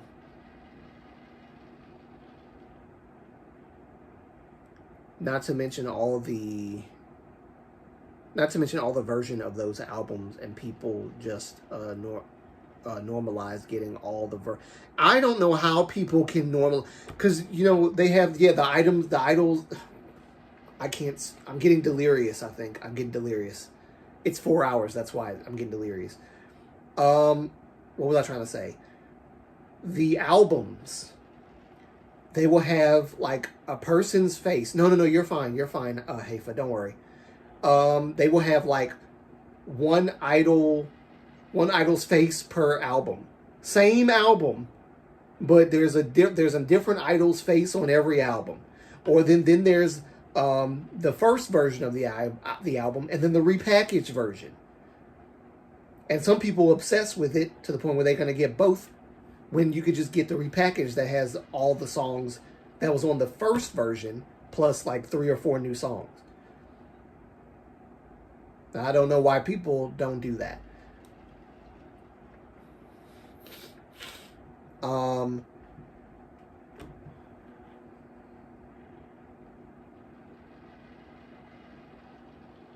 I had to sell a kidney to get an FX Pink Tape album. Oh, wow.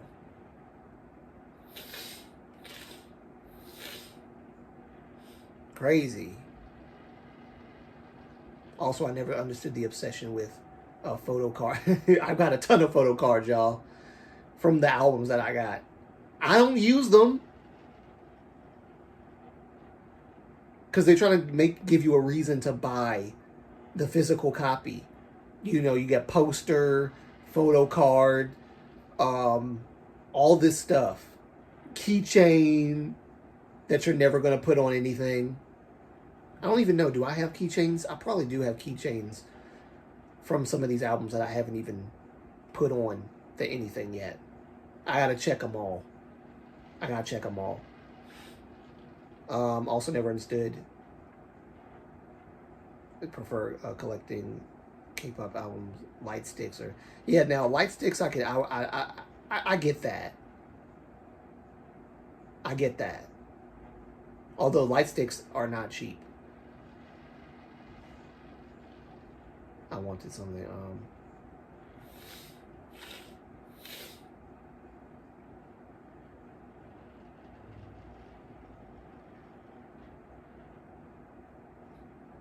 I mean, you two have been spitting facts. She has. She's been spitting facts the whole. She's been spitting facts the whole time. I agree.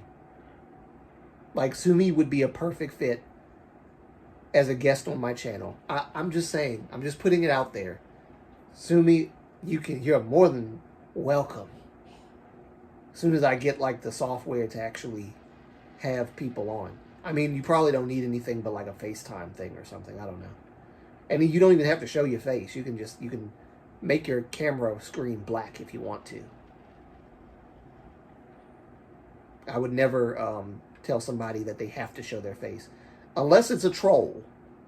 You know, if it's a troll, then you got to show your face. But you're not a troll. I want a figure store in my country so bad. Because shipping is another beast. Yes, it is. It is. That's why I wish we had a figure store in my country. I don't think we have a lot of we don't have any Hot Toys or Sideshow or Coup Model figures stores in this country. I don't think we do. And if we do, it's not in my state or a state anywhere near me. I don't know. It might be in New York, but I'm not sure.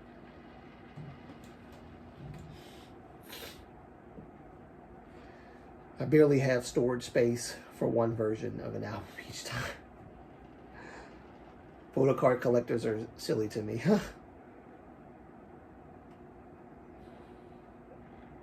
I don't know, honestly. I have two shelves and they are full, and I have a few things. If the photo cards were real good professional photos, I get it, but it's just basic selfies. No, really, it's just basic selfies. Most of the time, it's just somebody with a phone going like this. Why do I need to collect that?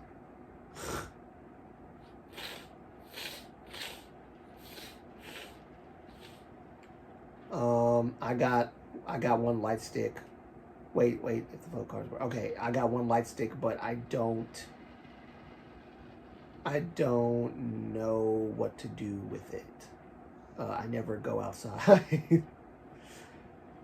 I want the shiny light stick, and I want the shiny light stick. I want the, EXO light stick.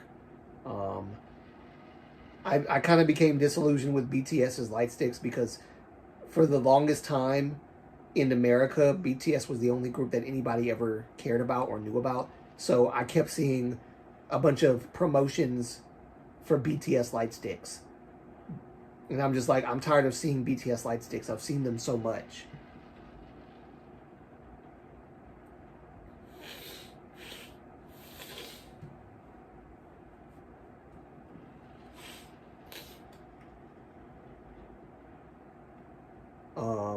Europe has insane in impost costs, so it's expensive either way to get K-pop items here. I've heard from another person who lives in Europe that it's very expensive. Even like ticket sales for for concerts and stuff. It's like a different way of doing things in Europe. It's very strange. Unless I get it from European shops. Some figures sold in Five Below or Walmart in the used hit hard though, so you kind of have it a bit better.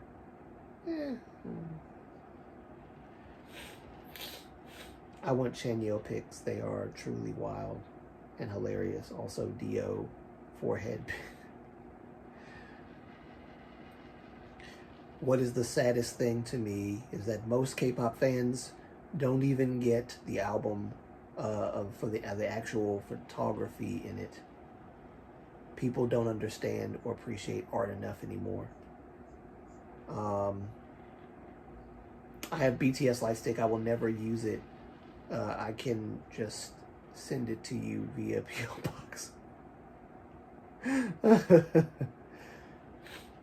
I'm not really someone who uses my face in KTube because KTube audience really scare me. Yeah, well, like I said, I would never require you to ever show your face unless you wanted to. So, anonymity, if you want to do that, I would be totally fine with that. As long as we could hear your voice, that's all that really matters. People will hate on you either way. Even if you don't show your face, people are going to hate on you. If you do show your face, people are probably going to hate on you more. I started YouTube showing my face, but I wanted to not do that, but I didn't know how. So I just showed my face. And I wanted to become comfortable because the genre of YouTube stuff that I was doing was not K2, but reactions. So I had to show my face because you can't see a reaction if there's no face. But K-tubing, if I had started with K-tube, I probably would have done like a face reveal after I reached like maybe 1 million subscribers or something. Then maybe I would have showed my face and did more face stuff. Because then there would have been a reward system in place for like me getting to 1 million subs. Everybody be curious, what does Moonlight look like? But I think that only works with people that are really handsome. And because I don't think that I'm that handsome at all, it probably would be a letdown for a lot of people. So I guess it was a good thing I started with my face to begin with. But yeah, I would never require for you to do a face reveal or anything. By all means, if you can help it, you don't have to show your face at all. And I would be totally fine with that. I have BTS lights. Oh wait, I read that already. Oh my god, Haifa, yes. And the Dio forehead pictures, legendary. I live in Asia, and shipping from Japan and Korea still costs an arm and a leg. Oh, I know it. Oh yeah, as a fairly older, not that old at all, white woman, people will assume the worst. I'm comfortable with using my real voice on K2 videos though. Oh yeah, if people saw my face after 1 million subs right now, they would say I'm super mid. I'm crying every time I purchase something off Amazon because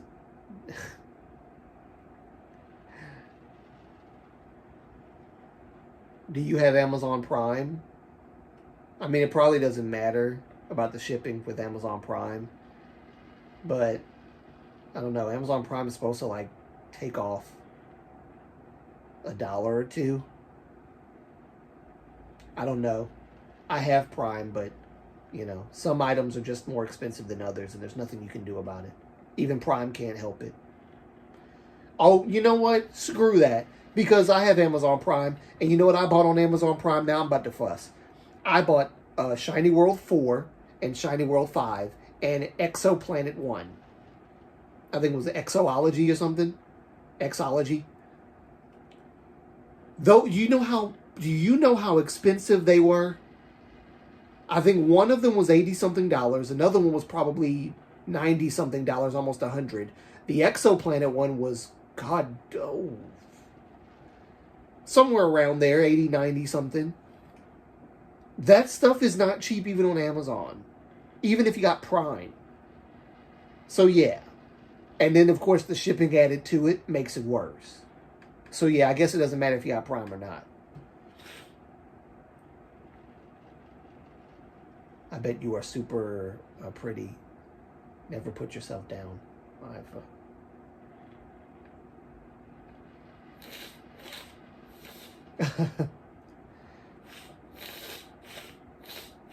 Yeah, I think people tend to judge books by their covers too much in this, especially in this modern time. We claim to be progressive and that we don't see color, or we shouldn't see color, and yet we are hypocrites. Not we, but like, I guess I should say, like, there's a sect of society that is hypocrites because they're the ones that claim to be progressive, and yet they see nothing but color or facial features. Appearance matters more than what they claim it does, and so they're fake and phony and they're hypocrites. And so people like that will always exist, unfortunately. But the sad part is, it's the people that claim to be progressive. Something just dropped. Okay, I'm breaking things. People claim to be progressive and they're really not. But even if you showed your face or whatever, people will hate either way. But you know me, I protect my own. So if anybody says anything stupid to you, they got to deal with me. And the last person they want to deal with is me. And in their minds, I'm probably mid tier as well. And am I surprised by that? No. I don't really think that highly of my looks. I try to look as best as I can, take care of my skin, fix myself up a little bit. But in the end of the day, I do it for me, not for them. I do it for me. Yeah, I want to look good on camera, but it's because I'm looking at myself on camera. So I want to look good to myself. K-pop albums are so expensive. What? And those weren't even. And then those weren't even albums. I bought the Shiny World 4 and 5 DVD. You get like 2 discs. Part 1 and part 2 of the concert. These are not Blu-ray. These are freaking DVDs. And they cost a boatload. Buttload and boatload. How about that?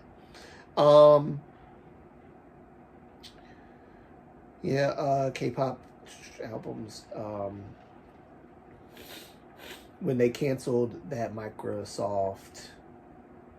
they canceled that Minecraft YouTuber, Dream Guy, for his face reveal, I was like, he was not ugly. No, he wasn't ugly at all. I remember that. Yeah, it's sad. What you said is true, Moonlight. That people will hate you, whether you show your face or not. Super sad. I think people that show their face though get more hate than people who don't show their face. But then on the flip side, a lot of people would not have subscribed to people like me if I did not show my face, because some people are looking for, I guess they feel as though it's not that you have something to hide, but that you're not as genuine as you claim to be because you don't show your face. Some people equate genuineness or being genuine to, showing your face. I don't quite understand it, because Chojimi is highly genuine and he has not shown his face once.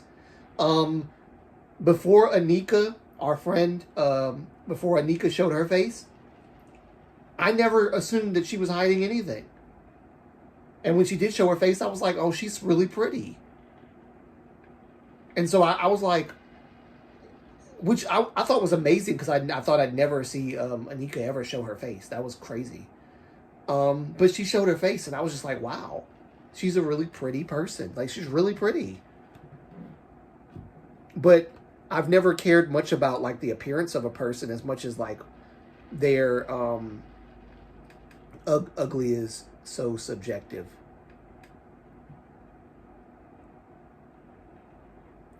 I mean, I guess. You know, I would never call someone ugly to their face. Being like, I'm human, so ugly. You know, ugly has. If some troll came up to you, I'm not saying human, but if a troll came up to you, you definitely wouldn't call the troll cute. If it looks like a troll, if it is a troll, um, I think ugly is maybe more subjective than objective, but then there is a such thing as objective ugliness. People just kind of softly call it abstract. You know, that's a light way of putting it. But I would never, you know, I don't really look at ugly is like the rudest word. Right. Right. Not my taste. But I guess honestly it hurts either way because not my taste.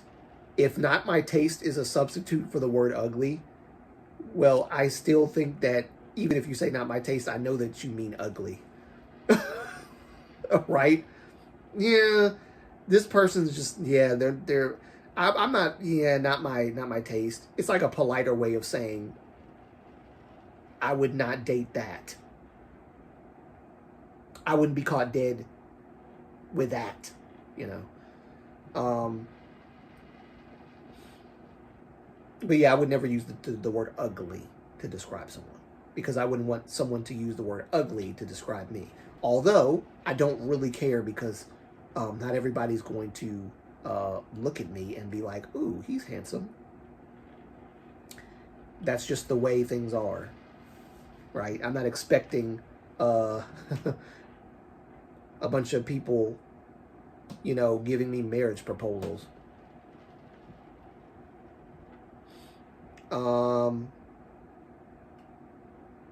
We talk about how much SM and YG are struggling lately, but honestly, Cube is going through downfall too. Yeah, that is actually interesting. You know, nobody really talks much about Cube. I gotta look into Cube a little more to see what's going on.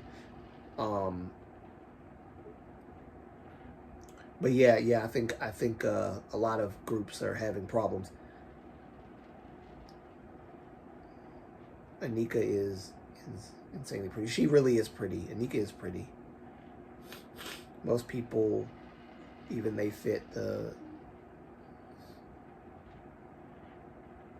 drop dead gorgeous. Yeah.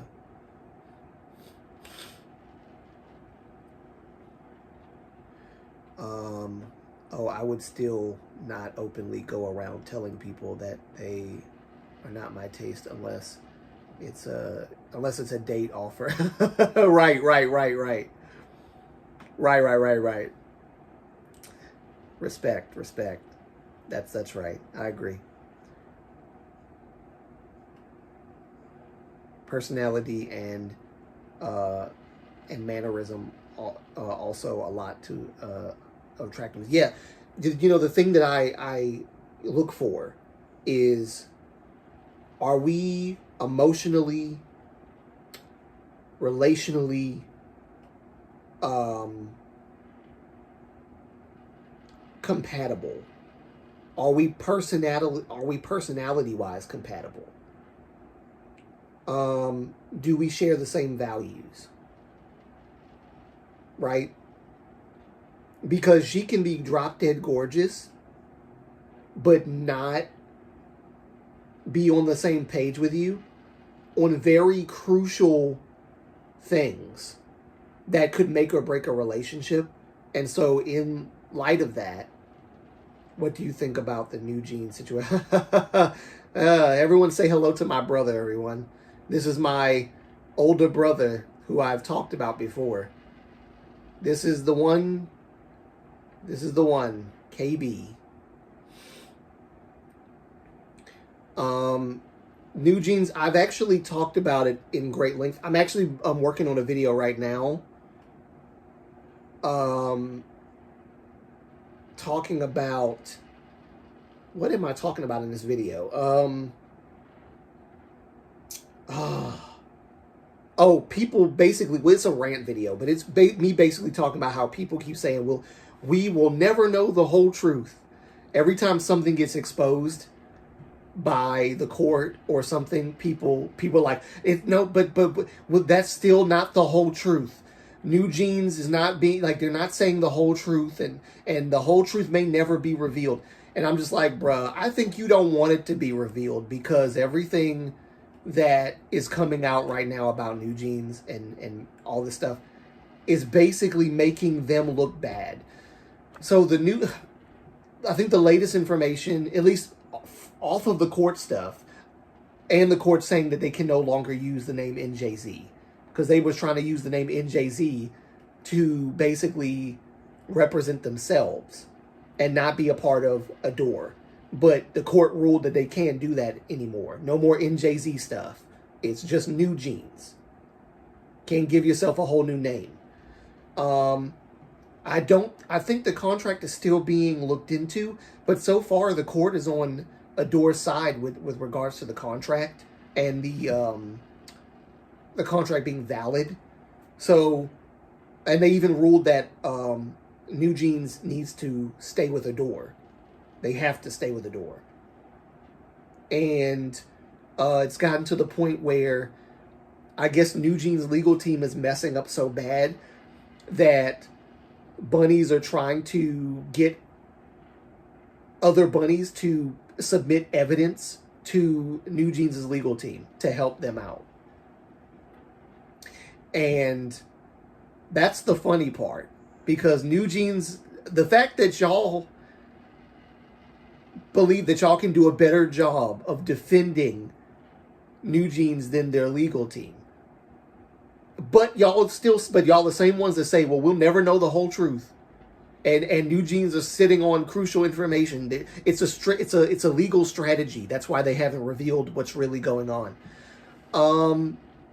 It's like, what evidence are you guys even going to bring to help the legal team? What evidence do y'all possibly have except headcanon that y'all created? So that's going to be interesting. That's going to be very interesting. Where are the real adults? I don't think they exist. Even their parents, I don't even think they exist. They've been going to foreign media because let me back up. They've been going to foreign media bashing South Korea, basically saying that South Korea is a terrible, the working conditions, how the industry is bad, and this is a new narrative because they never really talked much about it. I think maybe Hani and the other girl, that's Australian Korean. They've been talking about like how the industry did this and the industry is that, and we just want to be free to do what we do without interference.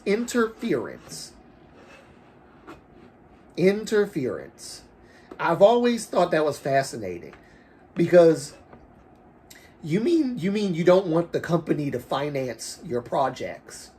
That's the only interference that Adore is doing. They're interfering financially to help you.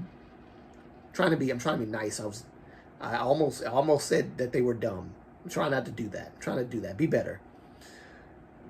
These poor, helpless girls.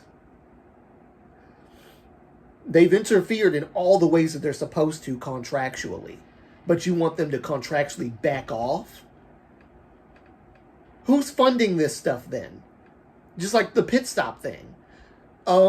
In my notes for the next video that I'm supposed to be working on with the New Jeans stuff, the judge asked the defendant side, did Min Hee Jin have any part in the production or the choreography of Pit Stop? And the legal team of New Gene said, to our knowledge, no.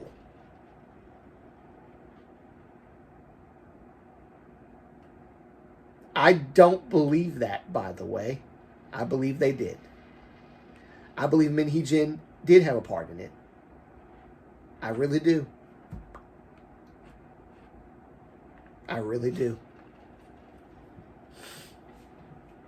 But yeah, that whole situation is very interesting.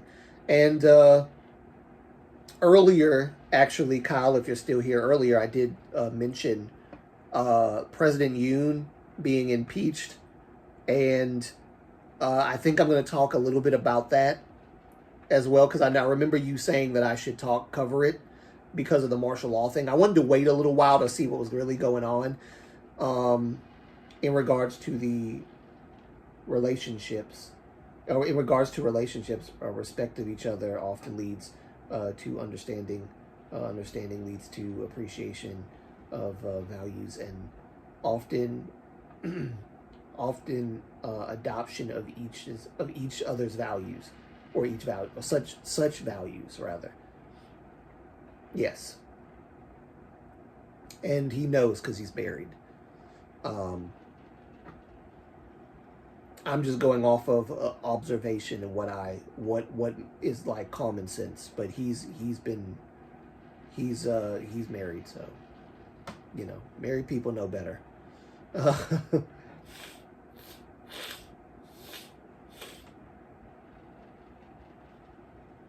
But yeah, I was talking about the impeachment of President Yoon and things like that. So, President Yoon's situation is sad. I think he was on to something, but he went about it the wrong way. Wish he had some. Yeah, no, I mean, you see, there's still like a lot of protests in South Korea. Like, I mean, thousands and thousands and thousands of protesters.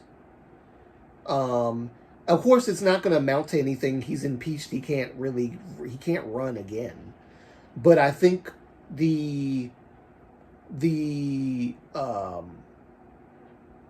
protests are more for someone to at least pick up the mantle of what President Yoon was doing, because I fear for the administration that comes after, because what's being said is that the person that is looking to be elected is anti-Japanese and anti-American, and he's for building relations with China and North Korea, and a lot of people are afraid of that, which is why the protests were as critical as they were, along with President Yoon doing, like, not being a bad person, but going about a lot of the stuff the wrong way. His wife was under investigation, and I personally think that's why he did that martial law thing.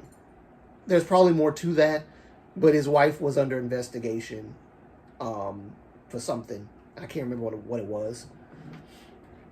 Bits and pieces of information I'm gathering from YouTubers who are Japanese speaking, looking at it, and they're present during the not the riots, but the protests and stuff. So I'm looking at what they're saying and getting the information, because these people interview and talk to these Korean people about these things. Of course, Japan does not cover this, from what I understand. And so that's why so many independent media people are covering it, because Japan won't cover it. But yeah.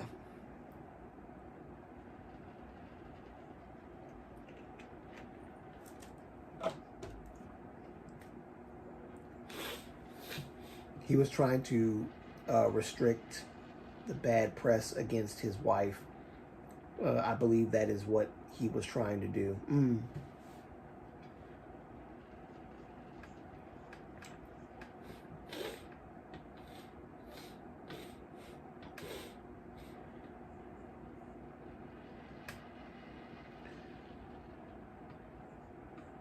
Yeah, because there was some kind of investigation going on, and I'm not sure exactly what it was entirely. I can't quite remember.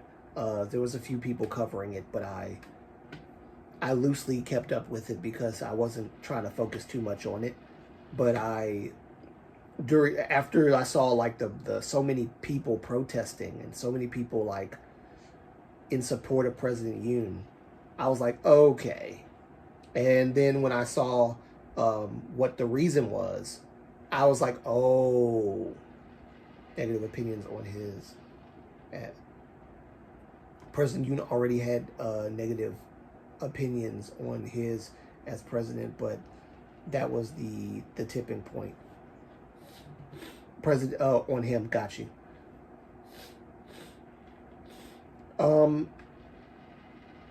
And you know, I don't know how bad really he was, because honestly, one side of the political aisle might have been saying might be viewing what he stood for, what he was doing, as bad.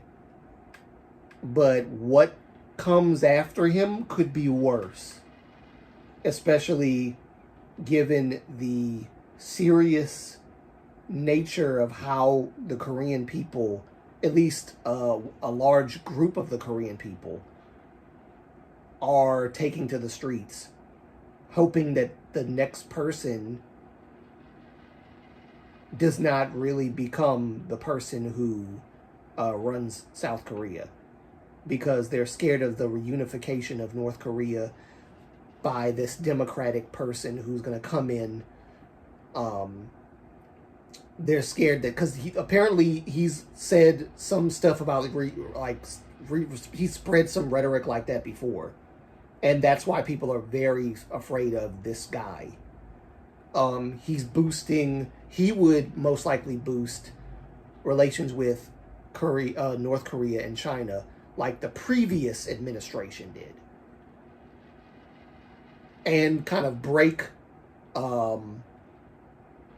relations or soft relations, or should I say hardened relations, with U.S. and Japan.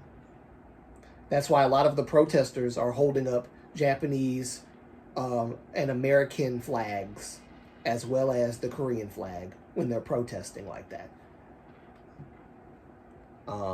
So I feel bad for the Japanese people being like vilified by this party or this particular person.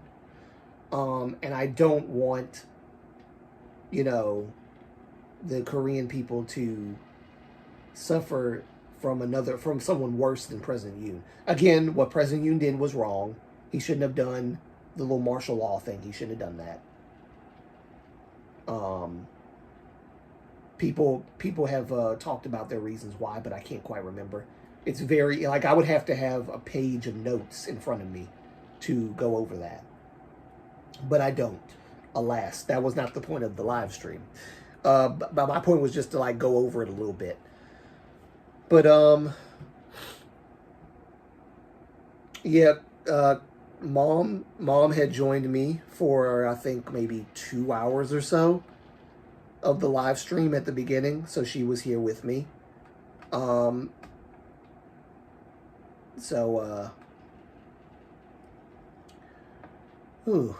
Delirious. I'm becoming delirious. 4 hours. I need to get off of here. That is many Korean main fear. Yeah. President, yes, I think that is many Koreans' main fear, is the whole like weird talk of the reunification of North Korea and Korea. And again, if they reunify, the regime is not going to just disappear. Like, Kim Jong-un is not going to just disappear and everything's going to be all right. Reunification for North Korea is basically like conquest for... reunification for South Korea is basically conquest to North Korea. So please take some rest if you feel fatigued.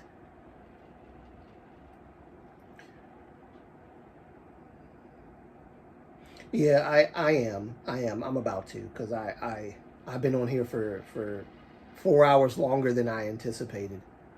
And I'm running out of energy. Maybe Kim will run the. Maybe Kim will wait. Maybe Kim will run to Argentina, like Hitler. Yeah, well, yeah, I don't know. We'll see. We'll see about that.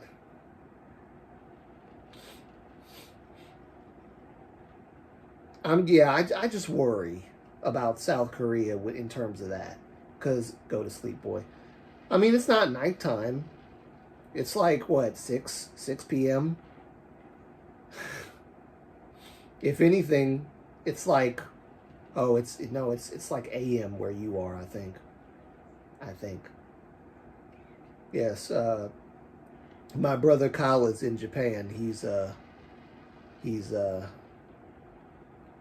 Navy man. This is the guy.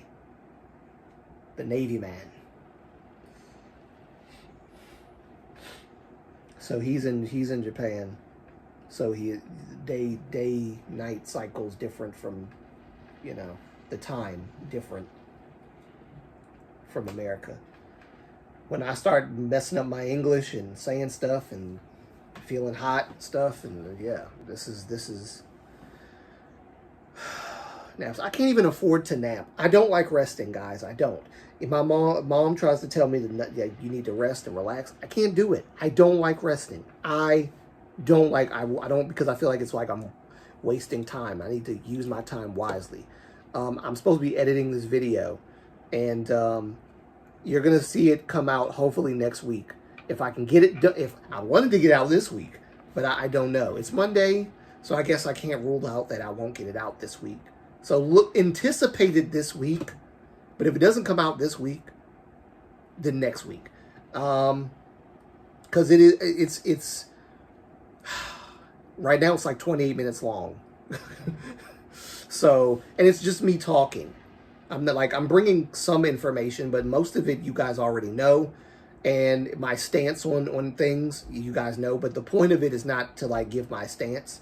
The point of it is to talk about how people keep saying, oh, we will never know the whole truth, and they'll never reveal the whole truth of what happened, New Jeans and Hybe and all this stuff. And I feel like it's just a cop-out. I learned taking breaks and resting gives me energy and clarity to do things. You'll be fine if you rest. Yeah, I feel like I'm on, I act like I'm on borrowed time half the time. So, yeah. I don't know how to rest very well. Which is why I have my sleepy gummies. My sleepy gummies help me rest. Have you played Stellar Blade, a Korean game? I haven't played Stellar Blade yet, but I've heard nothing but good things from it. I don't even have money to play all these games. Wait, Stellar Blade, that's not a free game, right? I think you gotta pay for that.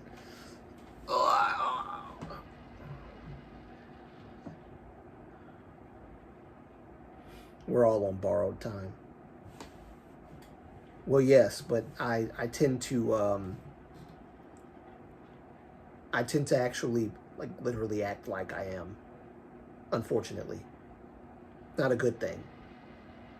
I live my life as if I truly am on borrowed time, and I shouldn't. Because I ought to make time for things that I need to do, studying Korean and drawing. I just started drawing. I just started back drawing again, because it's important. I need to start drawing again. I need to get my art stuff. And I thought I lost some of my talent, my skill, but I didn't. I almost messed up the picture, though. I will say that. I almost messed up the picture entirely. You're supposed to have at least 3 or 4 shades. Breathe, relax, just do what you can per day. Yes, you're right. You're right, Sumi. Sumi, I gotta have you on this channel one day. I really do. You've been spitting nothing but good old cold hard facts this whole time, and I like that you're honest. And we might have like a difference of opinion with certain things, but I like that. I like the nuance, and it's not like you're trying to like, impose your opinion on other people. You just give your opinion, and it's like, hey, that's it. And you're like cool with people having their opinion too. I need you on this channel. Yes, I need a segment, like a live stream segment, where it's just me and Sumi spitting facts. Yeah, Sumi had a YouTube channel at one point, and I know that because when she came in my YouTube channel, I recognized the name, and I said, "Wait, Sumi, why do I know that name?" And she was like, "Yeah, well, I used to be a YouTuber," and I was like, "I knew it, because I remember your channel. I remember you had a channel." She used to do KTube stuff, but times got tough, and people were like really, very. You know how K-pop fandoms can be. I'll just put it that way. And so she kind of like stopped all, KTube activity and stuff. But I would love for her to come back. I mean, not come back and do things like if she doesn't want to, but I would love to like have her on my channel and we can talk. And my Moonlight community will protect you. Oh, this is still the same channel. Yeah. But I removed old content. Ah, okay, yeah, that's right. That's right.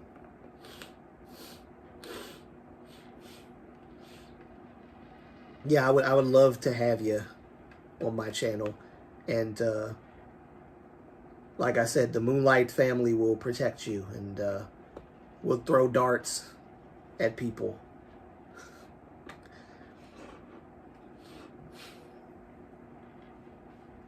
No, I mean I protect my people. I don't like when people, even like, yeah, in fighting and things like that, I try to protect people from that so that we don't like start throwing personal attack. It's weird how K-pop can become such a controversial topic that people resort to like throwing personal attacks at each other over something so small, something so,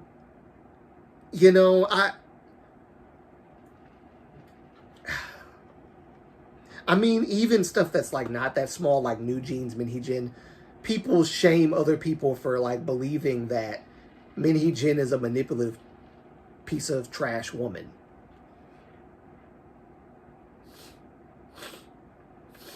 Haifa is also awesome. Gotta go to a dental appointment. Live long and prosper. Live long and prosper, brother. Live long and prosper.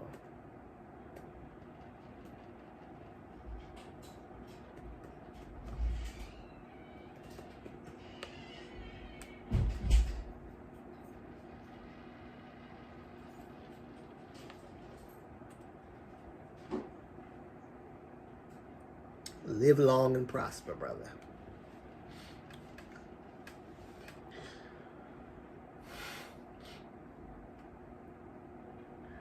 Honestly, your lives always make my day, even if I get a stroke every time I type a comment. Your comments are great, don't worry. Yeah, I mean, I've listened. I've read comments that were way more unreadable.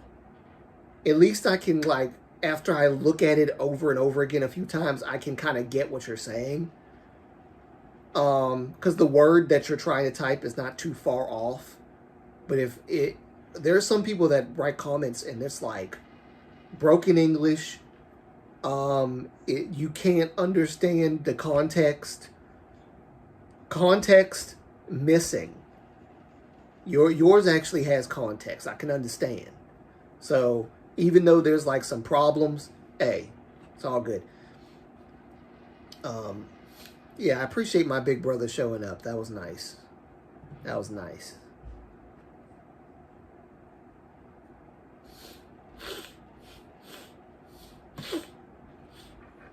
And the profile picture of my brother's thing, that's actually something he drew.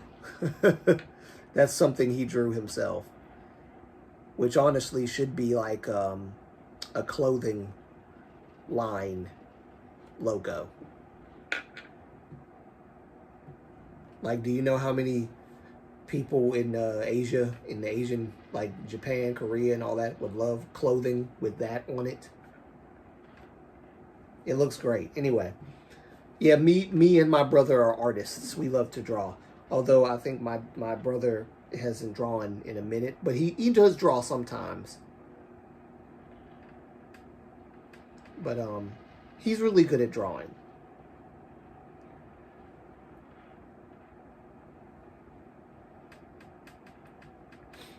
I eat my words a lot while writing. I am still working hard to improve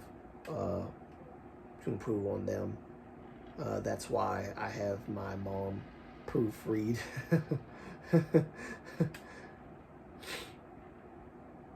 Yeah, I got it. Hey, I checked an essay that I wrote for my college, what, 5 years ago? I checked because I still have the files and stuff. And I checked it and I saw, then this is submitted work. I had spelling errors. And I felt so bad that I had spelling errors. But guess what? That was 5 years ago, so I don't have to worry about that anymore. All right, I'm going to show you guys one more thing, and then I'm gonna get off here. Just one more thing, and then we'll end the live stream and call it a day. But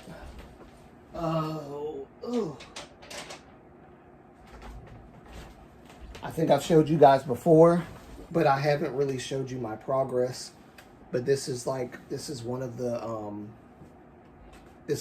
pictures that I'm working on now. And let me see if I can turn this light down just a little bit.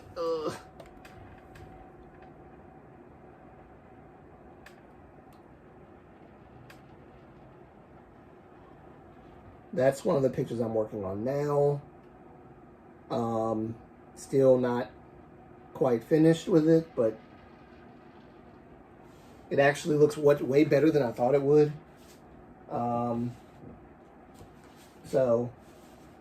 And of course, the picture that you all saw on the last live stream, insanely detailed.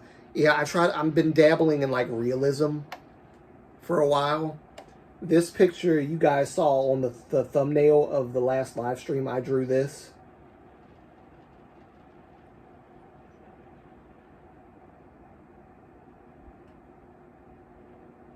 I love it when people understand face proportions. Yep, I drew this. This was the first one that I actually drew and did well. So, let me see. Where's the other one at? This is another one.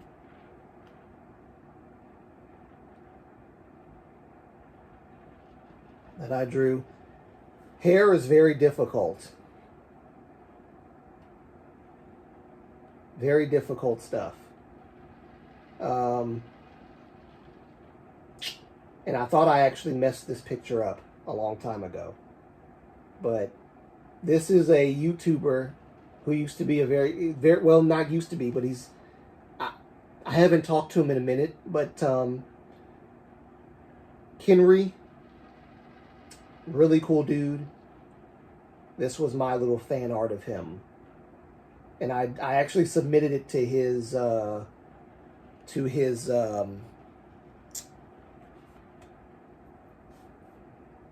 oh wow, 2021. I drew this in 2021, so this thing is old. But I submitted this to his Discord because they was having like an art thing, and I was like, well, I'm just gonna throw this in there. And this was really hard to do because of hair. I'm not good at hair. Skin tone I can kind of do pretty easily, but hair is quite tough. But I think it turned out okay.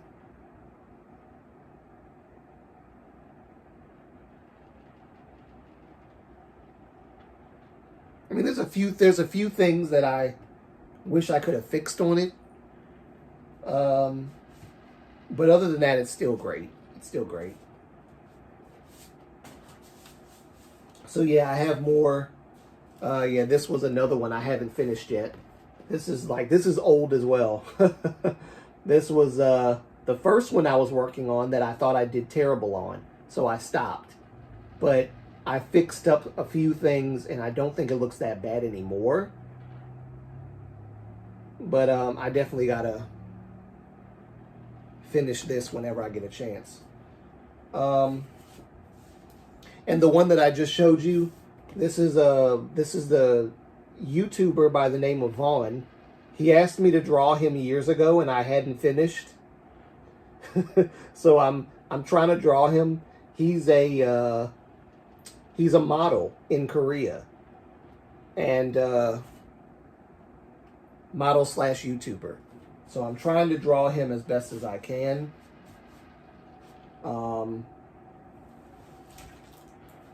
It's not easy,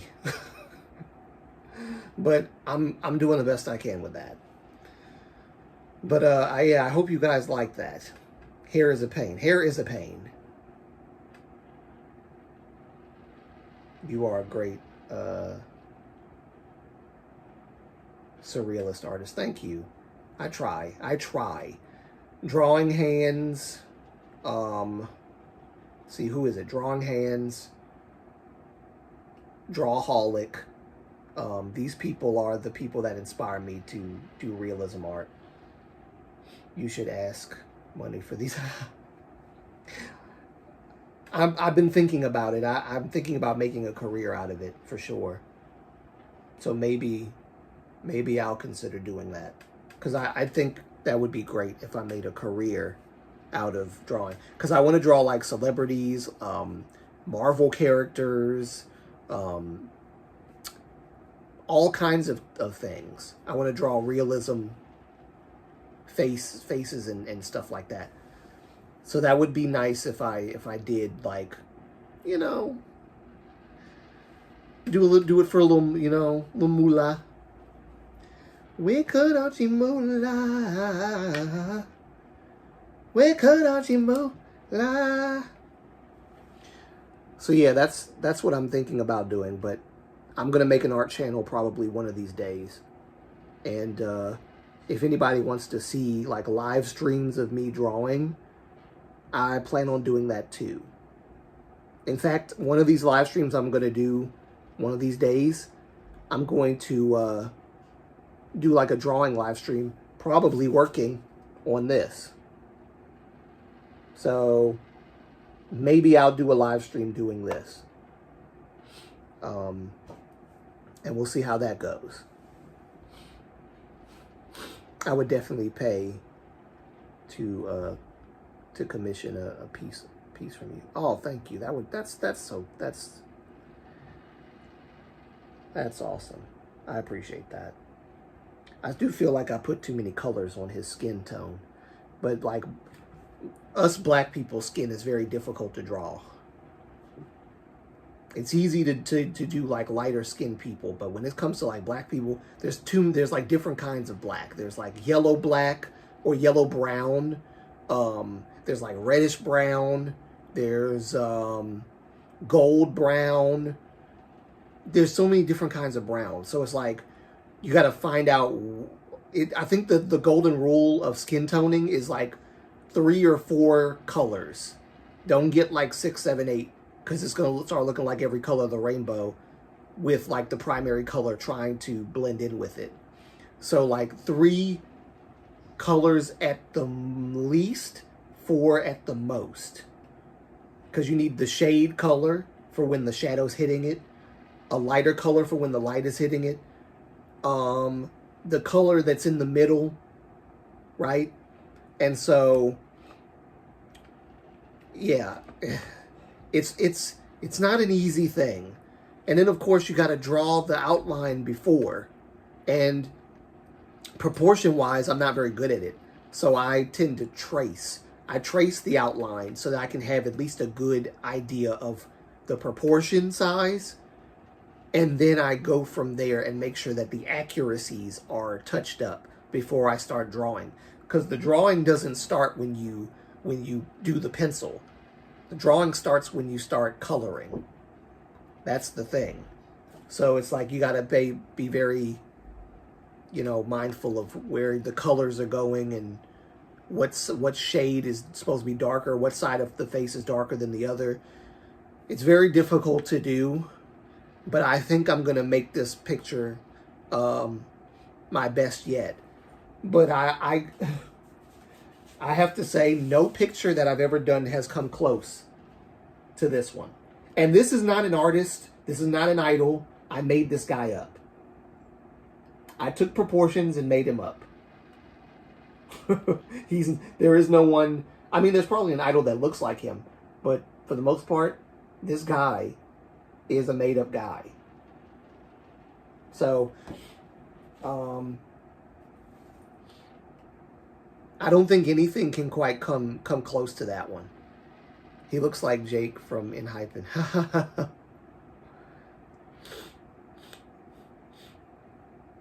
Yeah, that hair was a pain.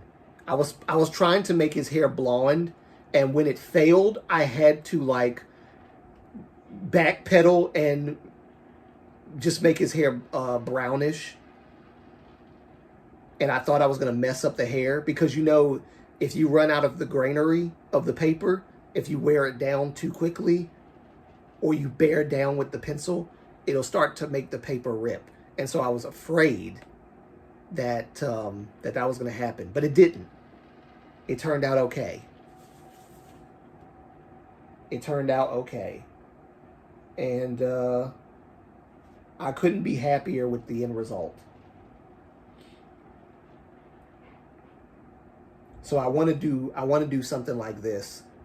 And even the shirt, I got the idea for like the textures of the shirt from a picture that I saw of someone like doing the shirt like this. And wow, 2020. This was in 2020. So this is just some made up guy that I drew in 2020. Maybe I'll one day sell it or something. Who knows? Make copies and put it on things, whatever. Who knows? I definitely told an AI to make him.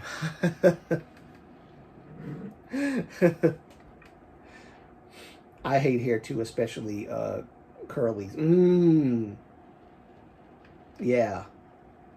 Mixed with gin. Yeah, I kind of get that. Somebody had asked me if it was who was it that somebody asked me, was this I can't remember. Someone asked me if it was somebody from a K-pop group. I couldn't remember who it was they asked me. But I was like, no, it's not anybody from any K-pop group.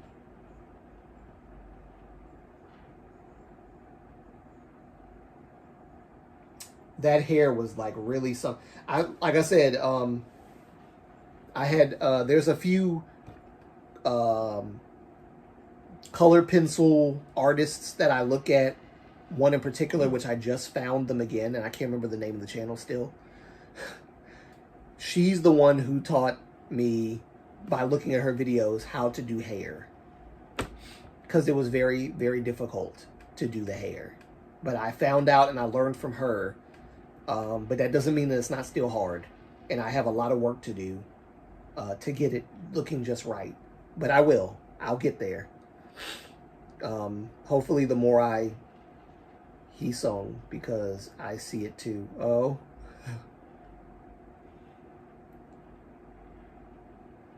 Hyde would indeed have curls are a pain because curly hair, different pattern. Yes, it is. It is very difficult. Very difficult. And I'm about to try my luck on curly hair.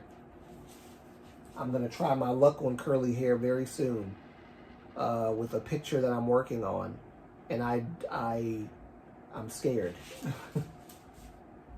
I'm very scared about that. But I've drawn pictures in the past. Oh yeah, I drew what I wanted to. I made up this cross design because I wanted this on as a tattoo on my wrist. Gosh, this is years ago. I made this cross tattoo.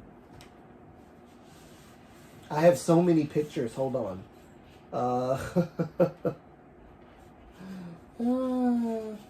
So many pictures. Where's the one that I really want to show? It might be somewhere else. I started with like pencil art first. And where's my book? I think it's in the closet. Hold on. Ugh.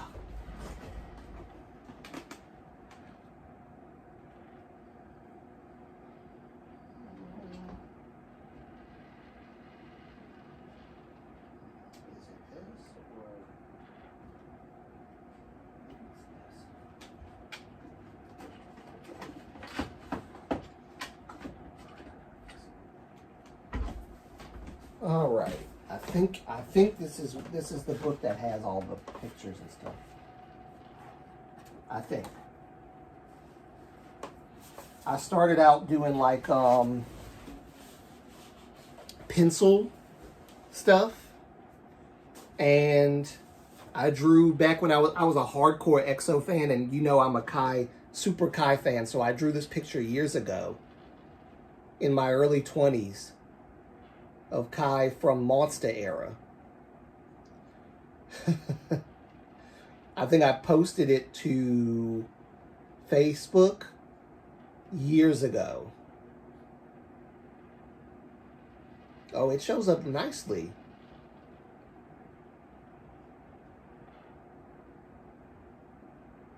Yep, that was Monster era Kai. Yep, I started out doing this kind of stuff.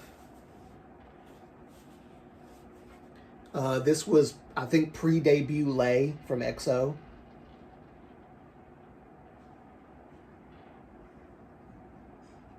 Mr.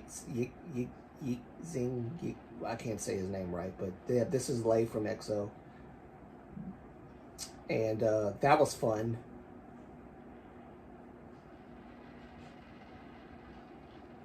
There we go.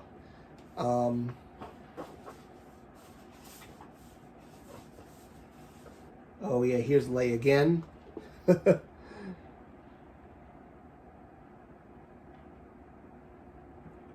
Back in the day, I do miss doing the pencil arts.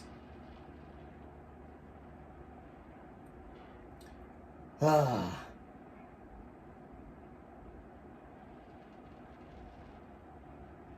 You are Picasso, but of today's age. Oh, really? I don't know about that. I mean, Picasso is Picasso, man. But I appreciate that. Thank you. This was a fun one to draw, actually. I had a lot of fun. That was fun. I forgot about that one, actually.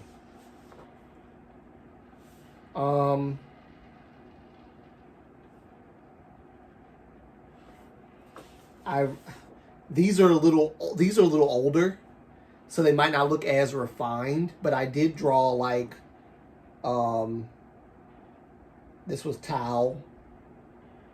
I was a huge EXO fan. Huge. So I kept drawing these people. I just find it easier to control my hand within a sharpened pencil. the lay with the ponytail.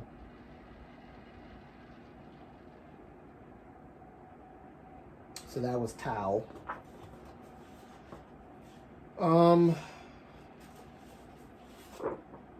Luhan. God, how old is this stuff?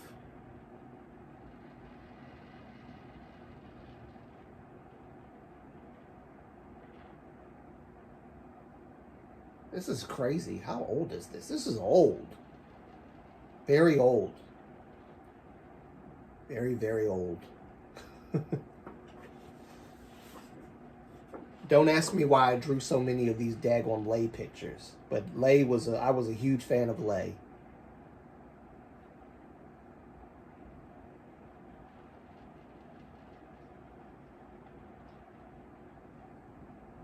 I know. I know.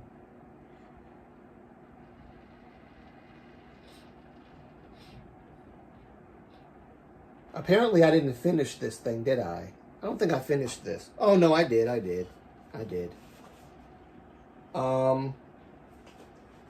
This was my when I first started doing watercolor pencils, I grabbed paper that was not fit for watercolor pencils when I just started getting into it. So I drew this Dio picture, right? Man, this is old. This is when I first started doing it. This one is nowhere near as good as what I can do now.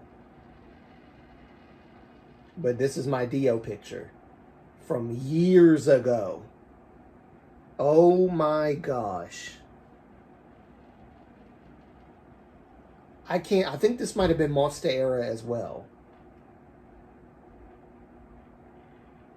Man, that is crazy. What does this thing say? Oh, it just has my name. I wish I put the year on it.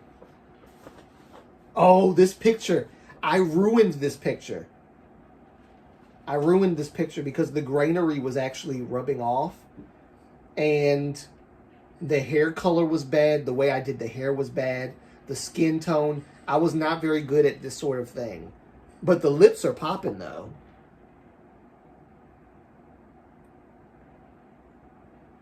I didn't quite finish this picture, I don't think. But, and I'm not going to, because it ain't that great. But this is what I did years ago when I first started using watercolor pencils.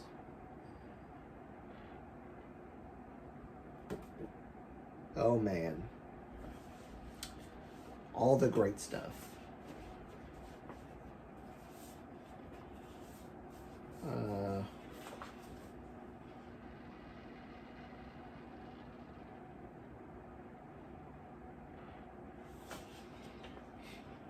You're talking about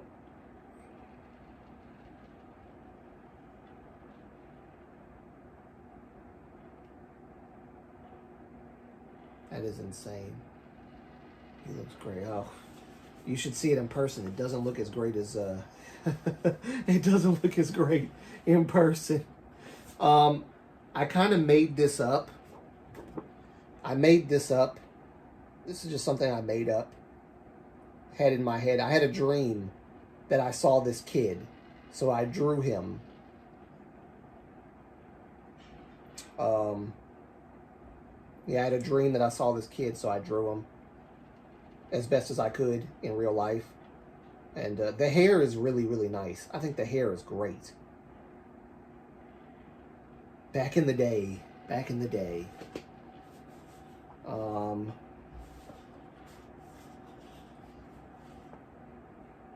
I can't remember what artist this is. When you see him, you're going to think it's Dio, but it's actually not. I can't remember what artist this is. But this was an artist or an actor or something. I drew not really that good. On screen, it probably pops off a little bit better than what it looks like in person. But again, wrong paper. Wrong paper. And this was when I was just starting with using these watercolor pencils.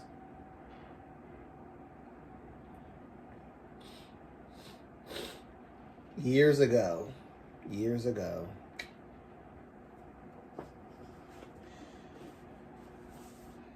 Oh, oh, let me see. Any more? Yeah, Chris Wu back in the day. My Chris Wu. I remember that one. And I think this was like Kai from Debut.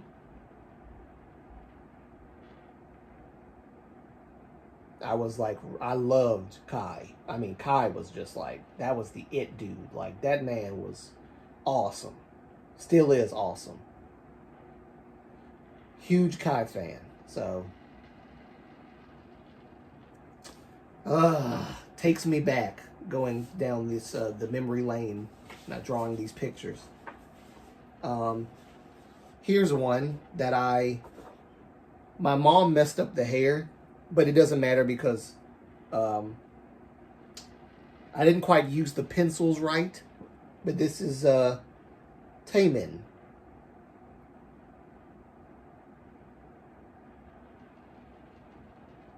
Let me move. There we go. Back in the day.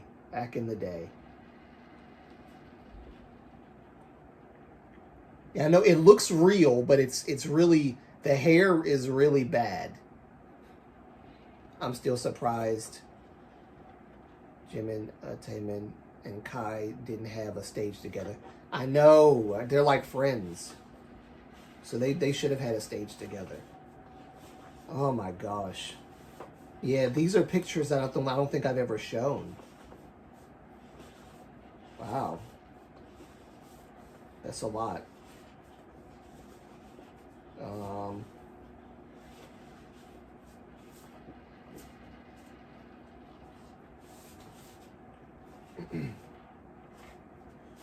So yeah, I'm thinking about doing like an art channel and doing all that art stuff on a YouTube channel or something. And I think that would be great. I think a lot of people would learn a lot from it. Of course, I used to draw anime stuff before anything else. I was an anime guy, so I liked drawing like stuff like this,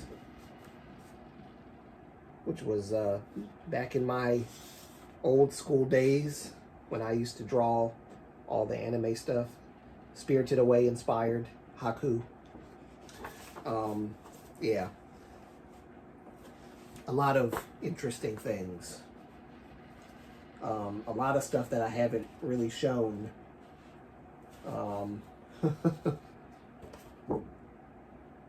You know, stuff like this from back when I was drawing cartoon. I made this guy up. This is all made up stuff, but I just loved drawing stuff like this. So, but realism is my real passion, because I get to really like challenge myself.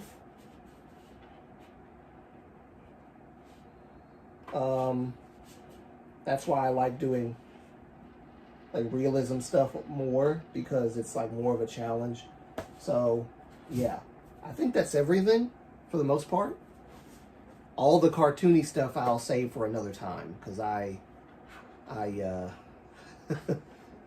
want to go past 5 hours. We've been on here for 5 hours. Get back into art, but I'm not in. Artsy mood. You'll be scared if you saw my art. I try my best. I wouldn't mind. The hair looks amazing to me. Oh, thank you. I don't know it. I'm not sure which one it was that I showed. I'm still. I read that one already. Chris who? Yeah. Chris who?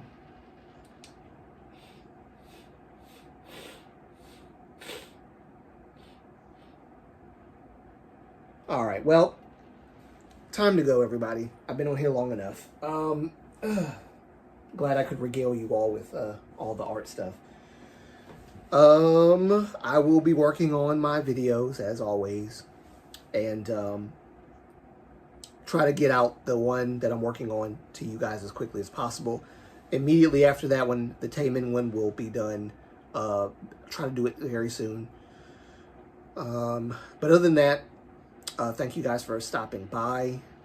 I appreciate you guys so much. You guys always show up to my live streams, and I am so grateful, because these live streams would not even be anything fun without you guys, the viewers. So thank you so much for coming. And one day, when my podcast thing gets set up, I'm going to do my Moonlight radio show. I'm so excited to do that. I'm going to have all my stuff set up the way I want. I really, really am looking forward to that.